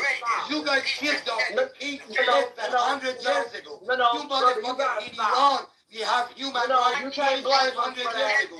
Then you shut the fuck up. Your motherfucking Democrat president. You cannot blame us for that. Carter bring this Brother, what misery. is wrong with You guys all calm down. money. Dude, You motherfucker, we brother, take you you. need to Africa, Iran, China, You need to India. chill out. We will take Nigga, all of hold you on, Ashton, motherfuckers, hold on. Anglo-Saxon, My Reagan, racist my Reagan. motherfuckers, My to the Reagan, you court sound of like you law. want to blow a Sooner building or up. You sound like you later, want to blow a building you up. have stolen Next time you guys piss me You off, have- I'm gonna call you guys mosquitoes. Just remember where you Huh? from. Mosquitoes was good. Was good. All right, Negred. Just hold up. Just chill out, dude. My Reagan, you radical All right, Islamic chill out, jihadi chill out. terrorist. Not the Anglo-Saxon I line. I'm gonna have my sniper get you now. You can't talk. Sniper, go ahead and do your business if you want. Macaroni, bastard, add you me are. back as a and now you're laughing at Macaroni, add me back as a friend. that. Follow me, I'll follow you. Ashton, Okay. Man, can we get rid of this terrorist? This terrorist. he's being taken. My He has lost his mind, hitman- man. We gotta get rid of him. My hitman is taking care of him. No, my hitman. Ashton, what do you make of that? That is just insanity, right? You have this individual calling you. Crazy. That I'm a midget. I'm like, dude, I'm 6'3", over 200 pounds. Can you guys remove But I'm that? a midget. Okay. I Like, think Sean is his biggest supporter. Who removed Nah, he that? left on his own. He said he was gonna leave. He left on his own. can I ask y'all this question? You know he's Why about to go get a glass of water. He'll so be back around. angry? He is upset and angry for no reason. And I told him, I said, brother, I don't have to curse at you. One, I'm in my 40s, so I'm too old for all that. I ain't trying to do all that cursing at folks. either people gonna learn to act right and treat folks how they want to be treated. I don't care who you are. And that guy can't do that. All I asked him to do was to compromise and write down on a sheet of paper who he wanted to pick. And what do I get? I get cursed at by asking him to write down not who I pick, who he should pick. And I get cursed at and called all kinds of names for no reason. Because he didn't want to give us a name. He wanted to talk and just like say different things. He wanted to, because like he did it. We told him to say it. One time he told for me, one time he did for Matt. And I'm like, who is your leader? And he's just bringing excuses, like all the reasons why Pahlavi is bad. Abby was here. He was saying that he's a gambler and this and that. And he was basically saying, yeah, we know he didn't support. He's not going to tell you who he supports. Pahlavi is bad and people shouldn't support him. Okay, we get that. Who's your leader? If you are not pro-IRGC. Yeah, Sarah, I think we understand the importance. There was a guy in the chat, Gold, who was also saying he didn't like Pahlavi. So, yeah, but those are not Iranians, though. Oh, I don't know. Is Nina here, or is that Nina lady? Oh, there's yeah, but we have all these pro-Palestine people who don't like Pahlavi. That's different. Nina is Iranian, right? Nina, are you Iranian or no? Yeah, but she's pro whatever we got going. Whatever we got going. No, like. Sarah, why are you titling everybody here? What do you mean she's pro what? No, pro regime change. Oh, okay. Yeah. I saw Pahlavi's pictures in your PTR. Correct. Yeah. No, I'm saying you're in our team, like, cause we don't have in-betweens right now. Am I correct, Nina? People are. Of course he is in between because he doesn't have anyone to announce as a name. And I don't know why take one name out of his fucking mouth. Because he's pro-life. He doesn't have it, of course. He doesn't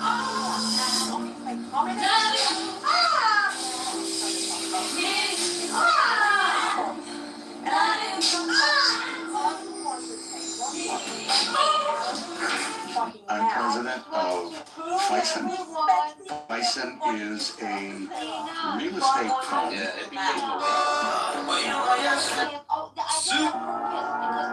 This camper is more.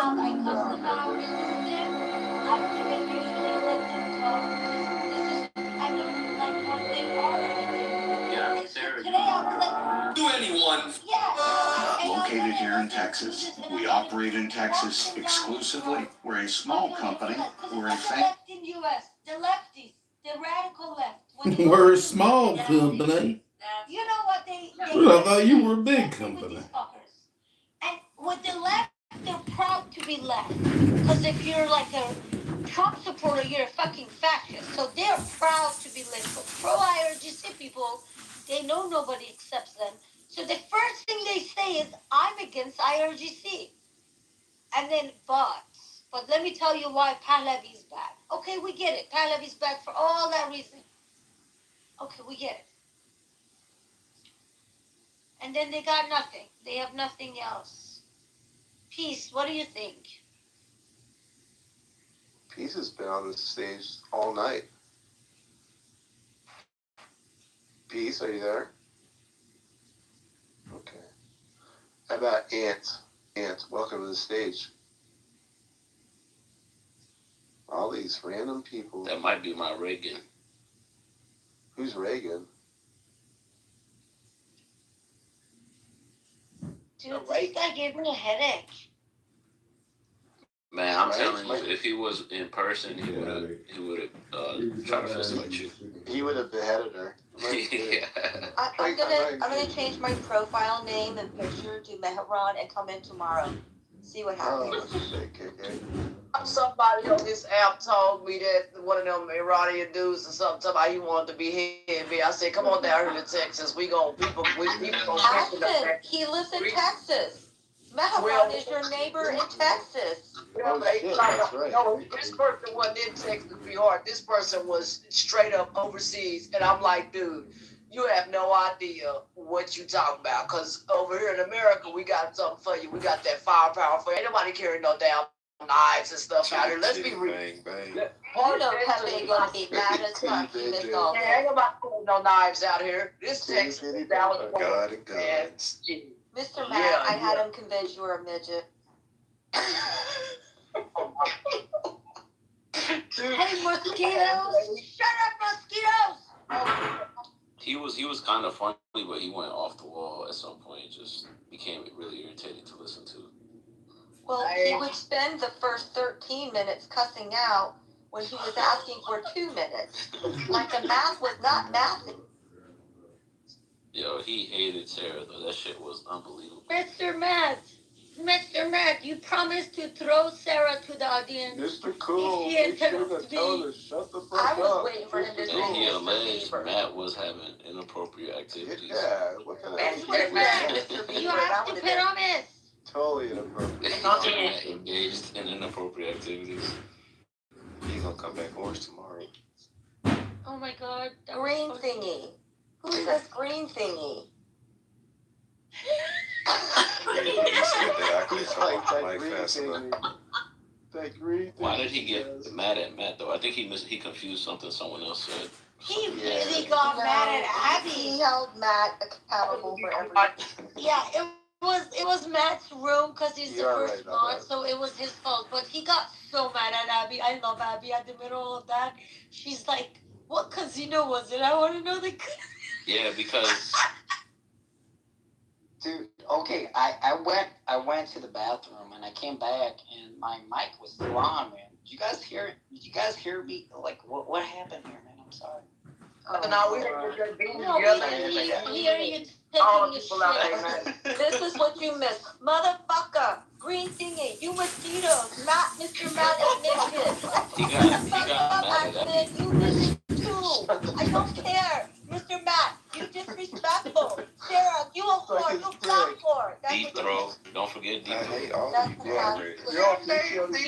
He first called me small whore, but I told him this is Photoshop. I'm 350 pounds, and he's like, "You fat whore." He called you big whore. At first he called you little whore, then he called you big whore. Oh yeah, little whore, and then He's he's a like, big whore. "You're a big whore.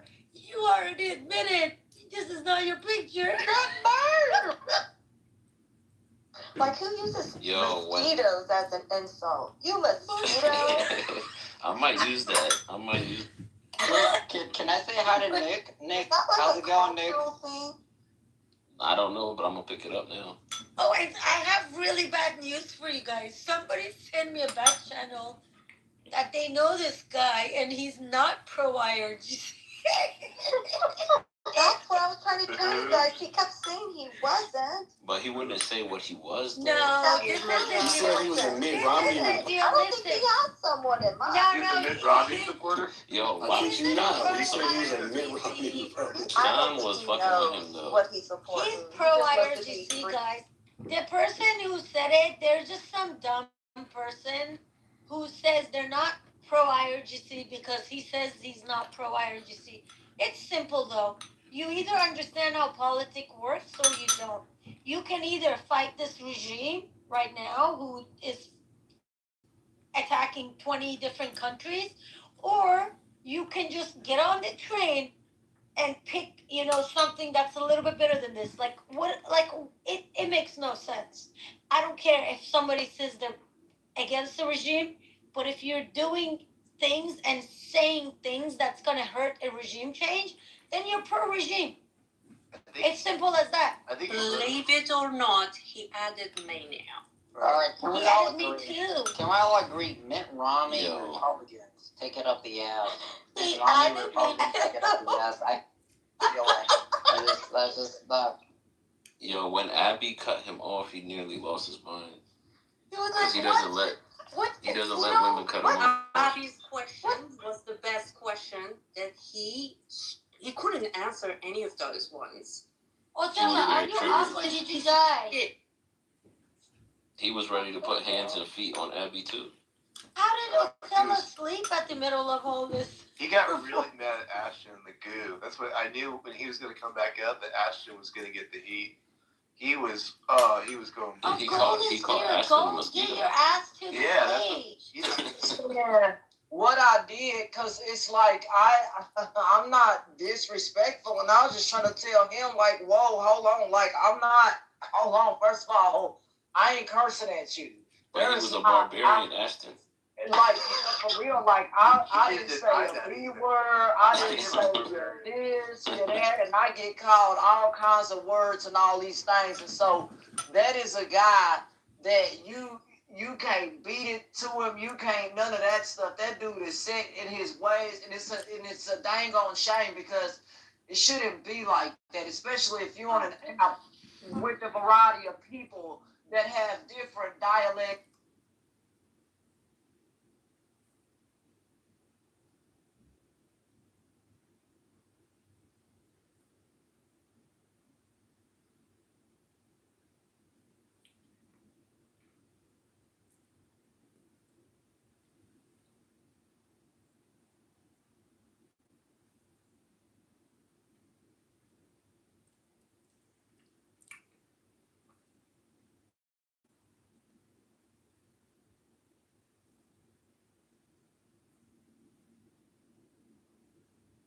Yeah, stress.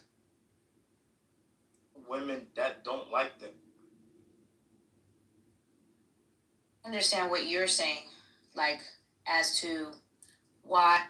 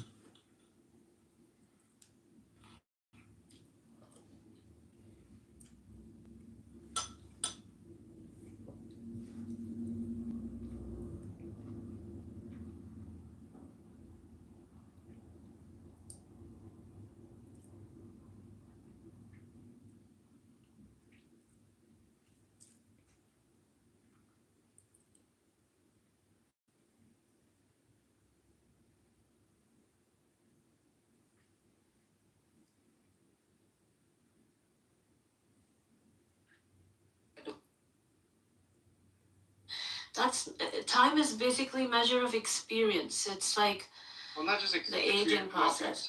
That's time for humans. But I agree with you again. Like even with no humans, or if every human being alive right now just drop.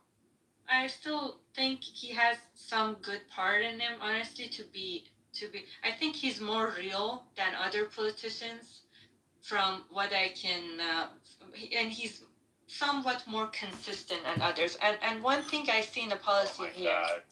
No, trust me. When these Democrats, when they speak, they're very sophisticated and educated, right? But they just don't relate to majority of people. And you think Donald Trump does?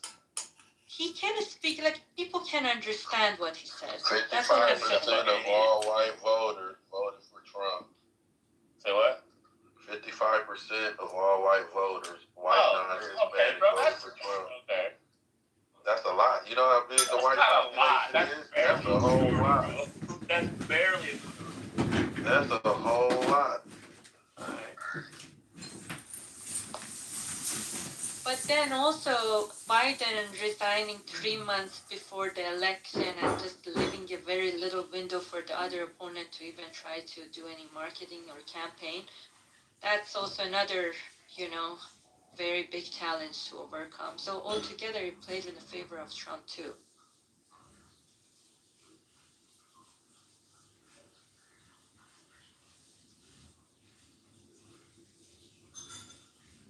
No new wars.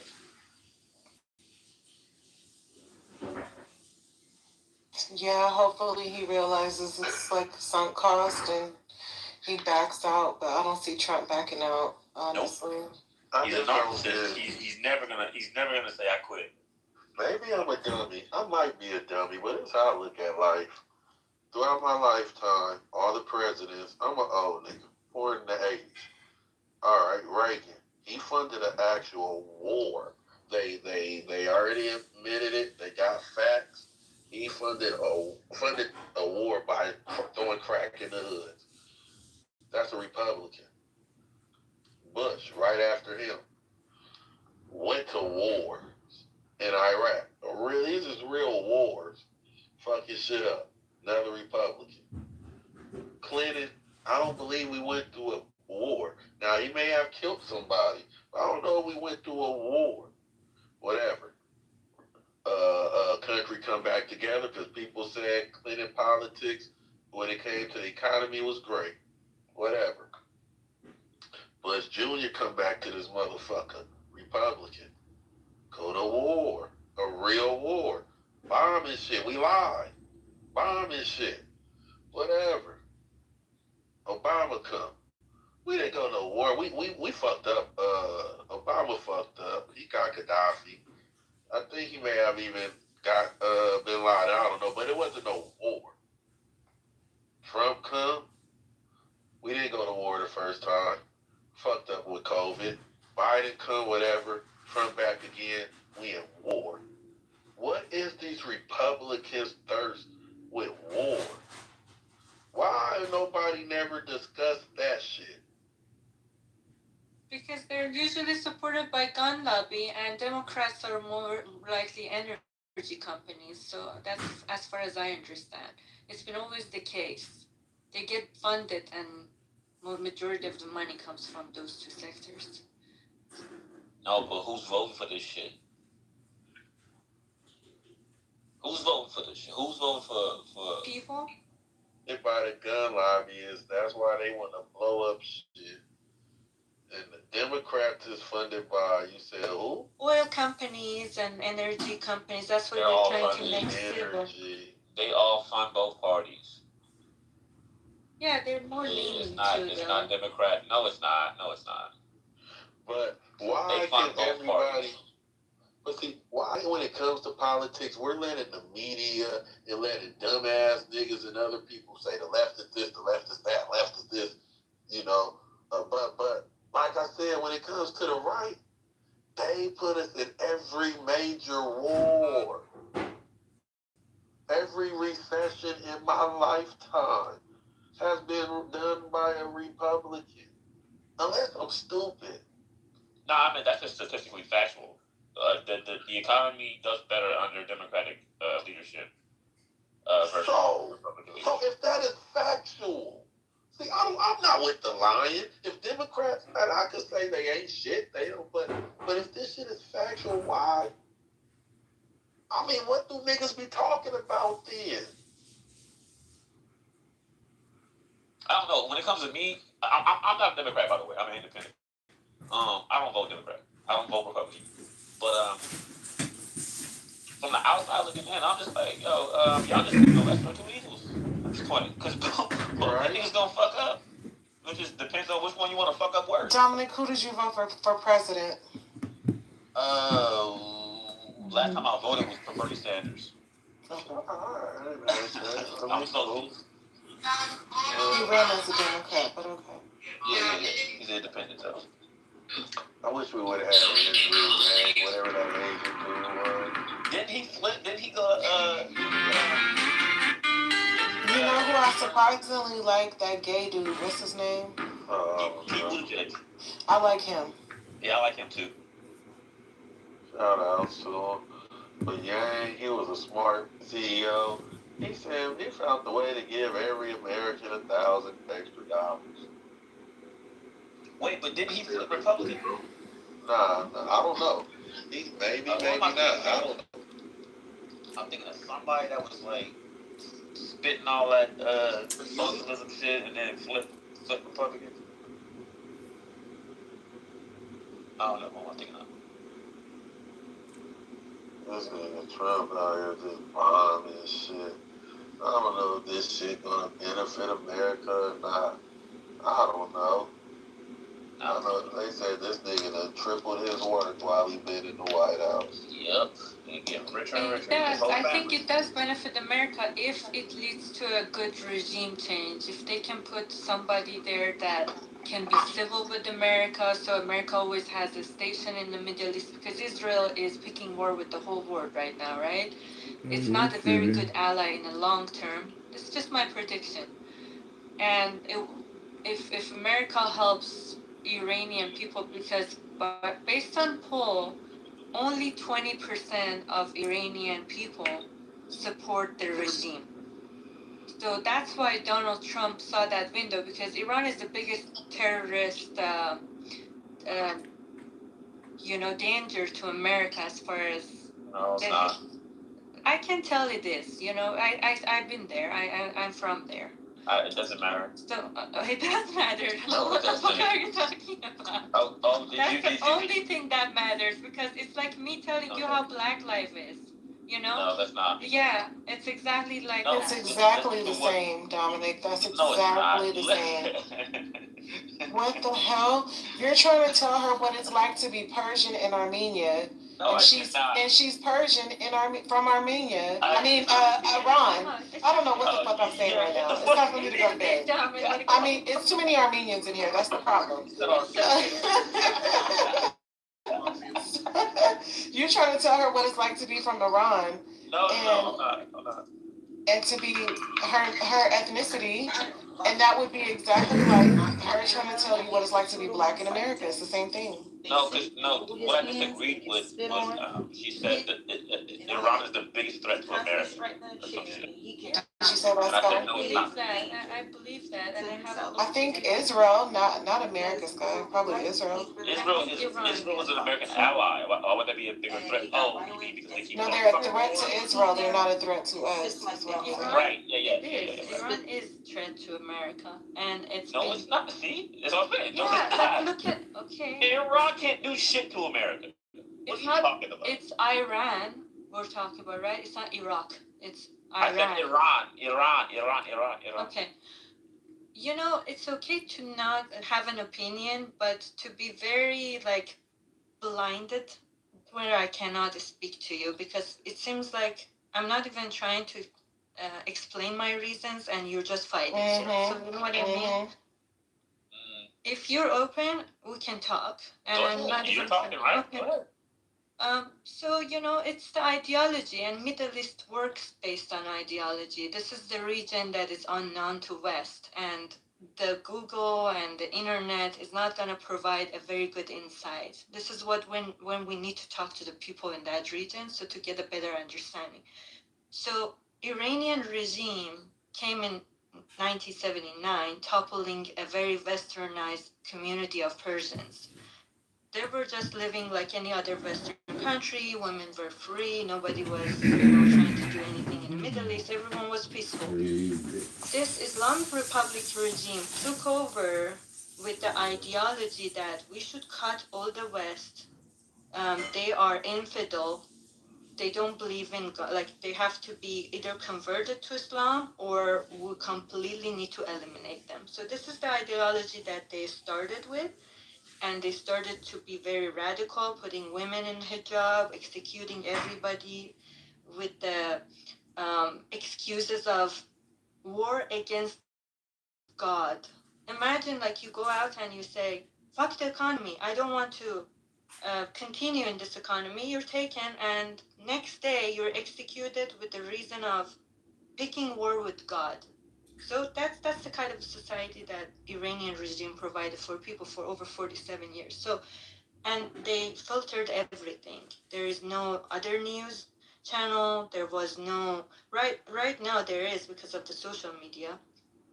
But imagine you're raising a society under that type of a dictatorship. When you tell people what to do on a daily basis, you monitor them and then you eliminate them if they do something that you don't like, and you have all the rights to do so. So, and growing up, this is how we lived. I would be a kid, right? Like a 6-year-old going to school. In school, they would line us up and we had to chant for 15 minutes. Death to America, death to Israel, West is bad. We're the only one is godly and good. So, and then everybody has to go to the military. Now imagine 18 years living like that, and then you're a boy and you have to go to military, say the same thing. You do have that enemy in your mind, so you can't be civil with them. You know? So it is a big threat, and you don't want those type of people to have nuke, because if they have, guess who they're gonna go after? The one that they've been saying death to for the past 47 years. So that's why they're a threat. But and you probably can name a few terrorist attacks related to them as well. So let's leave it at that. Sorry for the rant. There ain't no rant. All this is because these freaky ass white people was touching them little girls and killing them. They don't want to talk about that. Well, you need your president? Fuck that nasty nigga. That ain't my president. My president black. Shit, I voted for the bitch just to see history. Like what the fuck? Like we as humans is just stupid. We witnessed Trump. Can we progress? It would have been okay to see a woman. Fuck it. Like fuck, we seen a black man. Fuck. Let's see a bitch ass the face of it. You're so fucking disrespectful. Not like that, but like that's just how I was thinking. Like I didn't care. I don't care about no Republican, no Democrat. I live life once. There's a lot of people who would have died, who would have loved to see Obama. We got to see Obama. Spoken like a true Californian. Like niggas in California don't give a fuck who the president is, because we in California. We damn near our own country out here. Like it's time. It's 2026. It's time to see something different.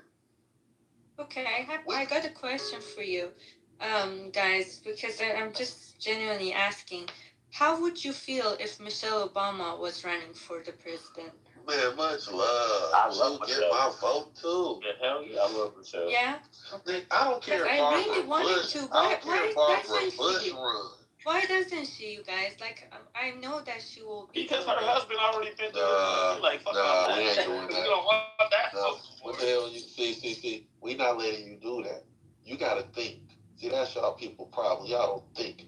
See, and my bad, Iran girl. I ain't picking on you, but they would dog her. They would do her dirty in the public. When she was the first lady. They was calling her monkey and all kind of crazy I know. That's shit. why she should. So why would she want to go through that? Right. Be the face of this That's country. what they do, though. She would be the no. We don't need to endure that. Y'all don't fuck with us. She don't need to come to this country rescue. Fuck that. There's still people that think she's still a transgender woman or some shit. Exactly. Oh, I hear those shit every day. They also say that about Macron's wife. You know, the friends. Yeah. It's always people be always doing that. They always do that. We not gonna put that black woman through that. Hell no. Y'all shouldn't even want that. Give her more respect. They would make her look like she would be the first woman president. These white people would make her look like a fool. Look how crazy that would be. But then they won't be the majority to do so, though. No. They did it to Obama. You can't trust white people. I just they want voted our in Obama and called him a monkey. Okay, no money, Jose. I just want our country to be the first big country that is having a woman president, and it's something to take proud of. I think it's time. You know the problem? It is, but see, you got white people, and you had these dumbass Mexicans. See, we got a couple of niggas, but see, out of all black votes, 83% of black people voted for Kamala, regardless. No matter, a couple of dumbass niggas swung the Trump way, but still, 83% of all black voters voted for Kamala. We knew it was right. You gotta talk to these white folks. Don't talk to us about that shit. I think it was even higher among women, right? Like, oh yeah. No, I'm just saying the total black. It was like fucking somewhere around 90% of women. The black women knew the answer. They knew. I'm not part of that 10%. I think it was like 90 or not. It was about 90% of black women, but not me. And look where we at with it. I mean, I don't know where niggas is at with it. We in a weird spot. We in a very weird spot in low key in history. You know, when people like Andrew, now that he's not in the room, I can talk shit, right? That's not against the rules, is it? No. Okay. Yeah, flank that nigga.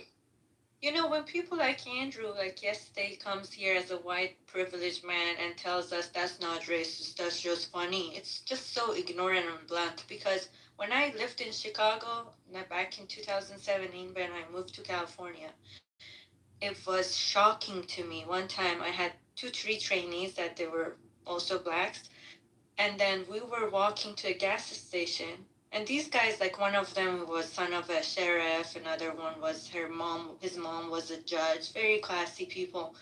We're going to have lunch, and then I just wanted to pump gas as soon as it was like a town 40 minutes out of Chicago. We walked out, and I saw these white men looking at them like crazy, and even one of these old men walked over and told the guy next to me, "You look like an animal." I was shocked. I thought it's back in 1920. I was like, really? That's like so bluntly in the daylight, be racist like that, you know? And then it didn't register with me. I said, oh, maybe it was a joke or whatever. Then we got to an Airbnb that I booked, like if it was a business trip, right? We go there to do union members benefits and all that. And this big old lady comes out, a white woman, and gets shocked that, oh, there are 3 other people with me. And then she goes, oh, I thought they all look like you. I said, what do you mean? I mean, I thought they look white, but these guys cannot be. I got shocked twice. Like, what the fuck do you mean? And she canceled the Airbnb on us, you know? So these things, you know, then when somebody like Andrew comes here and says, oh no, you gotta loosen up, like, the shit exists, and I see it. I saw it in Northern California, I saw it in Chicago. And still racism exists. Yeah, that's only obvious to people who ain't white.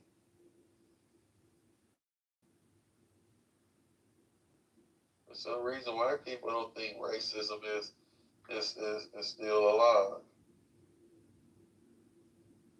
I know, like, you live in Inglewood. Like, we don't see it much in California. Like, nobody's asking me. I have an accent where I'm from. I barely get that. Because it's a melting pot, right? Yeah, we're privileged. We're privileged in California. That's not really true.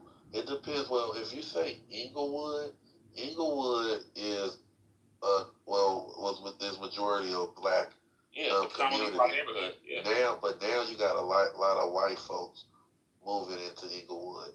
But if you want to say LA, it's kind of tricky. I remember being in the Fairfax district years ago with my buddies. White cops seen us from a distance, pulled us over for no reason, told us get out the car, handcuffed us, searched us. When it was all said and done, he said, "Don't ever come back to my city again." We didn't do nothing wrong. We just 4 black guys in the Fairfax area.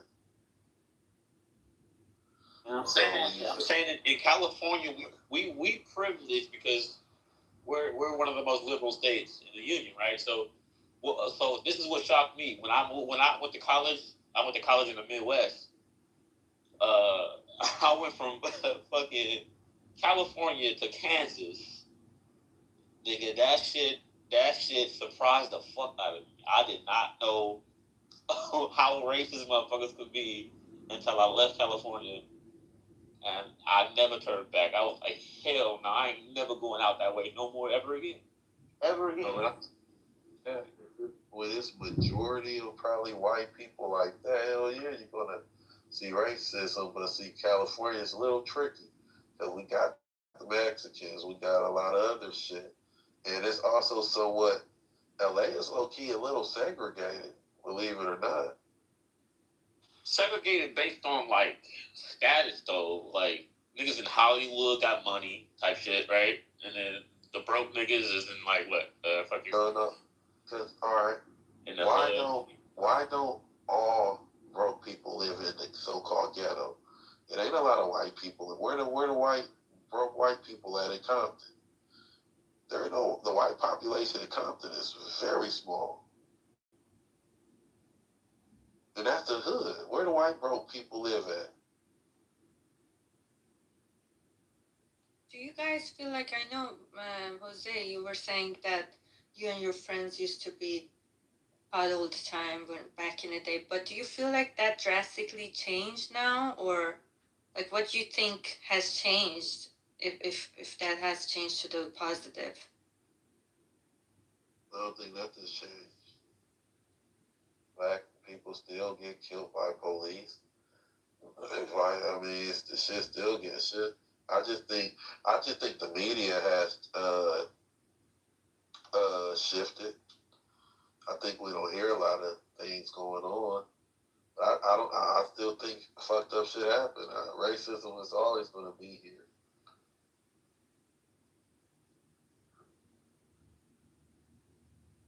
But I ain't worried about racism. They can have racism.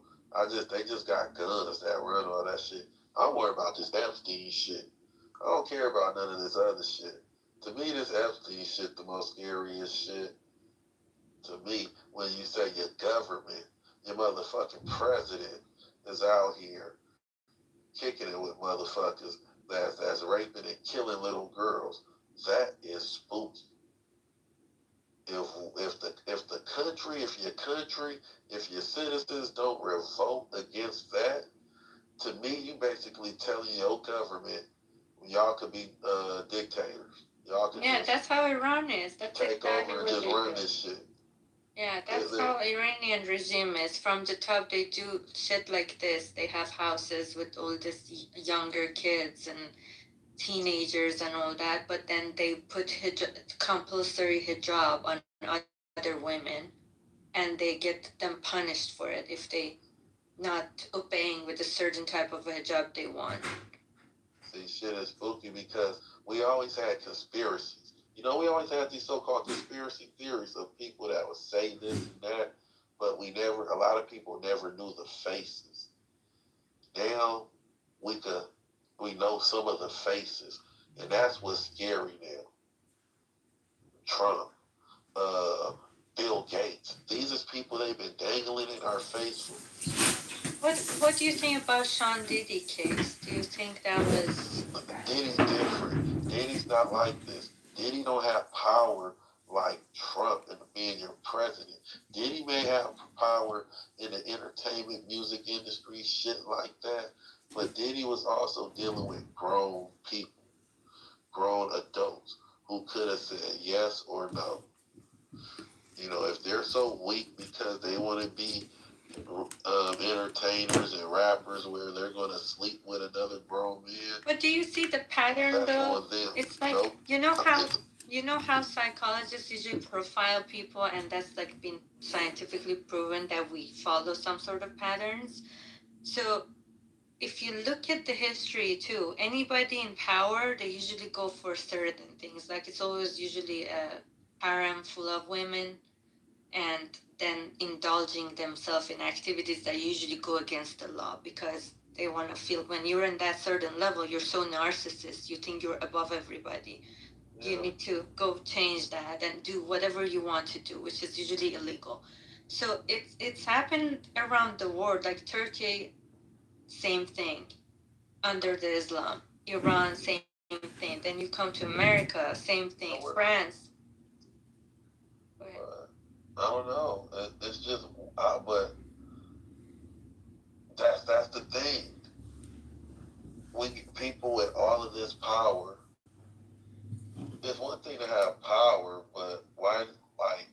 makes you abuse it on those levels.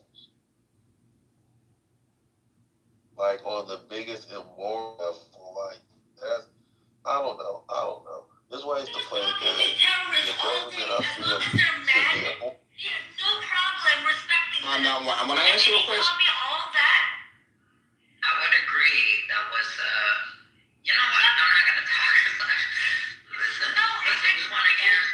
if you're around you, apparently it's okay and normal. No, that's not what I said. Like that because you were okay with that. No, that's not what I said. I'm just saying. We're not lefties. We want to hear what. We're not lefties. We don't say man and woman are equal to left. Just call them bitches. How we're not gonna destroy our enemies if we don't want to hear what our enemies have to say. He's not an enemy. He's just a fucking radical, stupid person. If he's a radical, stupid person, how are we gonna destroy him if we don't know what he has to say? We don't have to destroy him. There are 64 people in the room. I promise you, not all 64 people were Christian. There was no reason to give mic to a radical person to make even one person not like Christians because of him. The reason Necro speaks the way he speaks is because he speaks to Christians like him. No, you don't say that.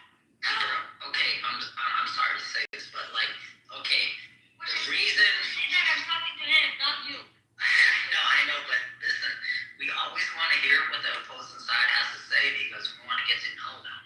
You can't destroy the other side if you don't listen to what they have to say. I'm sorry to say that. Internet blackouts, not them. Iranian people, 91 million people are deployed from internet right now. We don't care about Peter. We don't care about people in Iran, Peter. You're in the fucking care about Iranian people in Iran and we you come to the president group to tell us what? There's a fucking blackout in Iran. It shows that mullahs it shows Yeah, but the world does not evolve around you Persians. We don't fucking care. Okay, I know you don't care, but I just shut my mouth to the vote. What happened to what is your terrible Peter? I am not Berlin, I am shutting it every day. Something like some guy raised my some dude named Sarah, listen, you want to hear another side, Sarah. Let me do my rant. Fuck. Okay, Matt, let me give you a recap. So we got a dude. So they conducted a genocide. Not only did they do a genocide, they started a war in Lebanon. They ran a proxy war with Syria. They bombed the Houthis. They basically had a war in 7 different fronts, over 800 people being killed. Right? Now, let's compare that to the Iranians. June of 2025, they're attacked in a blitzkrieg, right? It's their Pearl Harbor.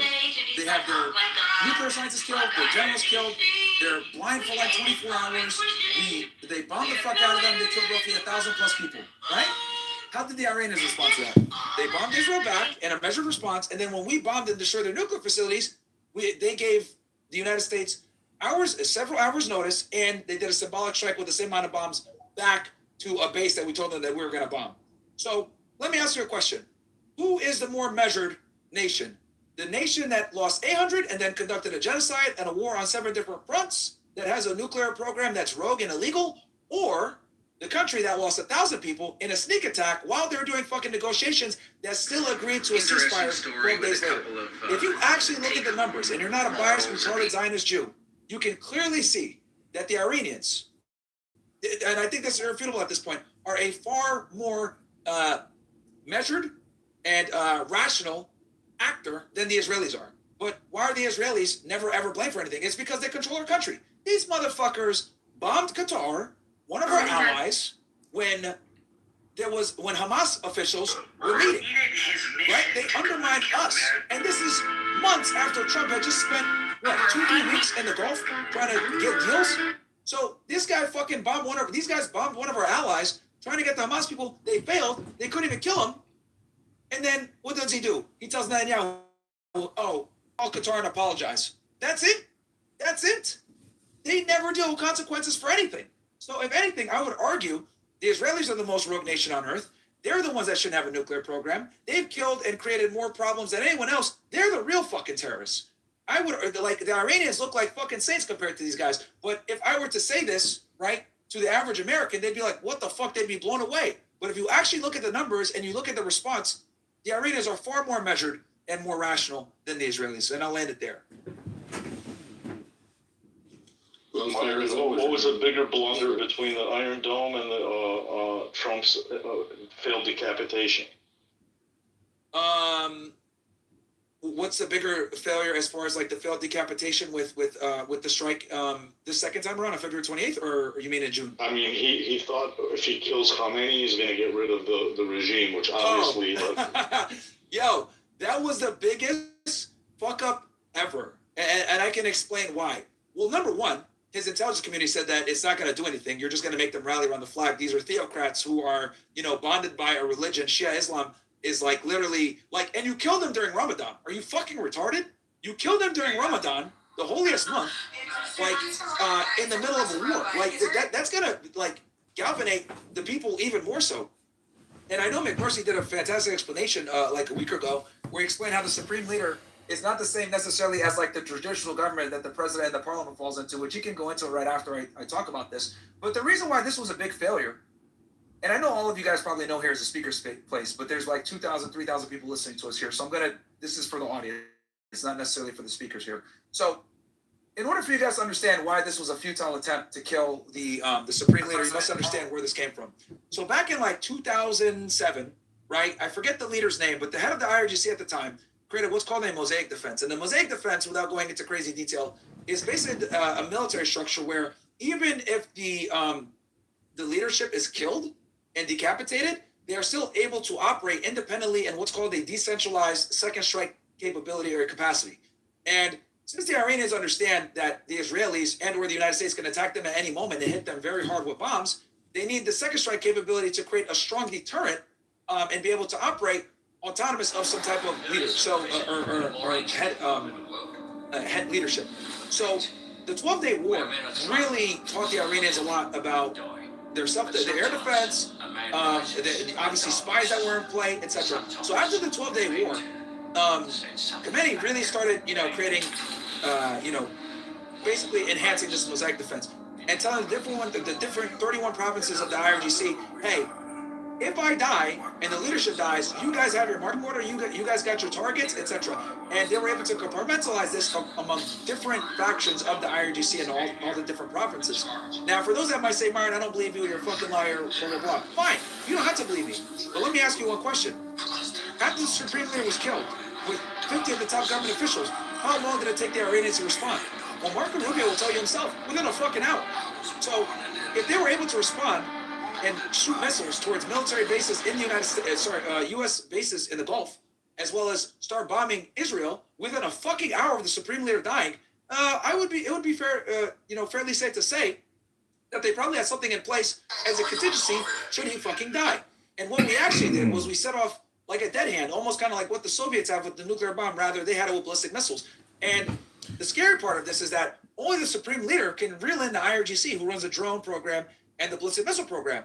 So since they killed him, he died with those orders, and he can't really stop anything. So the president can't stop anything, the parliament can't stop anything, Agachi can't stop anything. The only person that can really stop it is the successor, who is his son, who's a bigger hardliner, who says, fuck the Americans and let's go for a nuclear weapon. So the American public is basically paying $2 billion a day for a war where we killed Khamenei to get another fucking Khamenei. It's retarded. It's like what the fuck is going on here? So, and it's a worse Khamenei. Because he's probably more than likely going to repeal the fatwa from before with the nuclear bomb. And he's going to go even harder. These guys don't want to negotiate with the United States. So, killing the supreme leader was, I think, one of the biggest strategic and tactical mistakes ever, because you made him a martyr, you made him a legend, you made the people rally around the flag, and then it doesn't even stop the military response, which we're dealing with now. And if anything, you killed the fucking guy that could have stopped it. And you put someone into play who now has a vengeful reason to not make peace with you, to hit you even harder. You killed his family. What the fuck do you think is going to happen? So this was a strategic blunder of epic proportions, because now it's personal, right? Everyone's human. You kill my fucking daughter, you kill my dad, you kill my wife, you kill my family. You know, and I'm now the supreme leader, bro, I'm bombing you guys to fucking hell. There's no way we'll be able to have a presence in the Gulf ever again after this, in my opinion, unless the regime is toppled. So for all those reasons, man, this attempt to kill the top 50 people thinking that was going to work is absolutely fucking retarded. And the last thing I'll land with here, because probably people are saying, well, how did they come up with this mosaic defense? Why did they do that? Well, the Iranians have been watching what's been going on in the region for several decades. They watched Saddam Hussein get toppled. They watched Muammar Gaddafi get toppled. They watched all their neighbors either get destroyed by the West or be cucked by the West. And they said, not us. And the problem with Saddam Hussein was he had a top-down structure. He didn't have a decentralized military. So and they had everything above ground. So what did they do? They did a decentralized military, put everything underground, so U.S. air power wouldn't be as potent. And they learned from all their predecessors that were toppled. And then also they learned from Gaddafi. From Saddam, they learned putting things underground and having a decentralized military. From Gaddafi, they learned they need to make sure that they maintain some type of nuclear deterrence. Because once Gaddafi said, you know what, I'll give up my nuclear program after they saw what they did to Saddam, what did they do? They killed him 10 years later in a very brutal manner. So the Iranians said, okay, we're going to make sure that we have some type of deterrent. Our ballistic missile program and the proxies. Then, after we pulled out of the JCPOA, which was another fucking big-ass retarded mistake, the Iranians said, okay, you want to pull out the JCPOA, even though we've been, adhering to our side? Fantastic. This is what we're going to do. We're going to start enriching uranium to a level where we can potentially get a bomb so that you guys understand that we have some type of nuclear deterrent, which I call Iran more like a nuclear threshold state. Like, they can enrich to a nuclear level, but they're not going to. And the thing that kills me, this is why Trump is such a fucking retard, right? The nuclear program was the negotiating chip. They were enriching to a high level so that they can use that as a negotiating chip to get the sanctions given away. And this is the crazy part. I was talking about this yesterday on my stream.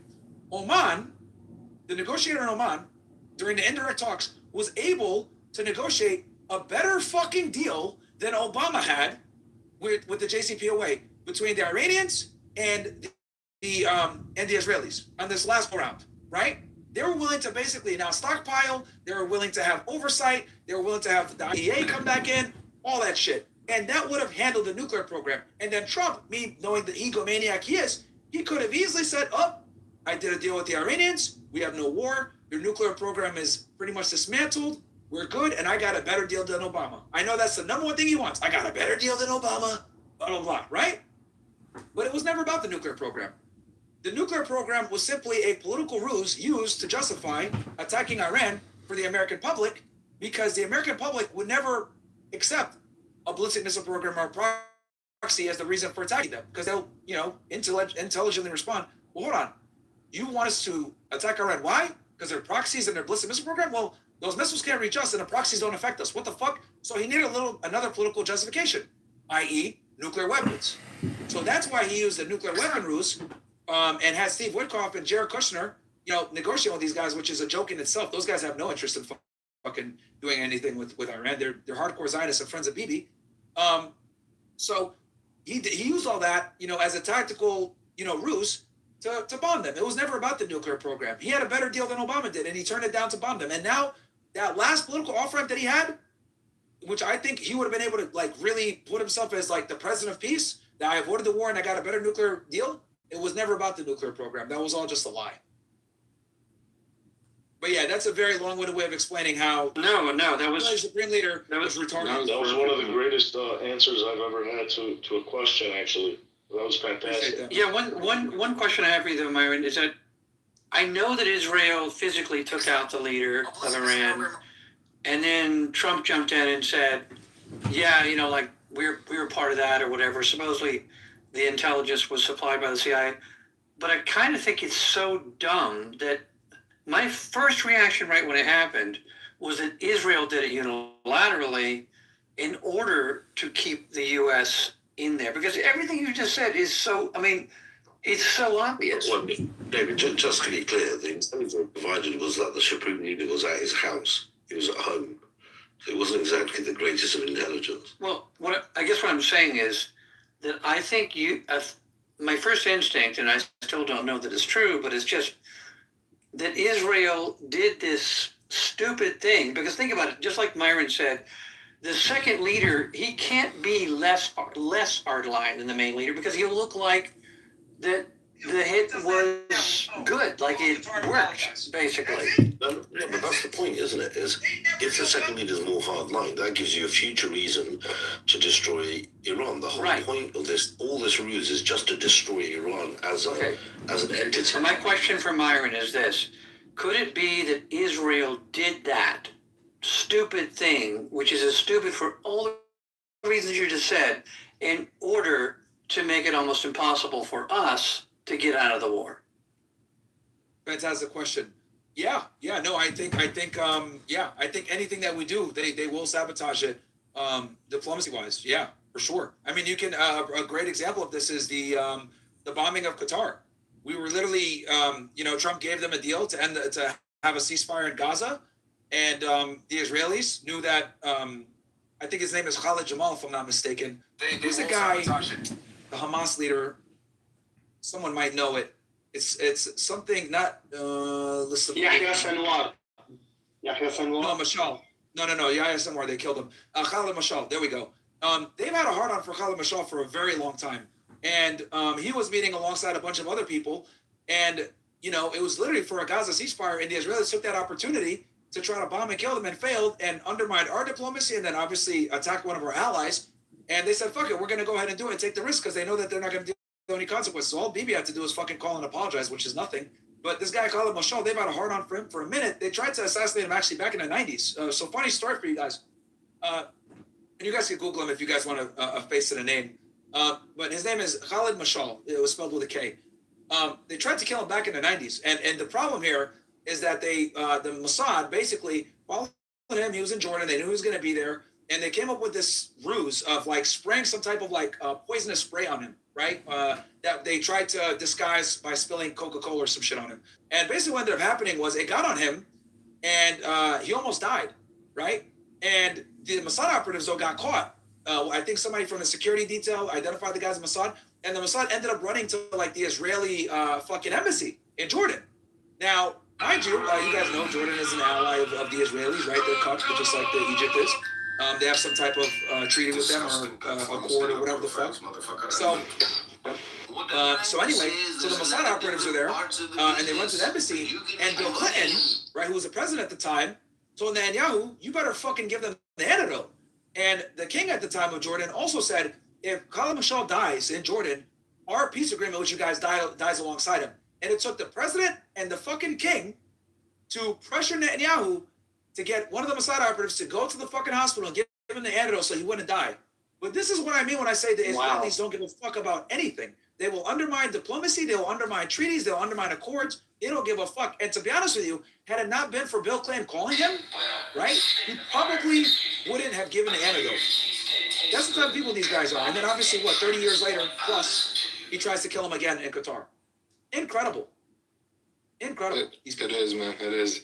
Honestly, I got to step away, but Myron, it's always a pleasure having you speak on behalf of everybody because all your knowledge, man, goes back Appreciate that, man. way back. This is some things that I don't even know myself. So, man, I appreciate it, respect you, and all love.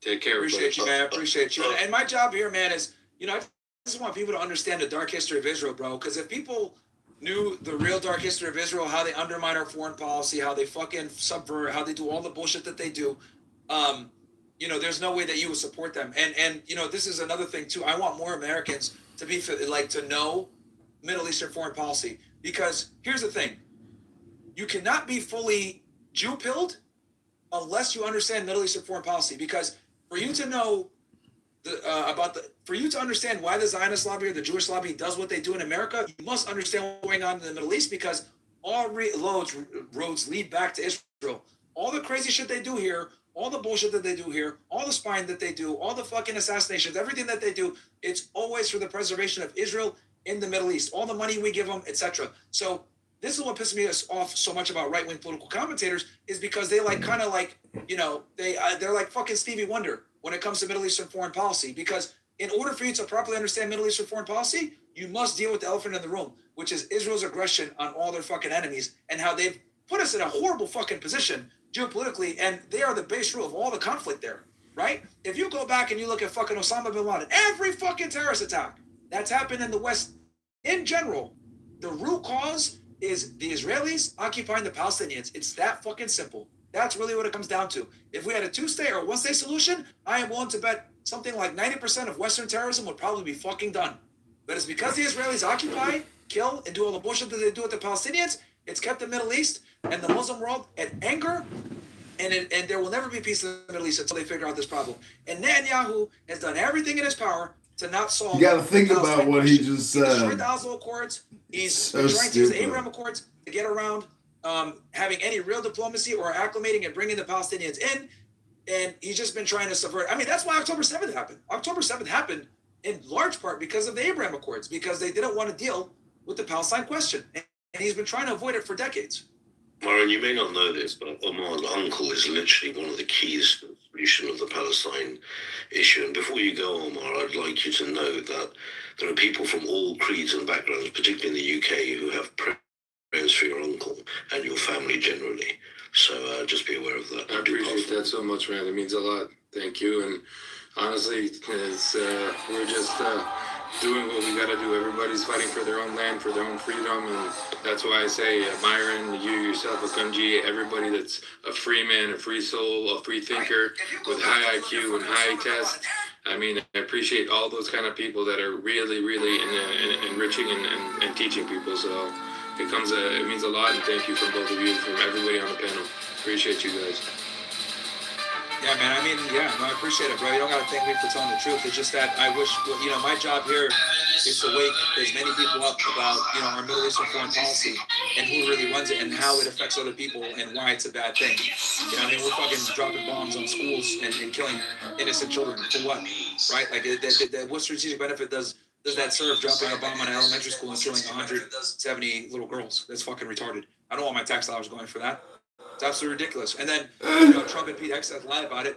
They say, oh, no, it wasn't us, bro. Tomahawk missiles, dude. Who the fuck else has Tomahawk missiles like that, right? Like, it was day one. Like, you think we're that retarded? But the reason why they're able to get away with lies like that is because they're banking on you being retarded. They're banking on you only watching Fox News. They're banking on you only watching Western media. They're not banking on you watching Israeli media, which, to be honest with you guys, one of my guilty pleasures is watching Israeli media because they snitch on themselves all the fucking time, right? They actually do. If you watch their media, dude, they snitch on themselves all the fucking time, bro. It's actually really entertaining and very eye-opening when you watch Israeli Give me an example. Okay, sure. So, in the Israeli media, two things I'll give you. Number one of the newscasters one time admitted months after the 12-day war that the Iranians got through and destroyed a lot of their strategic locations, right, for Mossad, for, you know, military infrastructure, etc. And that's just something that we had known for a while, but obviously they finally confirmed it. And then another thing that they snitched on themselves was, I think it was Channel 13 or 12, one of the main propaganda channels that they have. The guy said, he was talking about the Iranians that were doing the protests in Iran, and he mentioned how, like, yo, these guys are very well trained. These guys are good. Like, yeah, they got to have some type of, like, leadership. Like, holy, these guys are fucking good. These protests are good.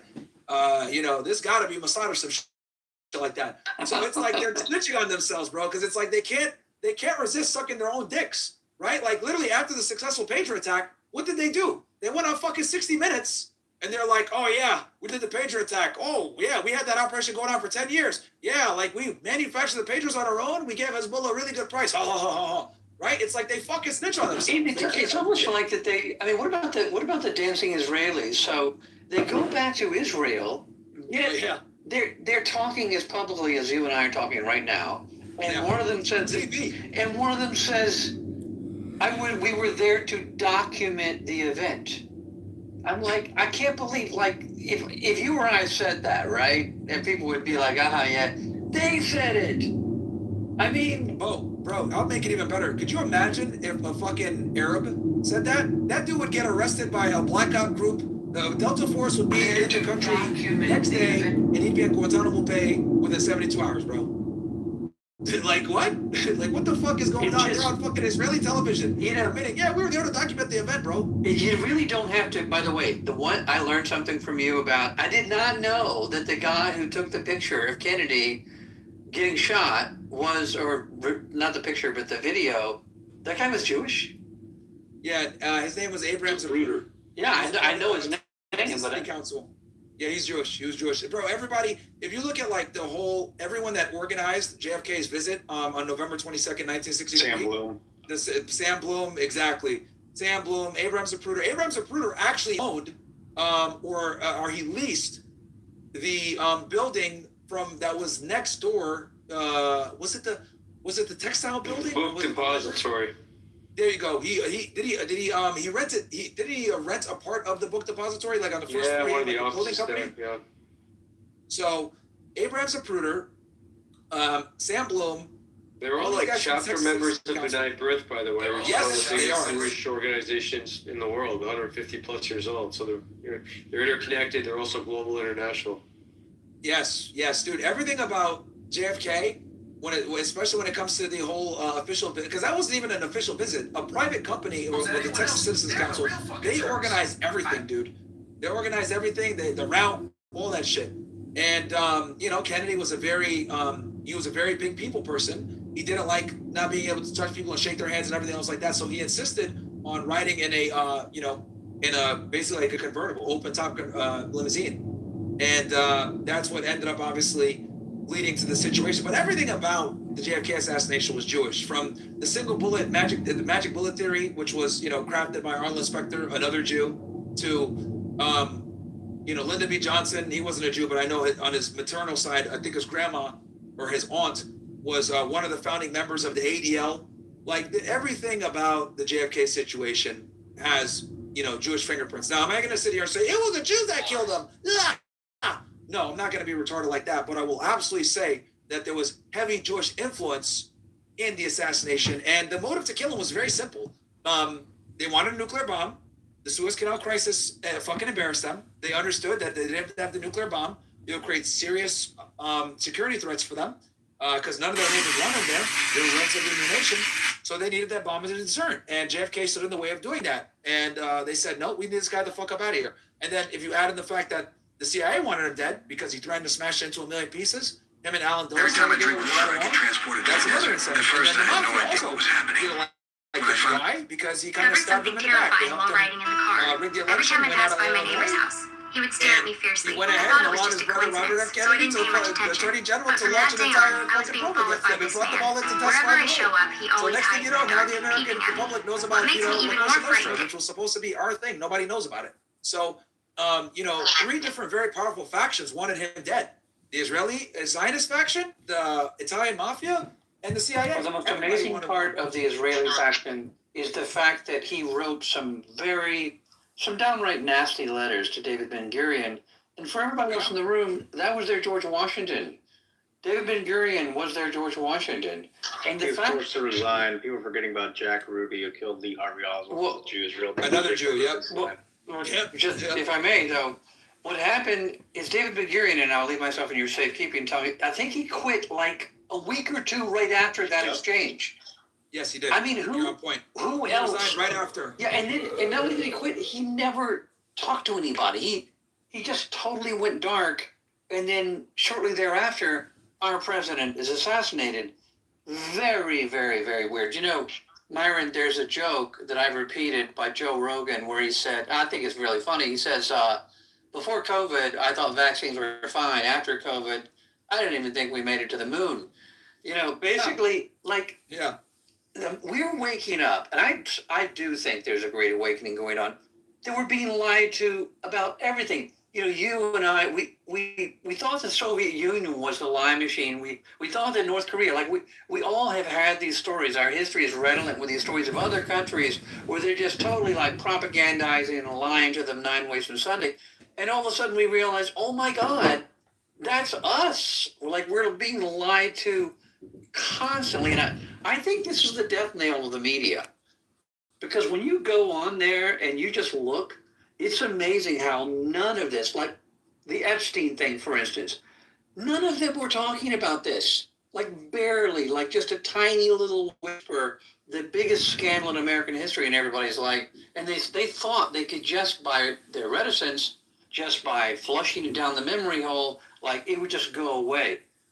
Apparently we're going to need a bigger memory hole because no one has let this stuff go away. So what do you think about that? I mean, are we not awakening to the fact that everything? I just don't trust. Everything is anybody alive. who believes in whatever the narrative the media is telling you, it's just blue pill for life. I don't even know what to say anymore. Yeah, I mean, you have to watch the media with a grain of salt now. You really do. Like, I'll give you an example. Earlier today, I was reacting to a clip of Fox News documenting cluster munitions coming into Tel Aviv. And, I have to remind my audience, look, the only reason you guys are seeing this is because the Israeli government is allowing Fox to document this because they want to make a case for the cluster munitions and, the Security Council. Saying it's against international law, whatever, which is kind of a joke that Israel even talks about international law, but that's another conversation. Well, neither Israel nor Iran are signatories to the cluster ammunition ban. Neither of them. Yeah. So I don't know what case they're going to bring. It's funny because it's like, dude, your prime minister is wanted by the international community. What, are you fucking serious? Like, what the hell is going on here? So it's like a joke. But, it is what it is. But yeah, no, but yeah, like when it comes to mainstream media, I think you just have to watch it with an extremely red lens. Like the only reason we're seeing this Fox News coverage is because the Israelis want you to see this Fox News coverage and the cluster munitions because they're trying to paint a certain narrative. Like you look at people like Yosef Haddad, for example, a huge Israeli propagandist. He's Arab. He speaks Hebrew. He's 5'2", so he's like the Israeli demographic. And he's only one of the few people. Like if you look at on his X or his Instagram, he shows the damage, and he always makes sure to only show the civilian damage. From the Iranian missiles. So, because Israel has a very strong censorship policy right now. That's why all of this is extremely important to mention. So, I just watch the news now with a huge grain of salt. It's very hard for me to watch mainstream media, but I watch it for my audience just so I can kind of like help them decipher the bullshit. And like this other YouTuber, Max Afterburner, which I encourage you guys to check him out. He's probably the biggest fucking propagandist ever. Like they asked him, his audience, like, do you think we went to war because of Israel influence? And he said no. He said that no, it's an America first policy because we're going to take out their nuclear program. And I was like, oh my God, holy. Yeah, like, when you're like, North Korea's nuclear program. Dude, it's like you're doing fucking calculus and some idiot can like barely add and subtract and you're like, I don't even want to fucking go through and explain that you're an idiot. Like we're doing calculus over here, you're still doing fucking addition, subtraction, you fucking retard. You're using a fucking abacus. Like what's going on here? So, but I'll be back. Give me like 2 minutes, guys. You guys can go ahead and chat for a bit. All right, Dan. Take care, man. Yeah, I just want to say, don't know that Fox News is run by a Jew. Rupert Murdoch's mother is Elizabeth Green. She's an Orthodox Jew. You can easily type it in. So yes, he's Jewish. Also on the other side, left-wing Jewish media, MSNBC, NBC, Comcast, Universal is run by Brian Roberts, who is also a Jew. So there you go. The media is controlled by Jews. And that's why everybody that wants to really know the facts and the history, analyze everything that you watch. And removed immediately. Question everything, verify everything, because even Nixon said, "I trust you, but I want to verify," and that's what every American, every human, every soul should do. And please don't use AI. Please do not use AI for that. Come on, do diligence and at least do what you got to do, guys. Love and respect to everybody here. Appreciate you and take care, everybody. All right, thanks for that. And guys, will gradually wind down. Been going on for many hours. We did a subscriber space earlier too, so we went for about 8 hours straight now. Great space, my friend. Yeah, thank you. I'm gonna try. There's a lot going on, man. Just the news is coming in fast and furious. And I posted a couple of things while you guys were talking as well. And yeah, they just plainly admit on mainstream media is part of the reason why the Epstein Coalition even attacked Iran is because they want to take all the oil from Iran, right? Maria Bartiromo acknowledged this, and no surprise there. So I think that among other reasons, they also pose a threat to Israel, of course, right? So, when Myron was talking, and we were talking about the media, George Orwell depicted a world where a screen watched your every move and controlled you thusly. Who would have thought that just the reverse is true? We watch it. That's how they gain such immense control.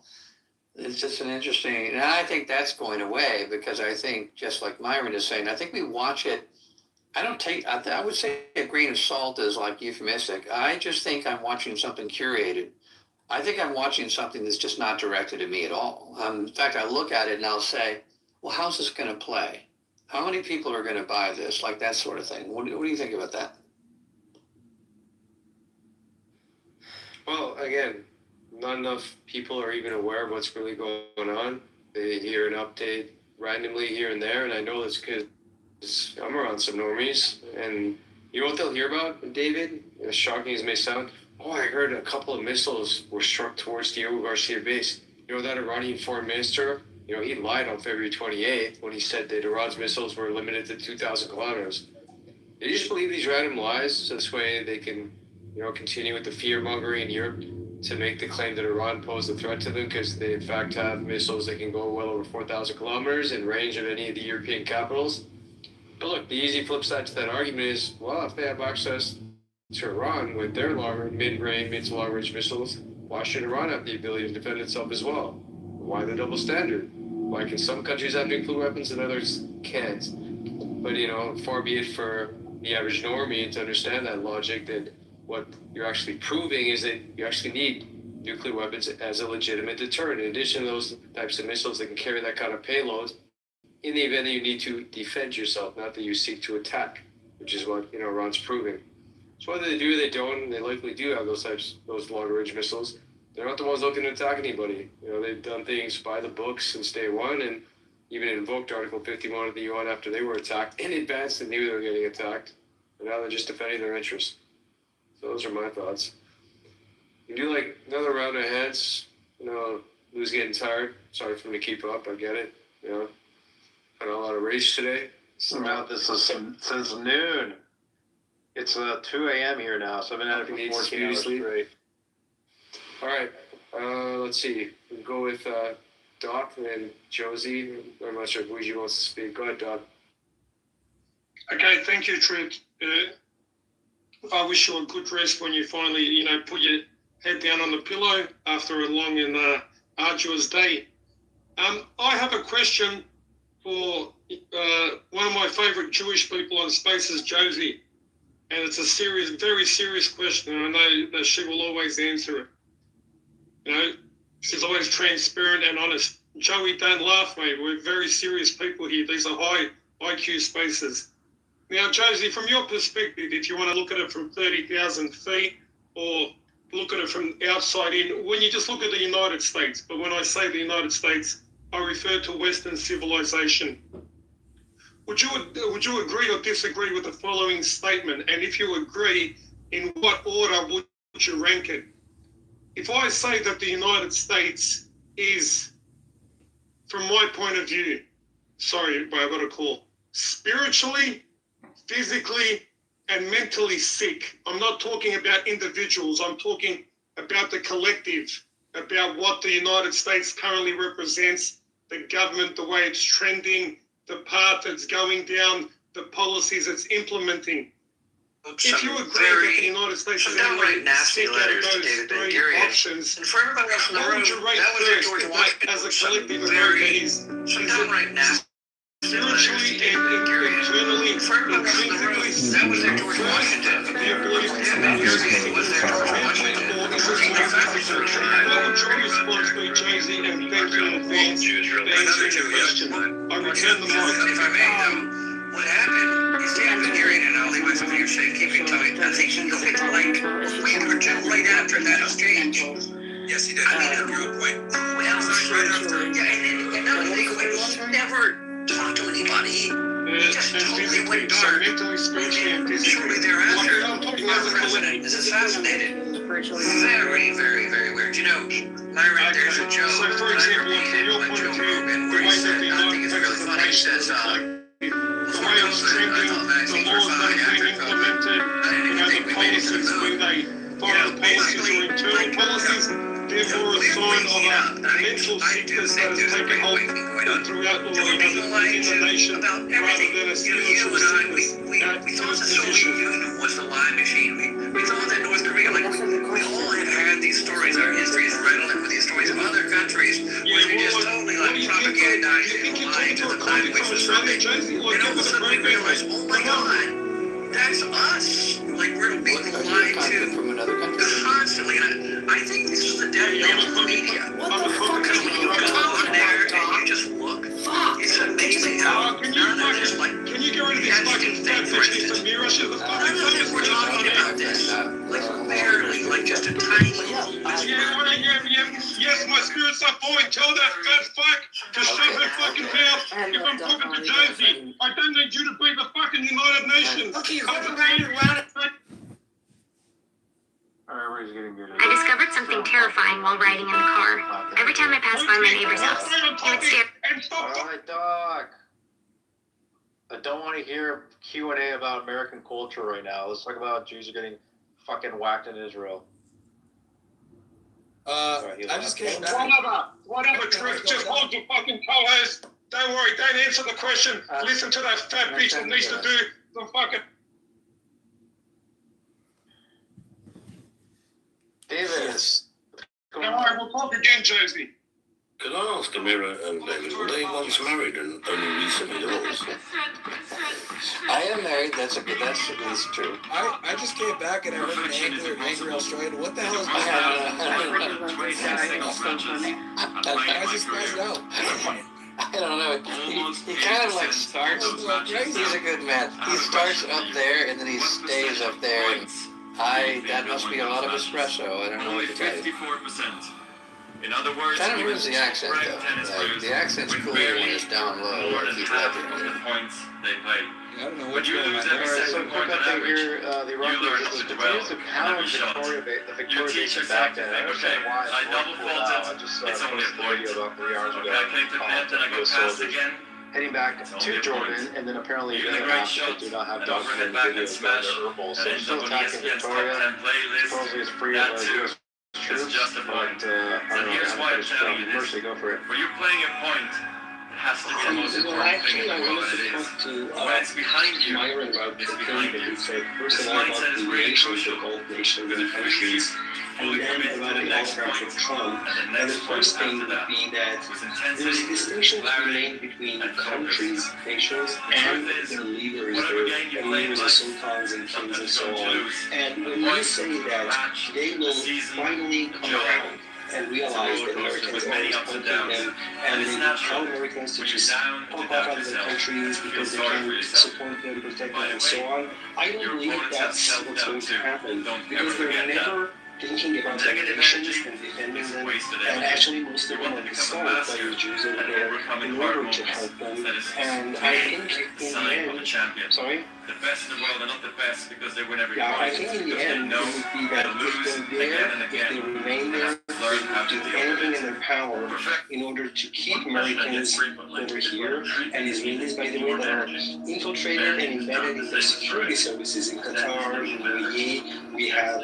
Mossad agents running things in those countries for their intelligence branches and services. And I think Iran has made this quite clear that we're not going to stand for the American troops' presence in the region. All the bases should be gone. So I think this is a fundamental fight that's not going to end with just moving on and saying, okay, Americans come here, and if Arabs accept them, then that's it. I think that's not going to happen. They have to go permanently. That is the stance of the Iranian government and the Iranian nation, by the way, and we're going to stand firm on that. I think this is going to be the end of the American presence, at least their military presence in the region, and that has nothing to do with these emirs and sultans and kings in these Arab countries, in these Gulf countries.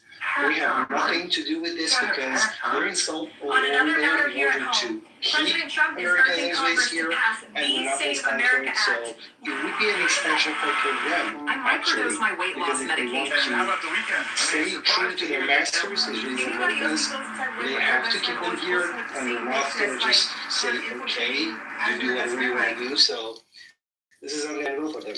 And as the other thing, I do believe that Trump can back out of this. They talked about the calculation and capitulation on the Iranian side. The Israelis knew that for sure. They knew what would happen if they did this. And I don't believe they're so stupid.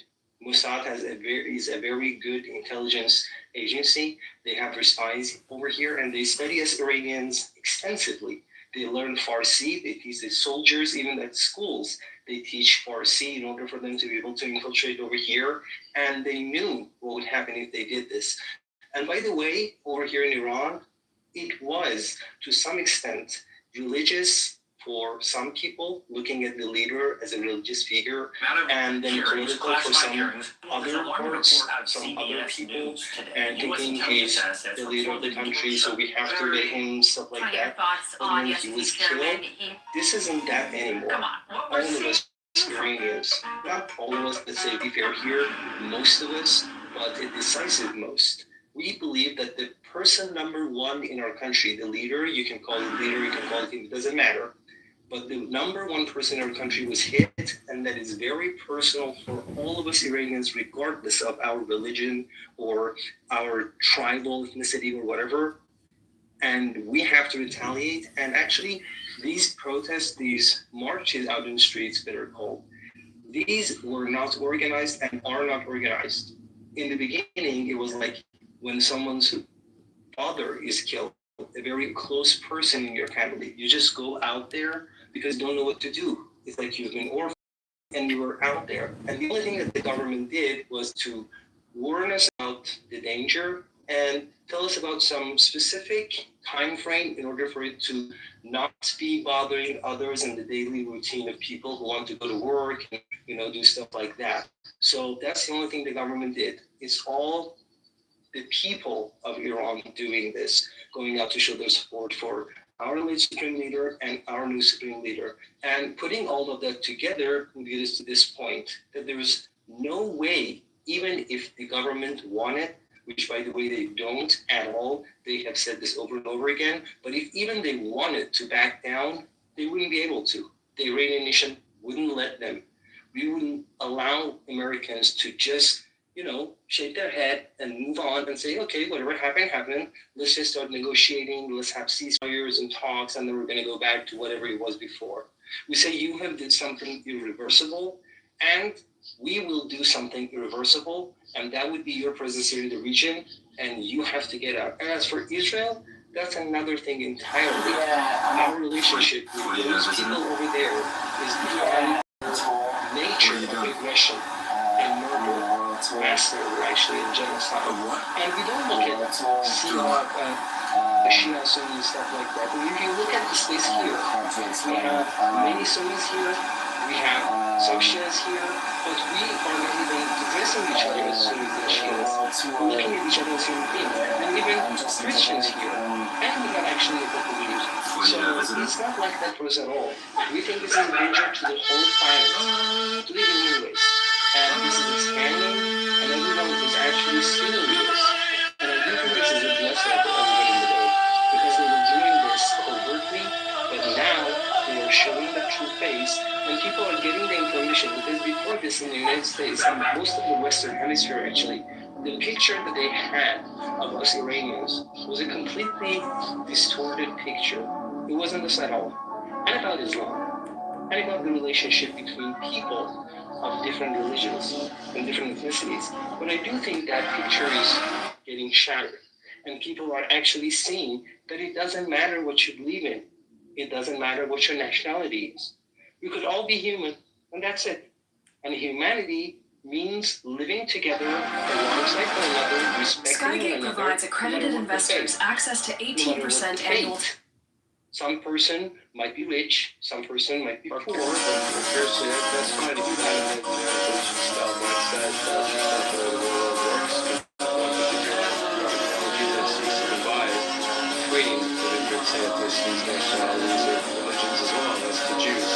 So, I'm not, that's actually what I meant when I said that we look at them differently. When I say human, that's being anti-human, and that's different. And the word jihad, which is, by the way, translated into struggle, but better would be translated into an effort, that means as long as someone doesn't attack you, you live alongside them peacefully. But if they do, it's a completely different story. Do you want to direct the question? Would you like Myron to answer the part about us, or respond to the part where you said there's no way out for Trump? Because I think he was talking about that a little earlier. Myron, do you want to respond to the idea, is there absolutely no way out of this for Trump? What do you think about this?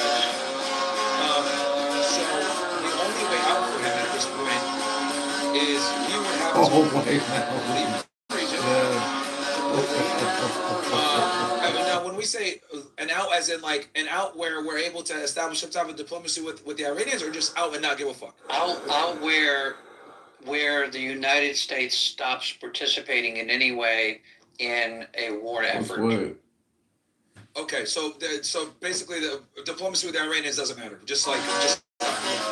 Well, no, No, I'm kind of like thinking like you are, which is he can't really do that. Like you can't just say, it doesn't feel like, and I think this is what our friend was saying, it doesn't feel like, and you were saying this earlier, that the United States can go, okay, you know what, we're just going to pretend we won and we're just going to stop fighting and pretend like everything is normal.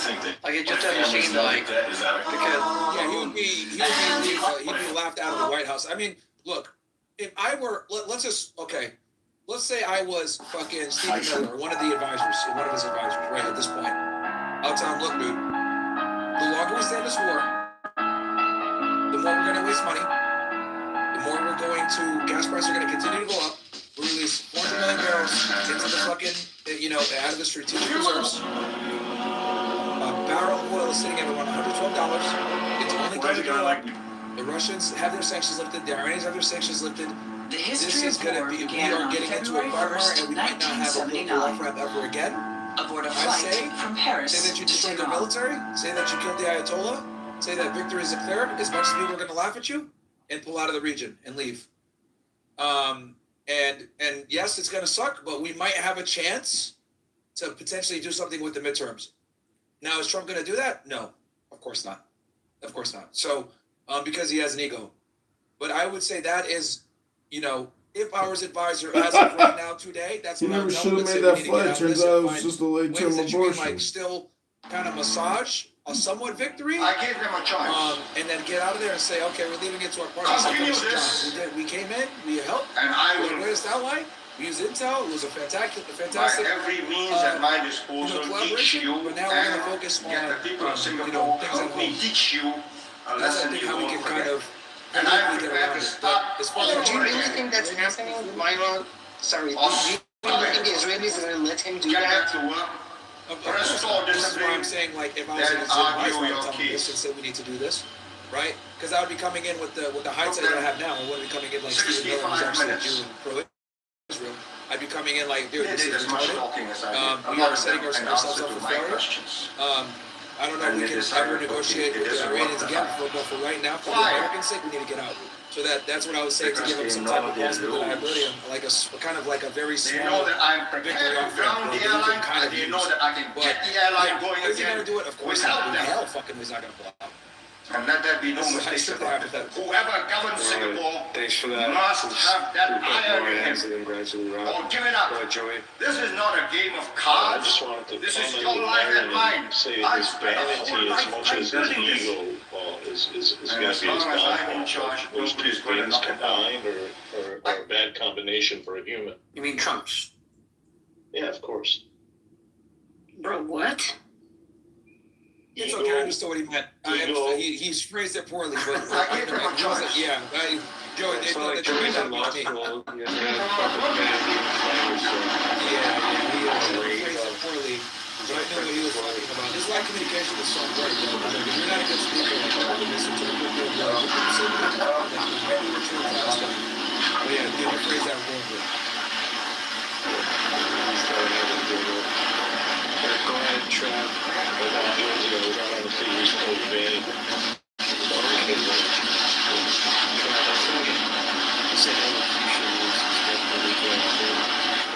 want to just weigh in on something. I don't think it really matters either way at this point, because one thing that a lot of people have to take into account this is essentially a commitment to our monetary system.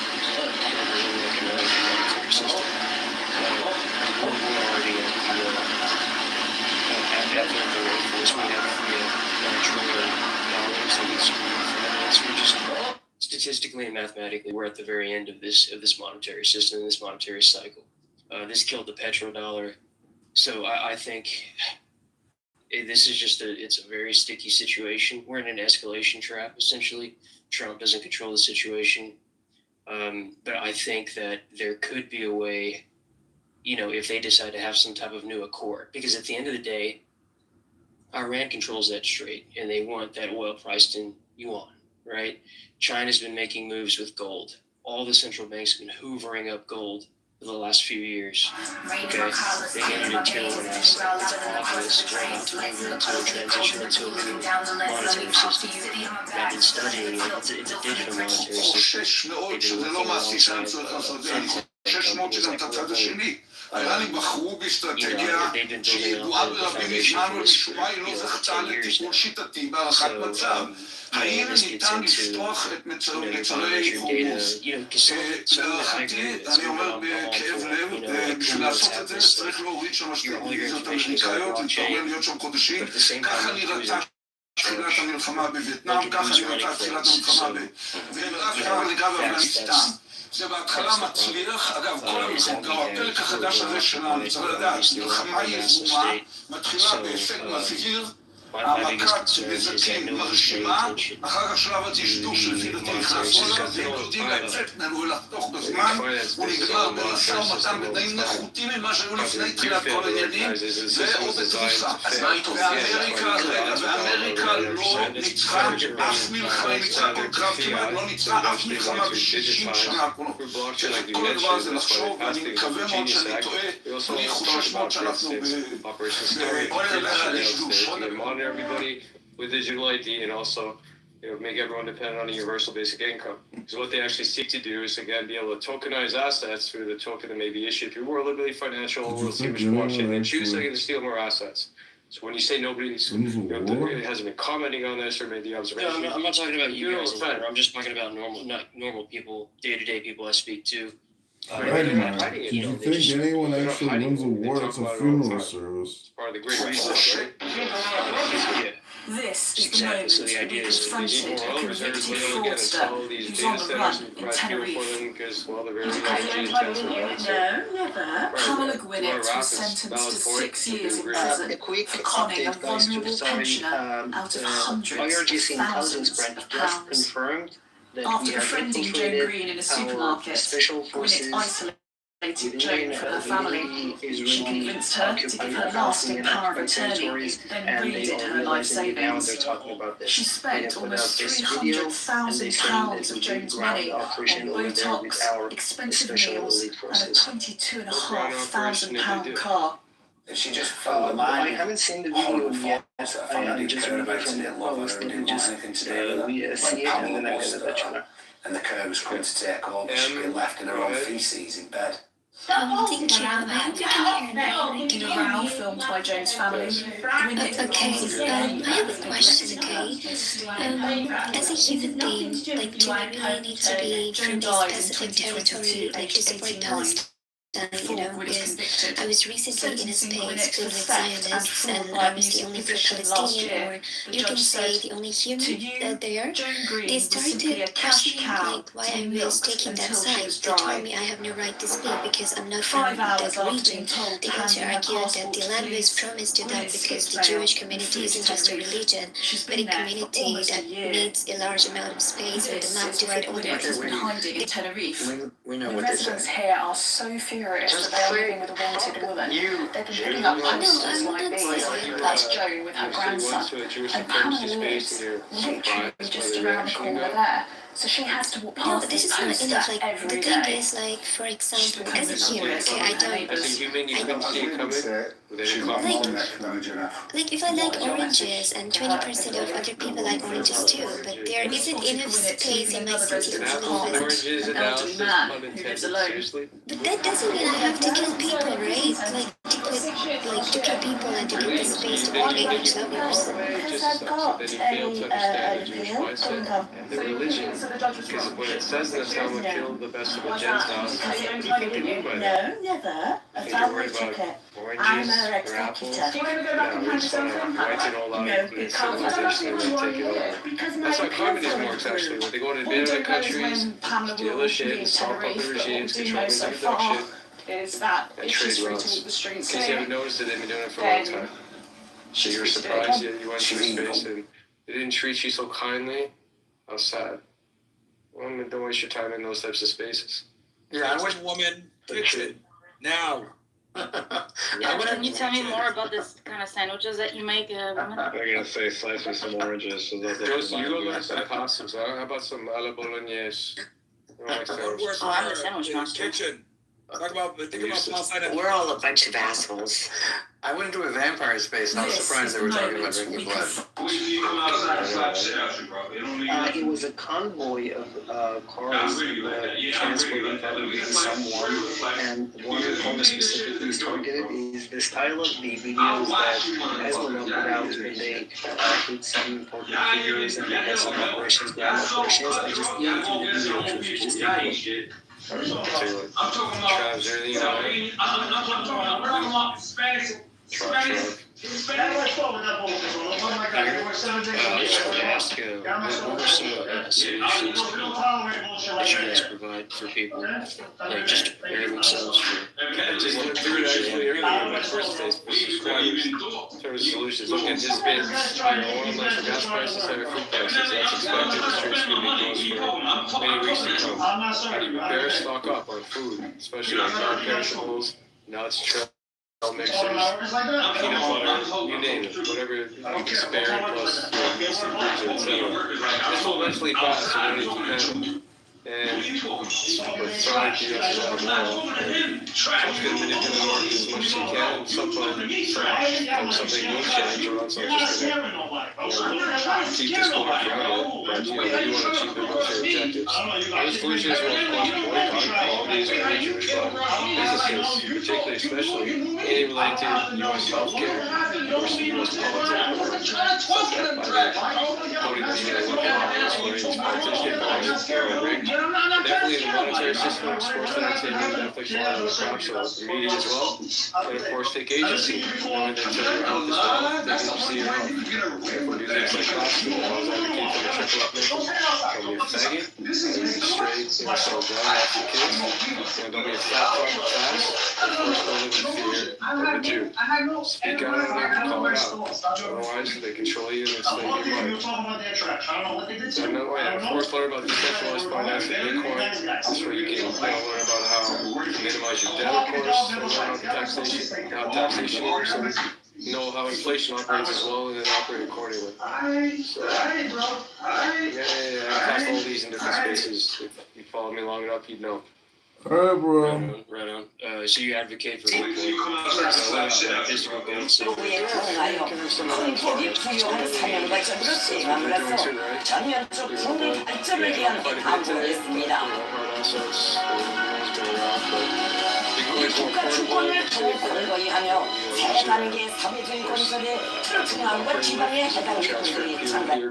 Business to business, etc. And there'll only be 21 million minted. It keeps you to find more gold and silver deposits there. So the problem with Bitcoin is it doesn't really do anything. It does plenty. So that's not true. Ross Albright proved it's archaic compared to something like the XRPO. Like I don't have anything against Bitcoin. I owned Bitcoin before it was worth $5.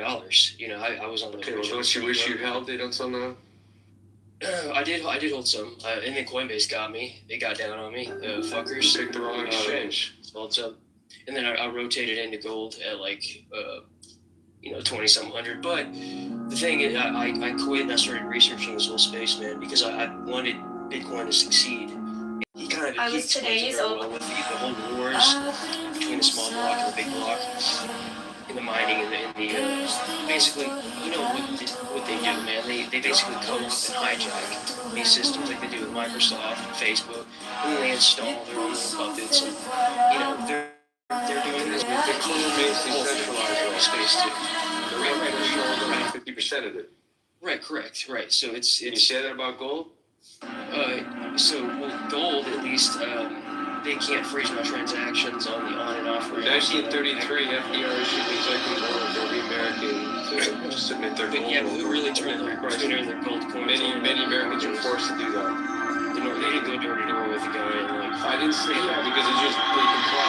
The point is they can seize it from you. They can't seize your cold storage wallet or your right. But there are other tokens, utility tokens are going to have an actual. Okay, what's easier to transport around? Your blocks of gold or your seafarers, which is in your head? XRP would be cheaper and faster. Okay, XRP you already know is compromised, and that's run by Ripple Labs, and it's not decentralized. How is it not centralized? It's not. Because Ripple Labs owns over 50% of it.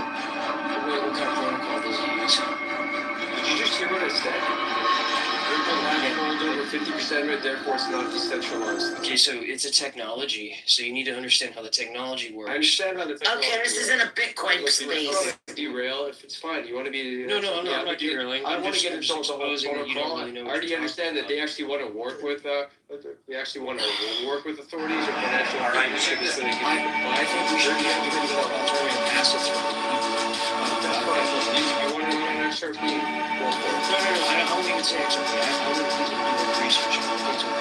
I think everybody should be buying gold and silver because gold and silver are real money. Okay, it's a tier 1 asset. It's declared a tier 1 asset by the federal banking system, BIS. It's been declared a tier 1 asset. Okay, so the entire banking system, the entire financial system is about to completely change. The way everybody does business is going to completely change. And what they're doing is they're building the internet of value. So much like you had TCP/IP for the internet protocol, which allowed this whole new world to arise out of the internet. And instead of having to invest in the random businesses that you didn't know were going to make it, imagine being able to invest directly in the protocols in that system. That's what we're looking at here. Now, with that whole system comes a tightening of the noose and more control and less of our freedom. Benjamin Netanyahu was killed in an Iranian drone strike, and Israel is covering it up with AI videos, whether it's true or not. Here's what Jews understand that you don't. Videos are circulating. You shouldn't go lanes when you're pretty much locked down inside. Okay? So they want to control all your things. They want to control this pollution of the However, if you own the actual native token, that's what happens. So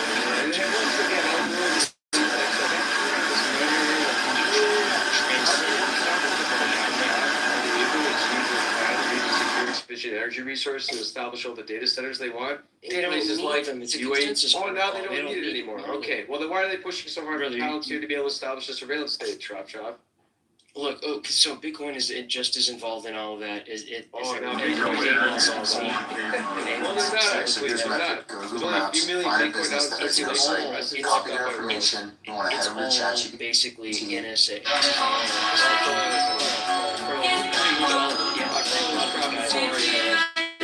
XRP uses the exact same security protocol as well. No, it doesn't. Yes, it does. And it wasn't made by the NSA either, by the way, because no one actually knows who devised the Bitcoin blockchain algorithm. No one knows directly, but we know. I've read the white paper. So have I. The white paper, 256. I'm aware. That's fine. Okay, so this is the Bitcoin space. I do find that space to be all I'm saying is everybody should look into the fact that a lot of this has to do with the global monetary reset. Okay, thank you very much for your contribution. True, I'm sorry I missed your space, but I'm not a vampire. Quick question. Do you think Iran is going to prevail and the Greater Israel Project will fail? Question. That's how it's looking at the moment. Just give me something. I'm not here to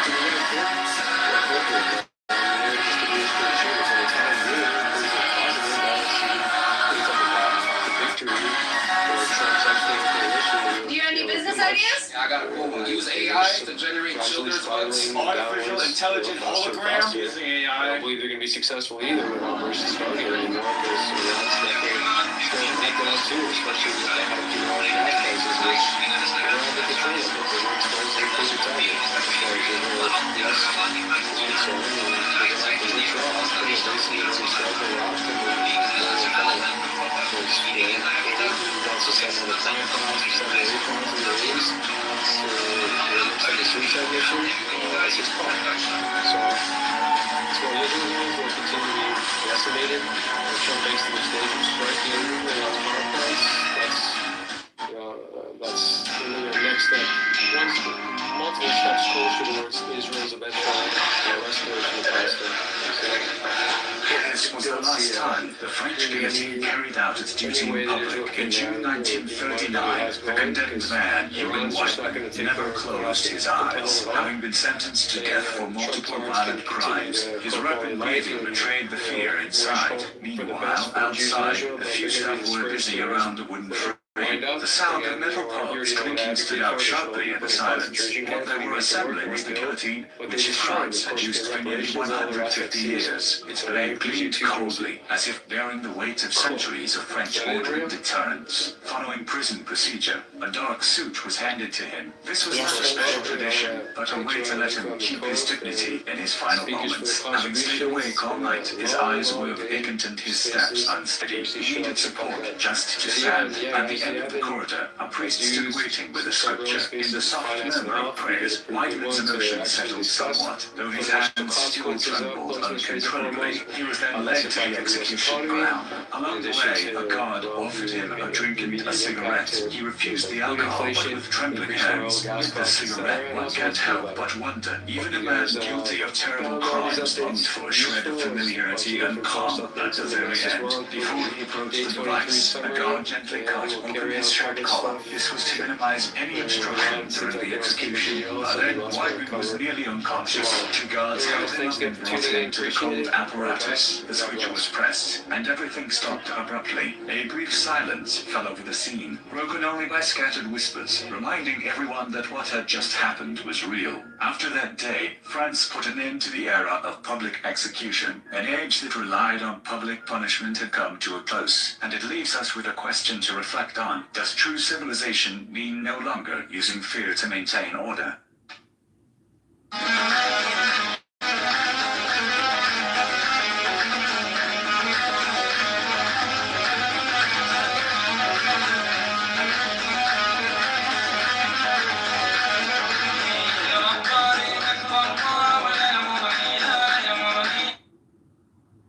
Italy is restricting who can become Italian, changing citizenship rules that are as old as the country itself. The move has angered some expats and comes at a perilous time for the nation.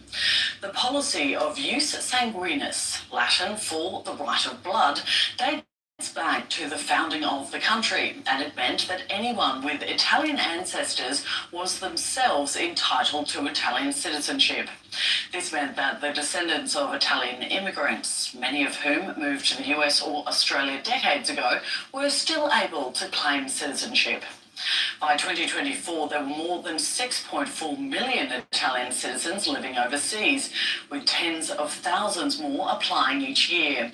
A law introduced last year set out to change that. Under the new rules, you can only claim citizenship if a parent or grandparent is born in Italy, and that relative must not be a dual citizen. Applicants will also have to demonstrate proficiency in the Italian language. The change was motivated by perceived abuse of the system, with the government saying people were getting Italian citizenship.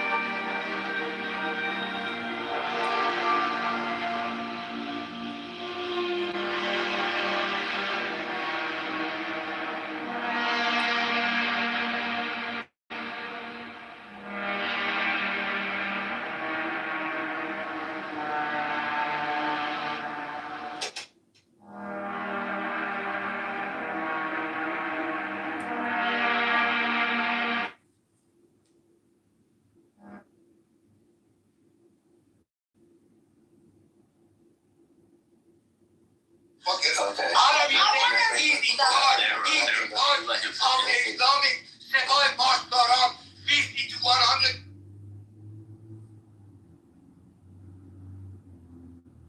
همیهنانم امروز سال خود را در میانه نبردی میهنی با جمهوری اسلامی ایرانی و با یاد همه فرزندان دلاور و جاویدنام ایران نو می‌کنیم.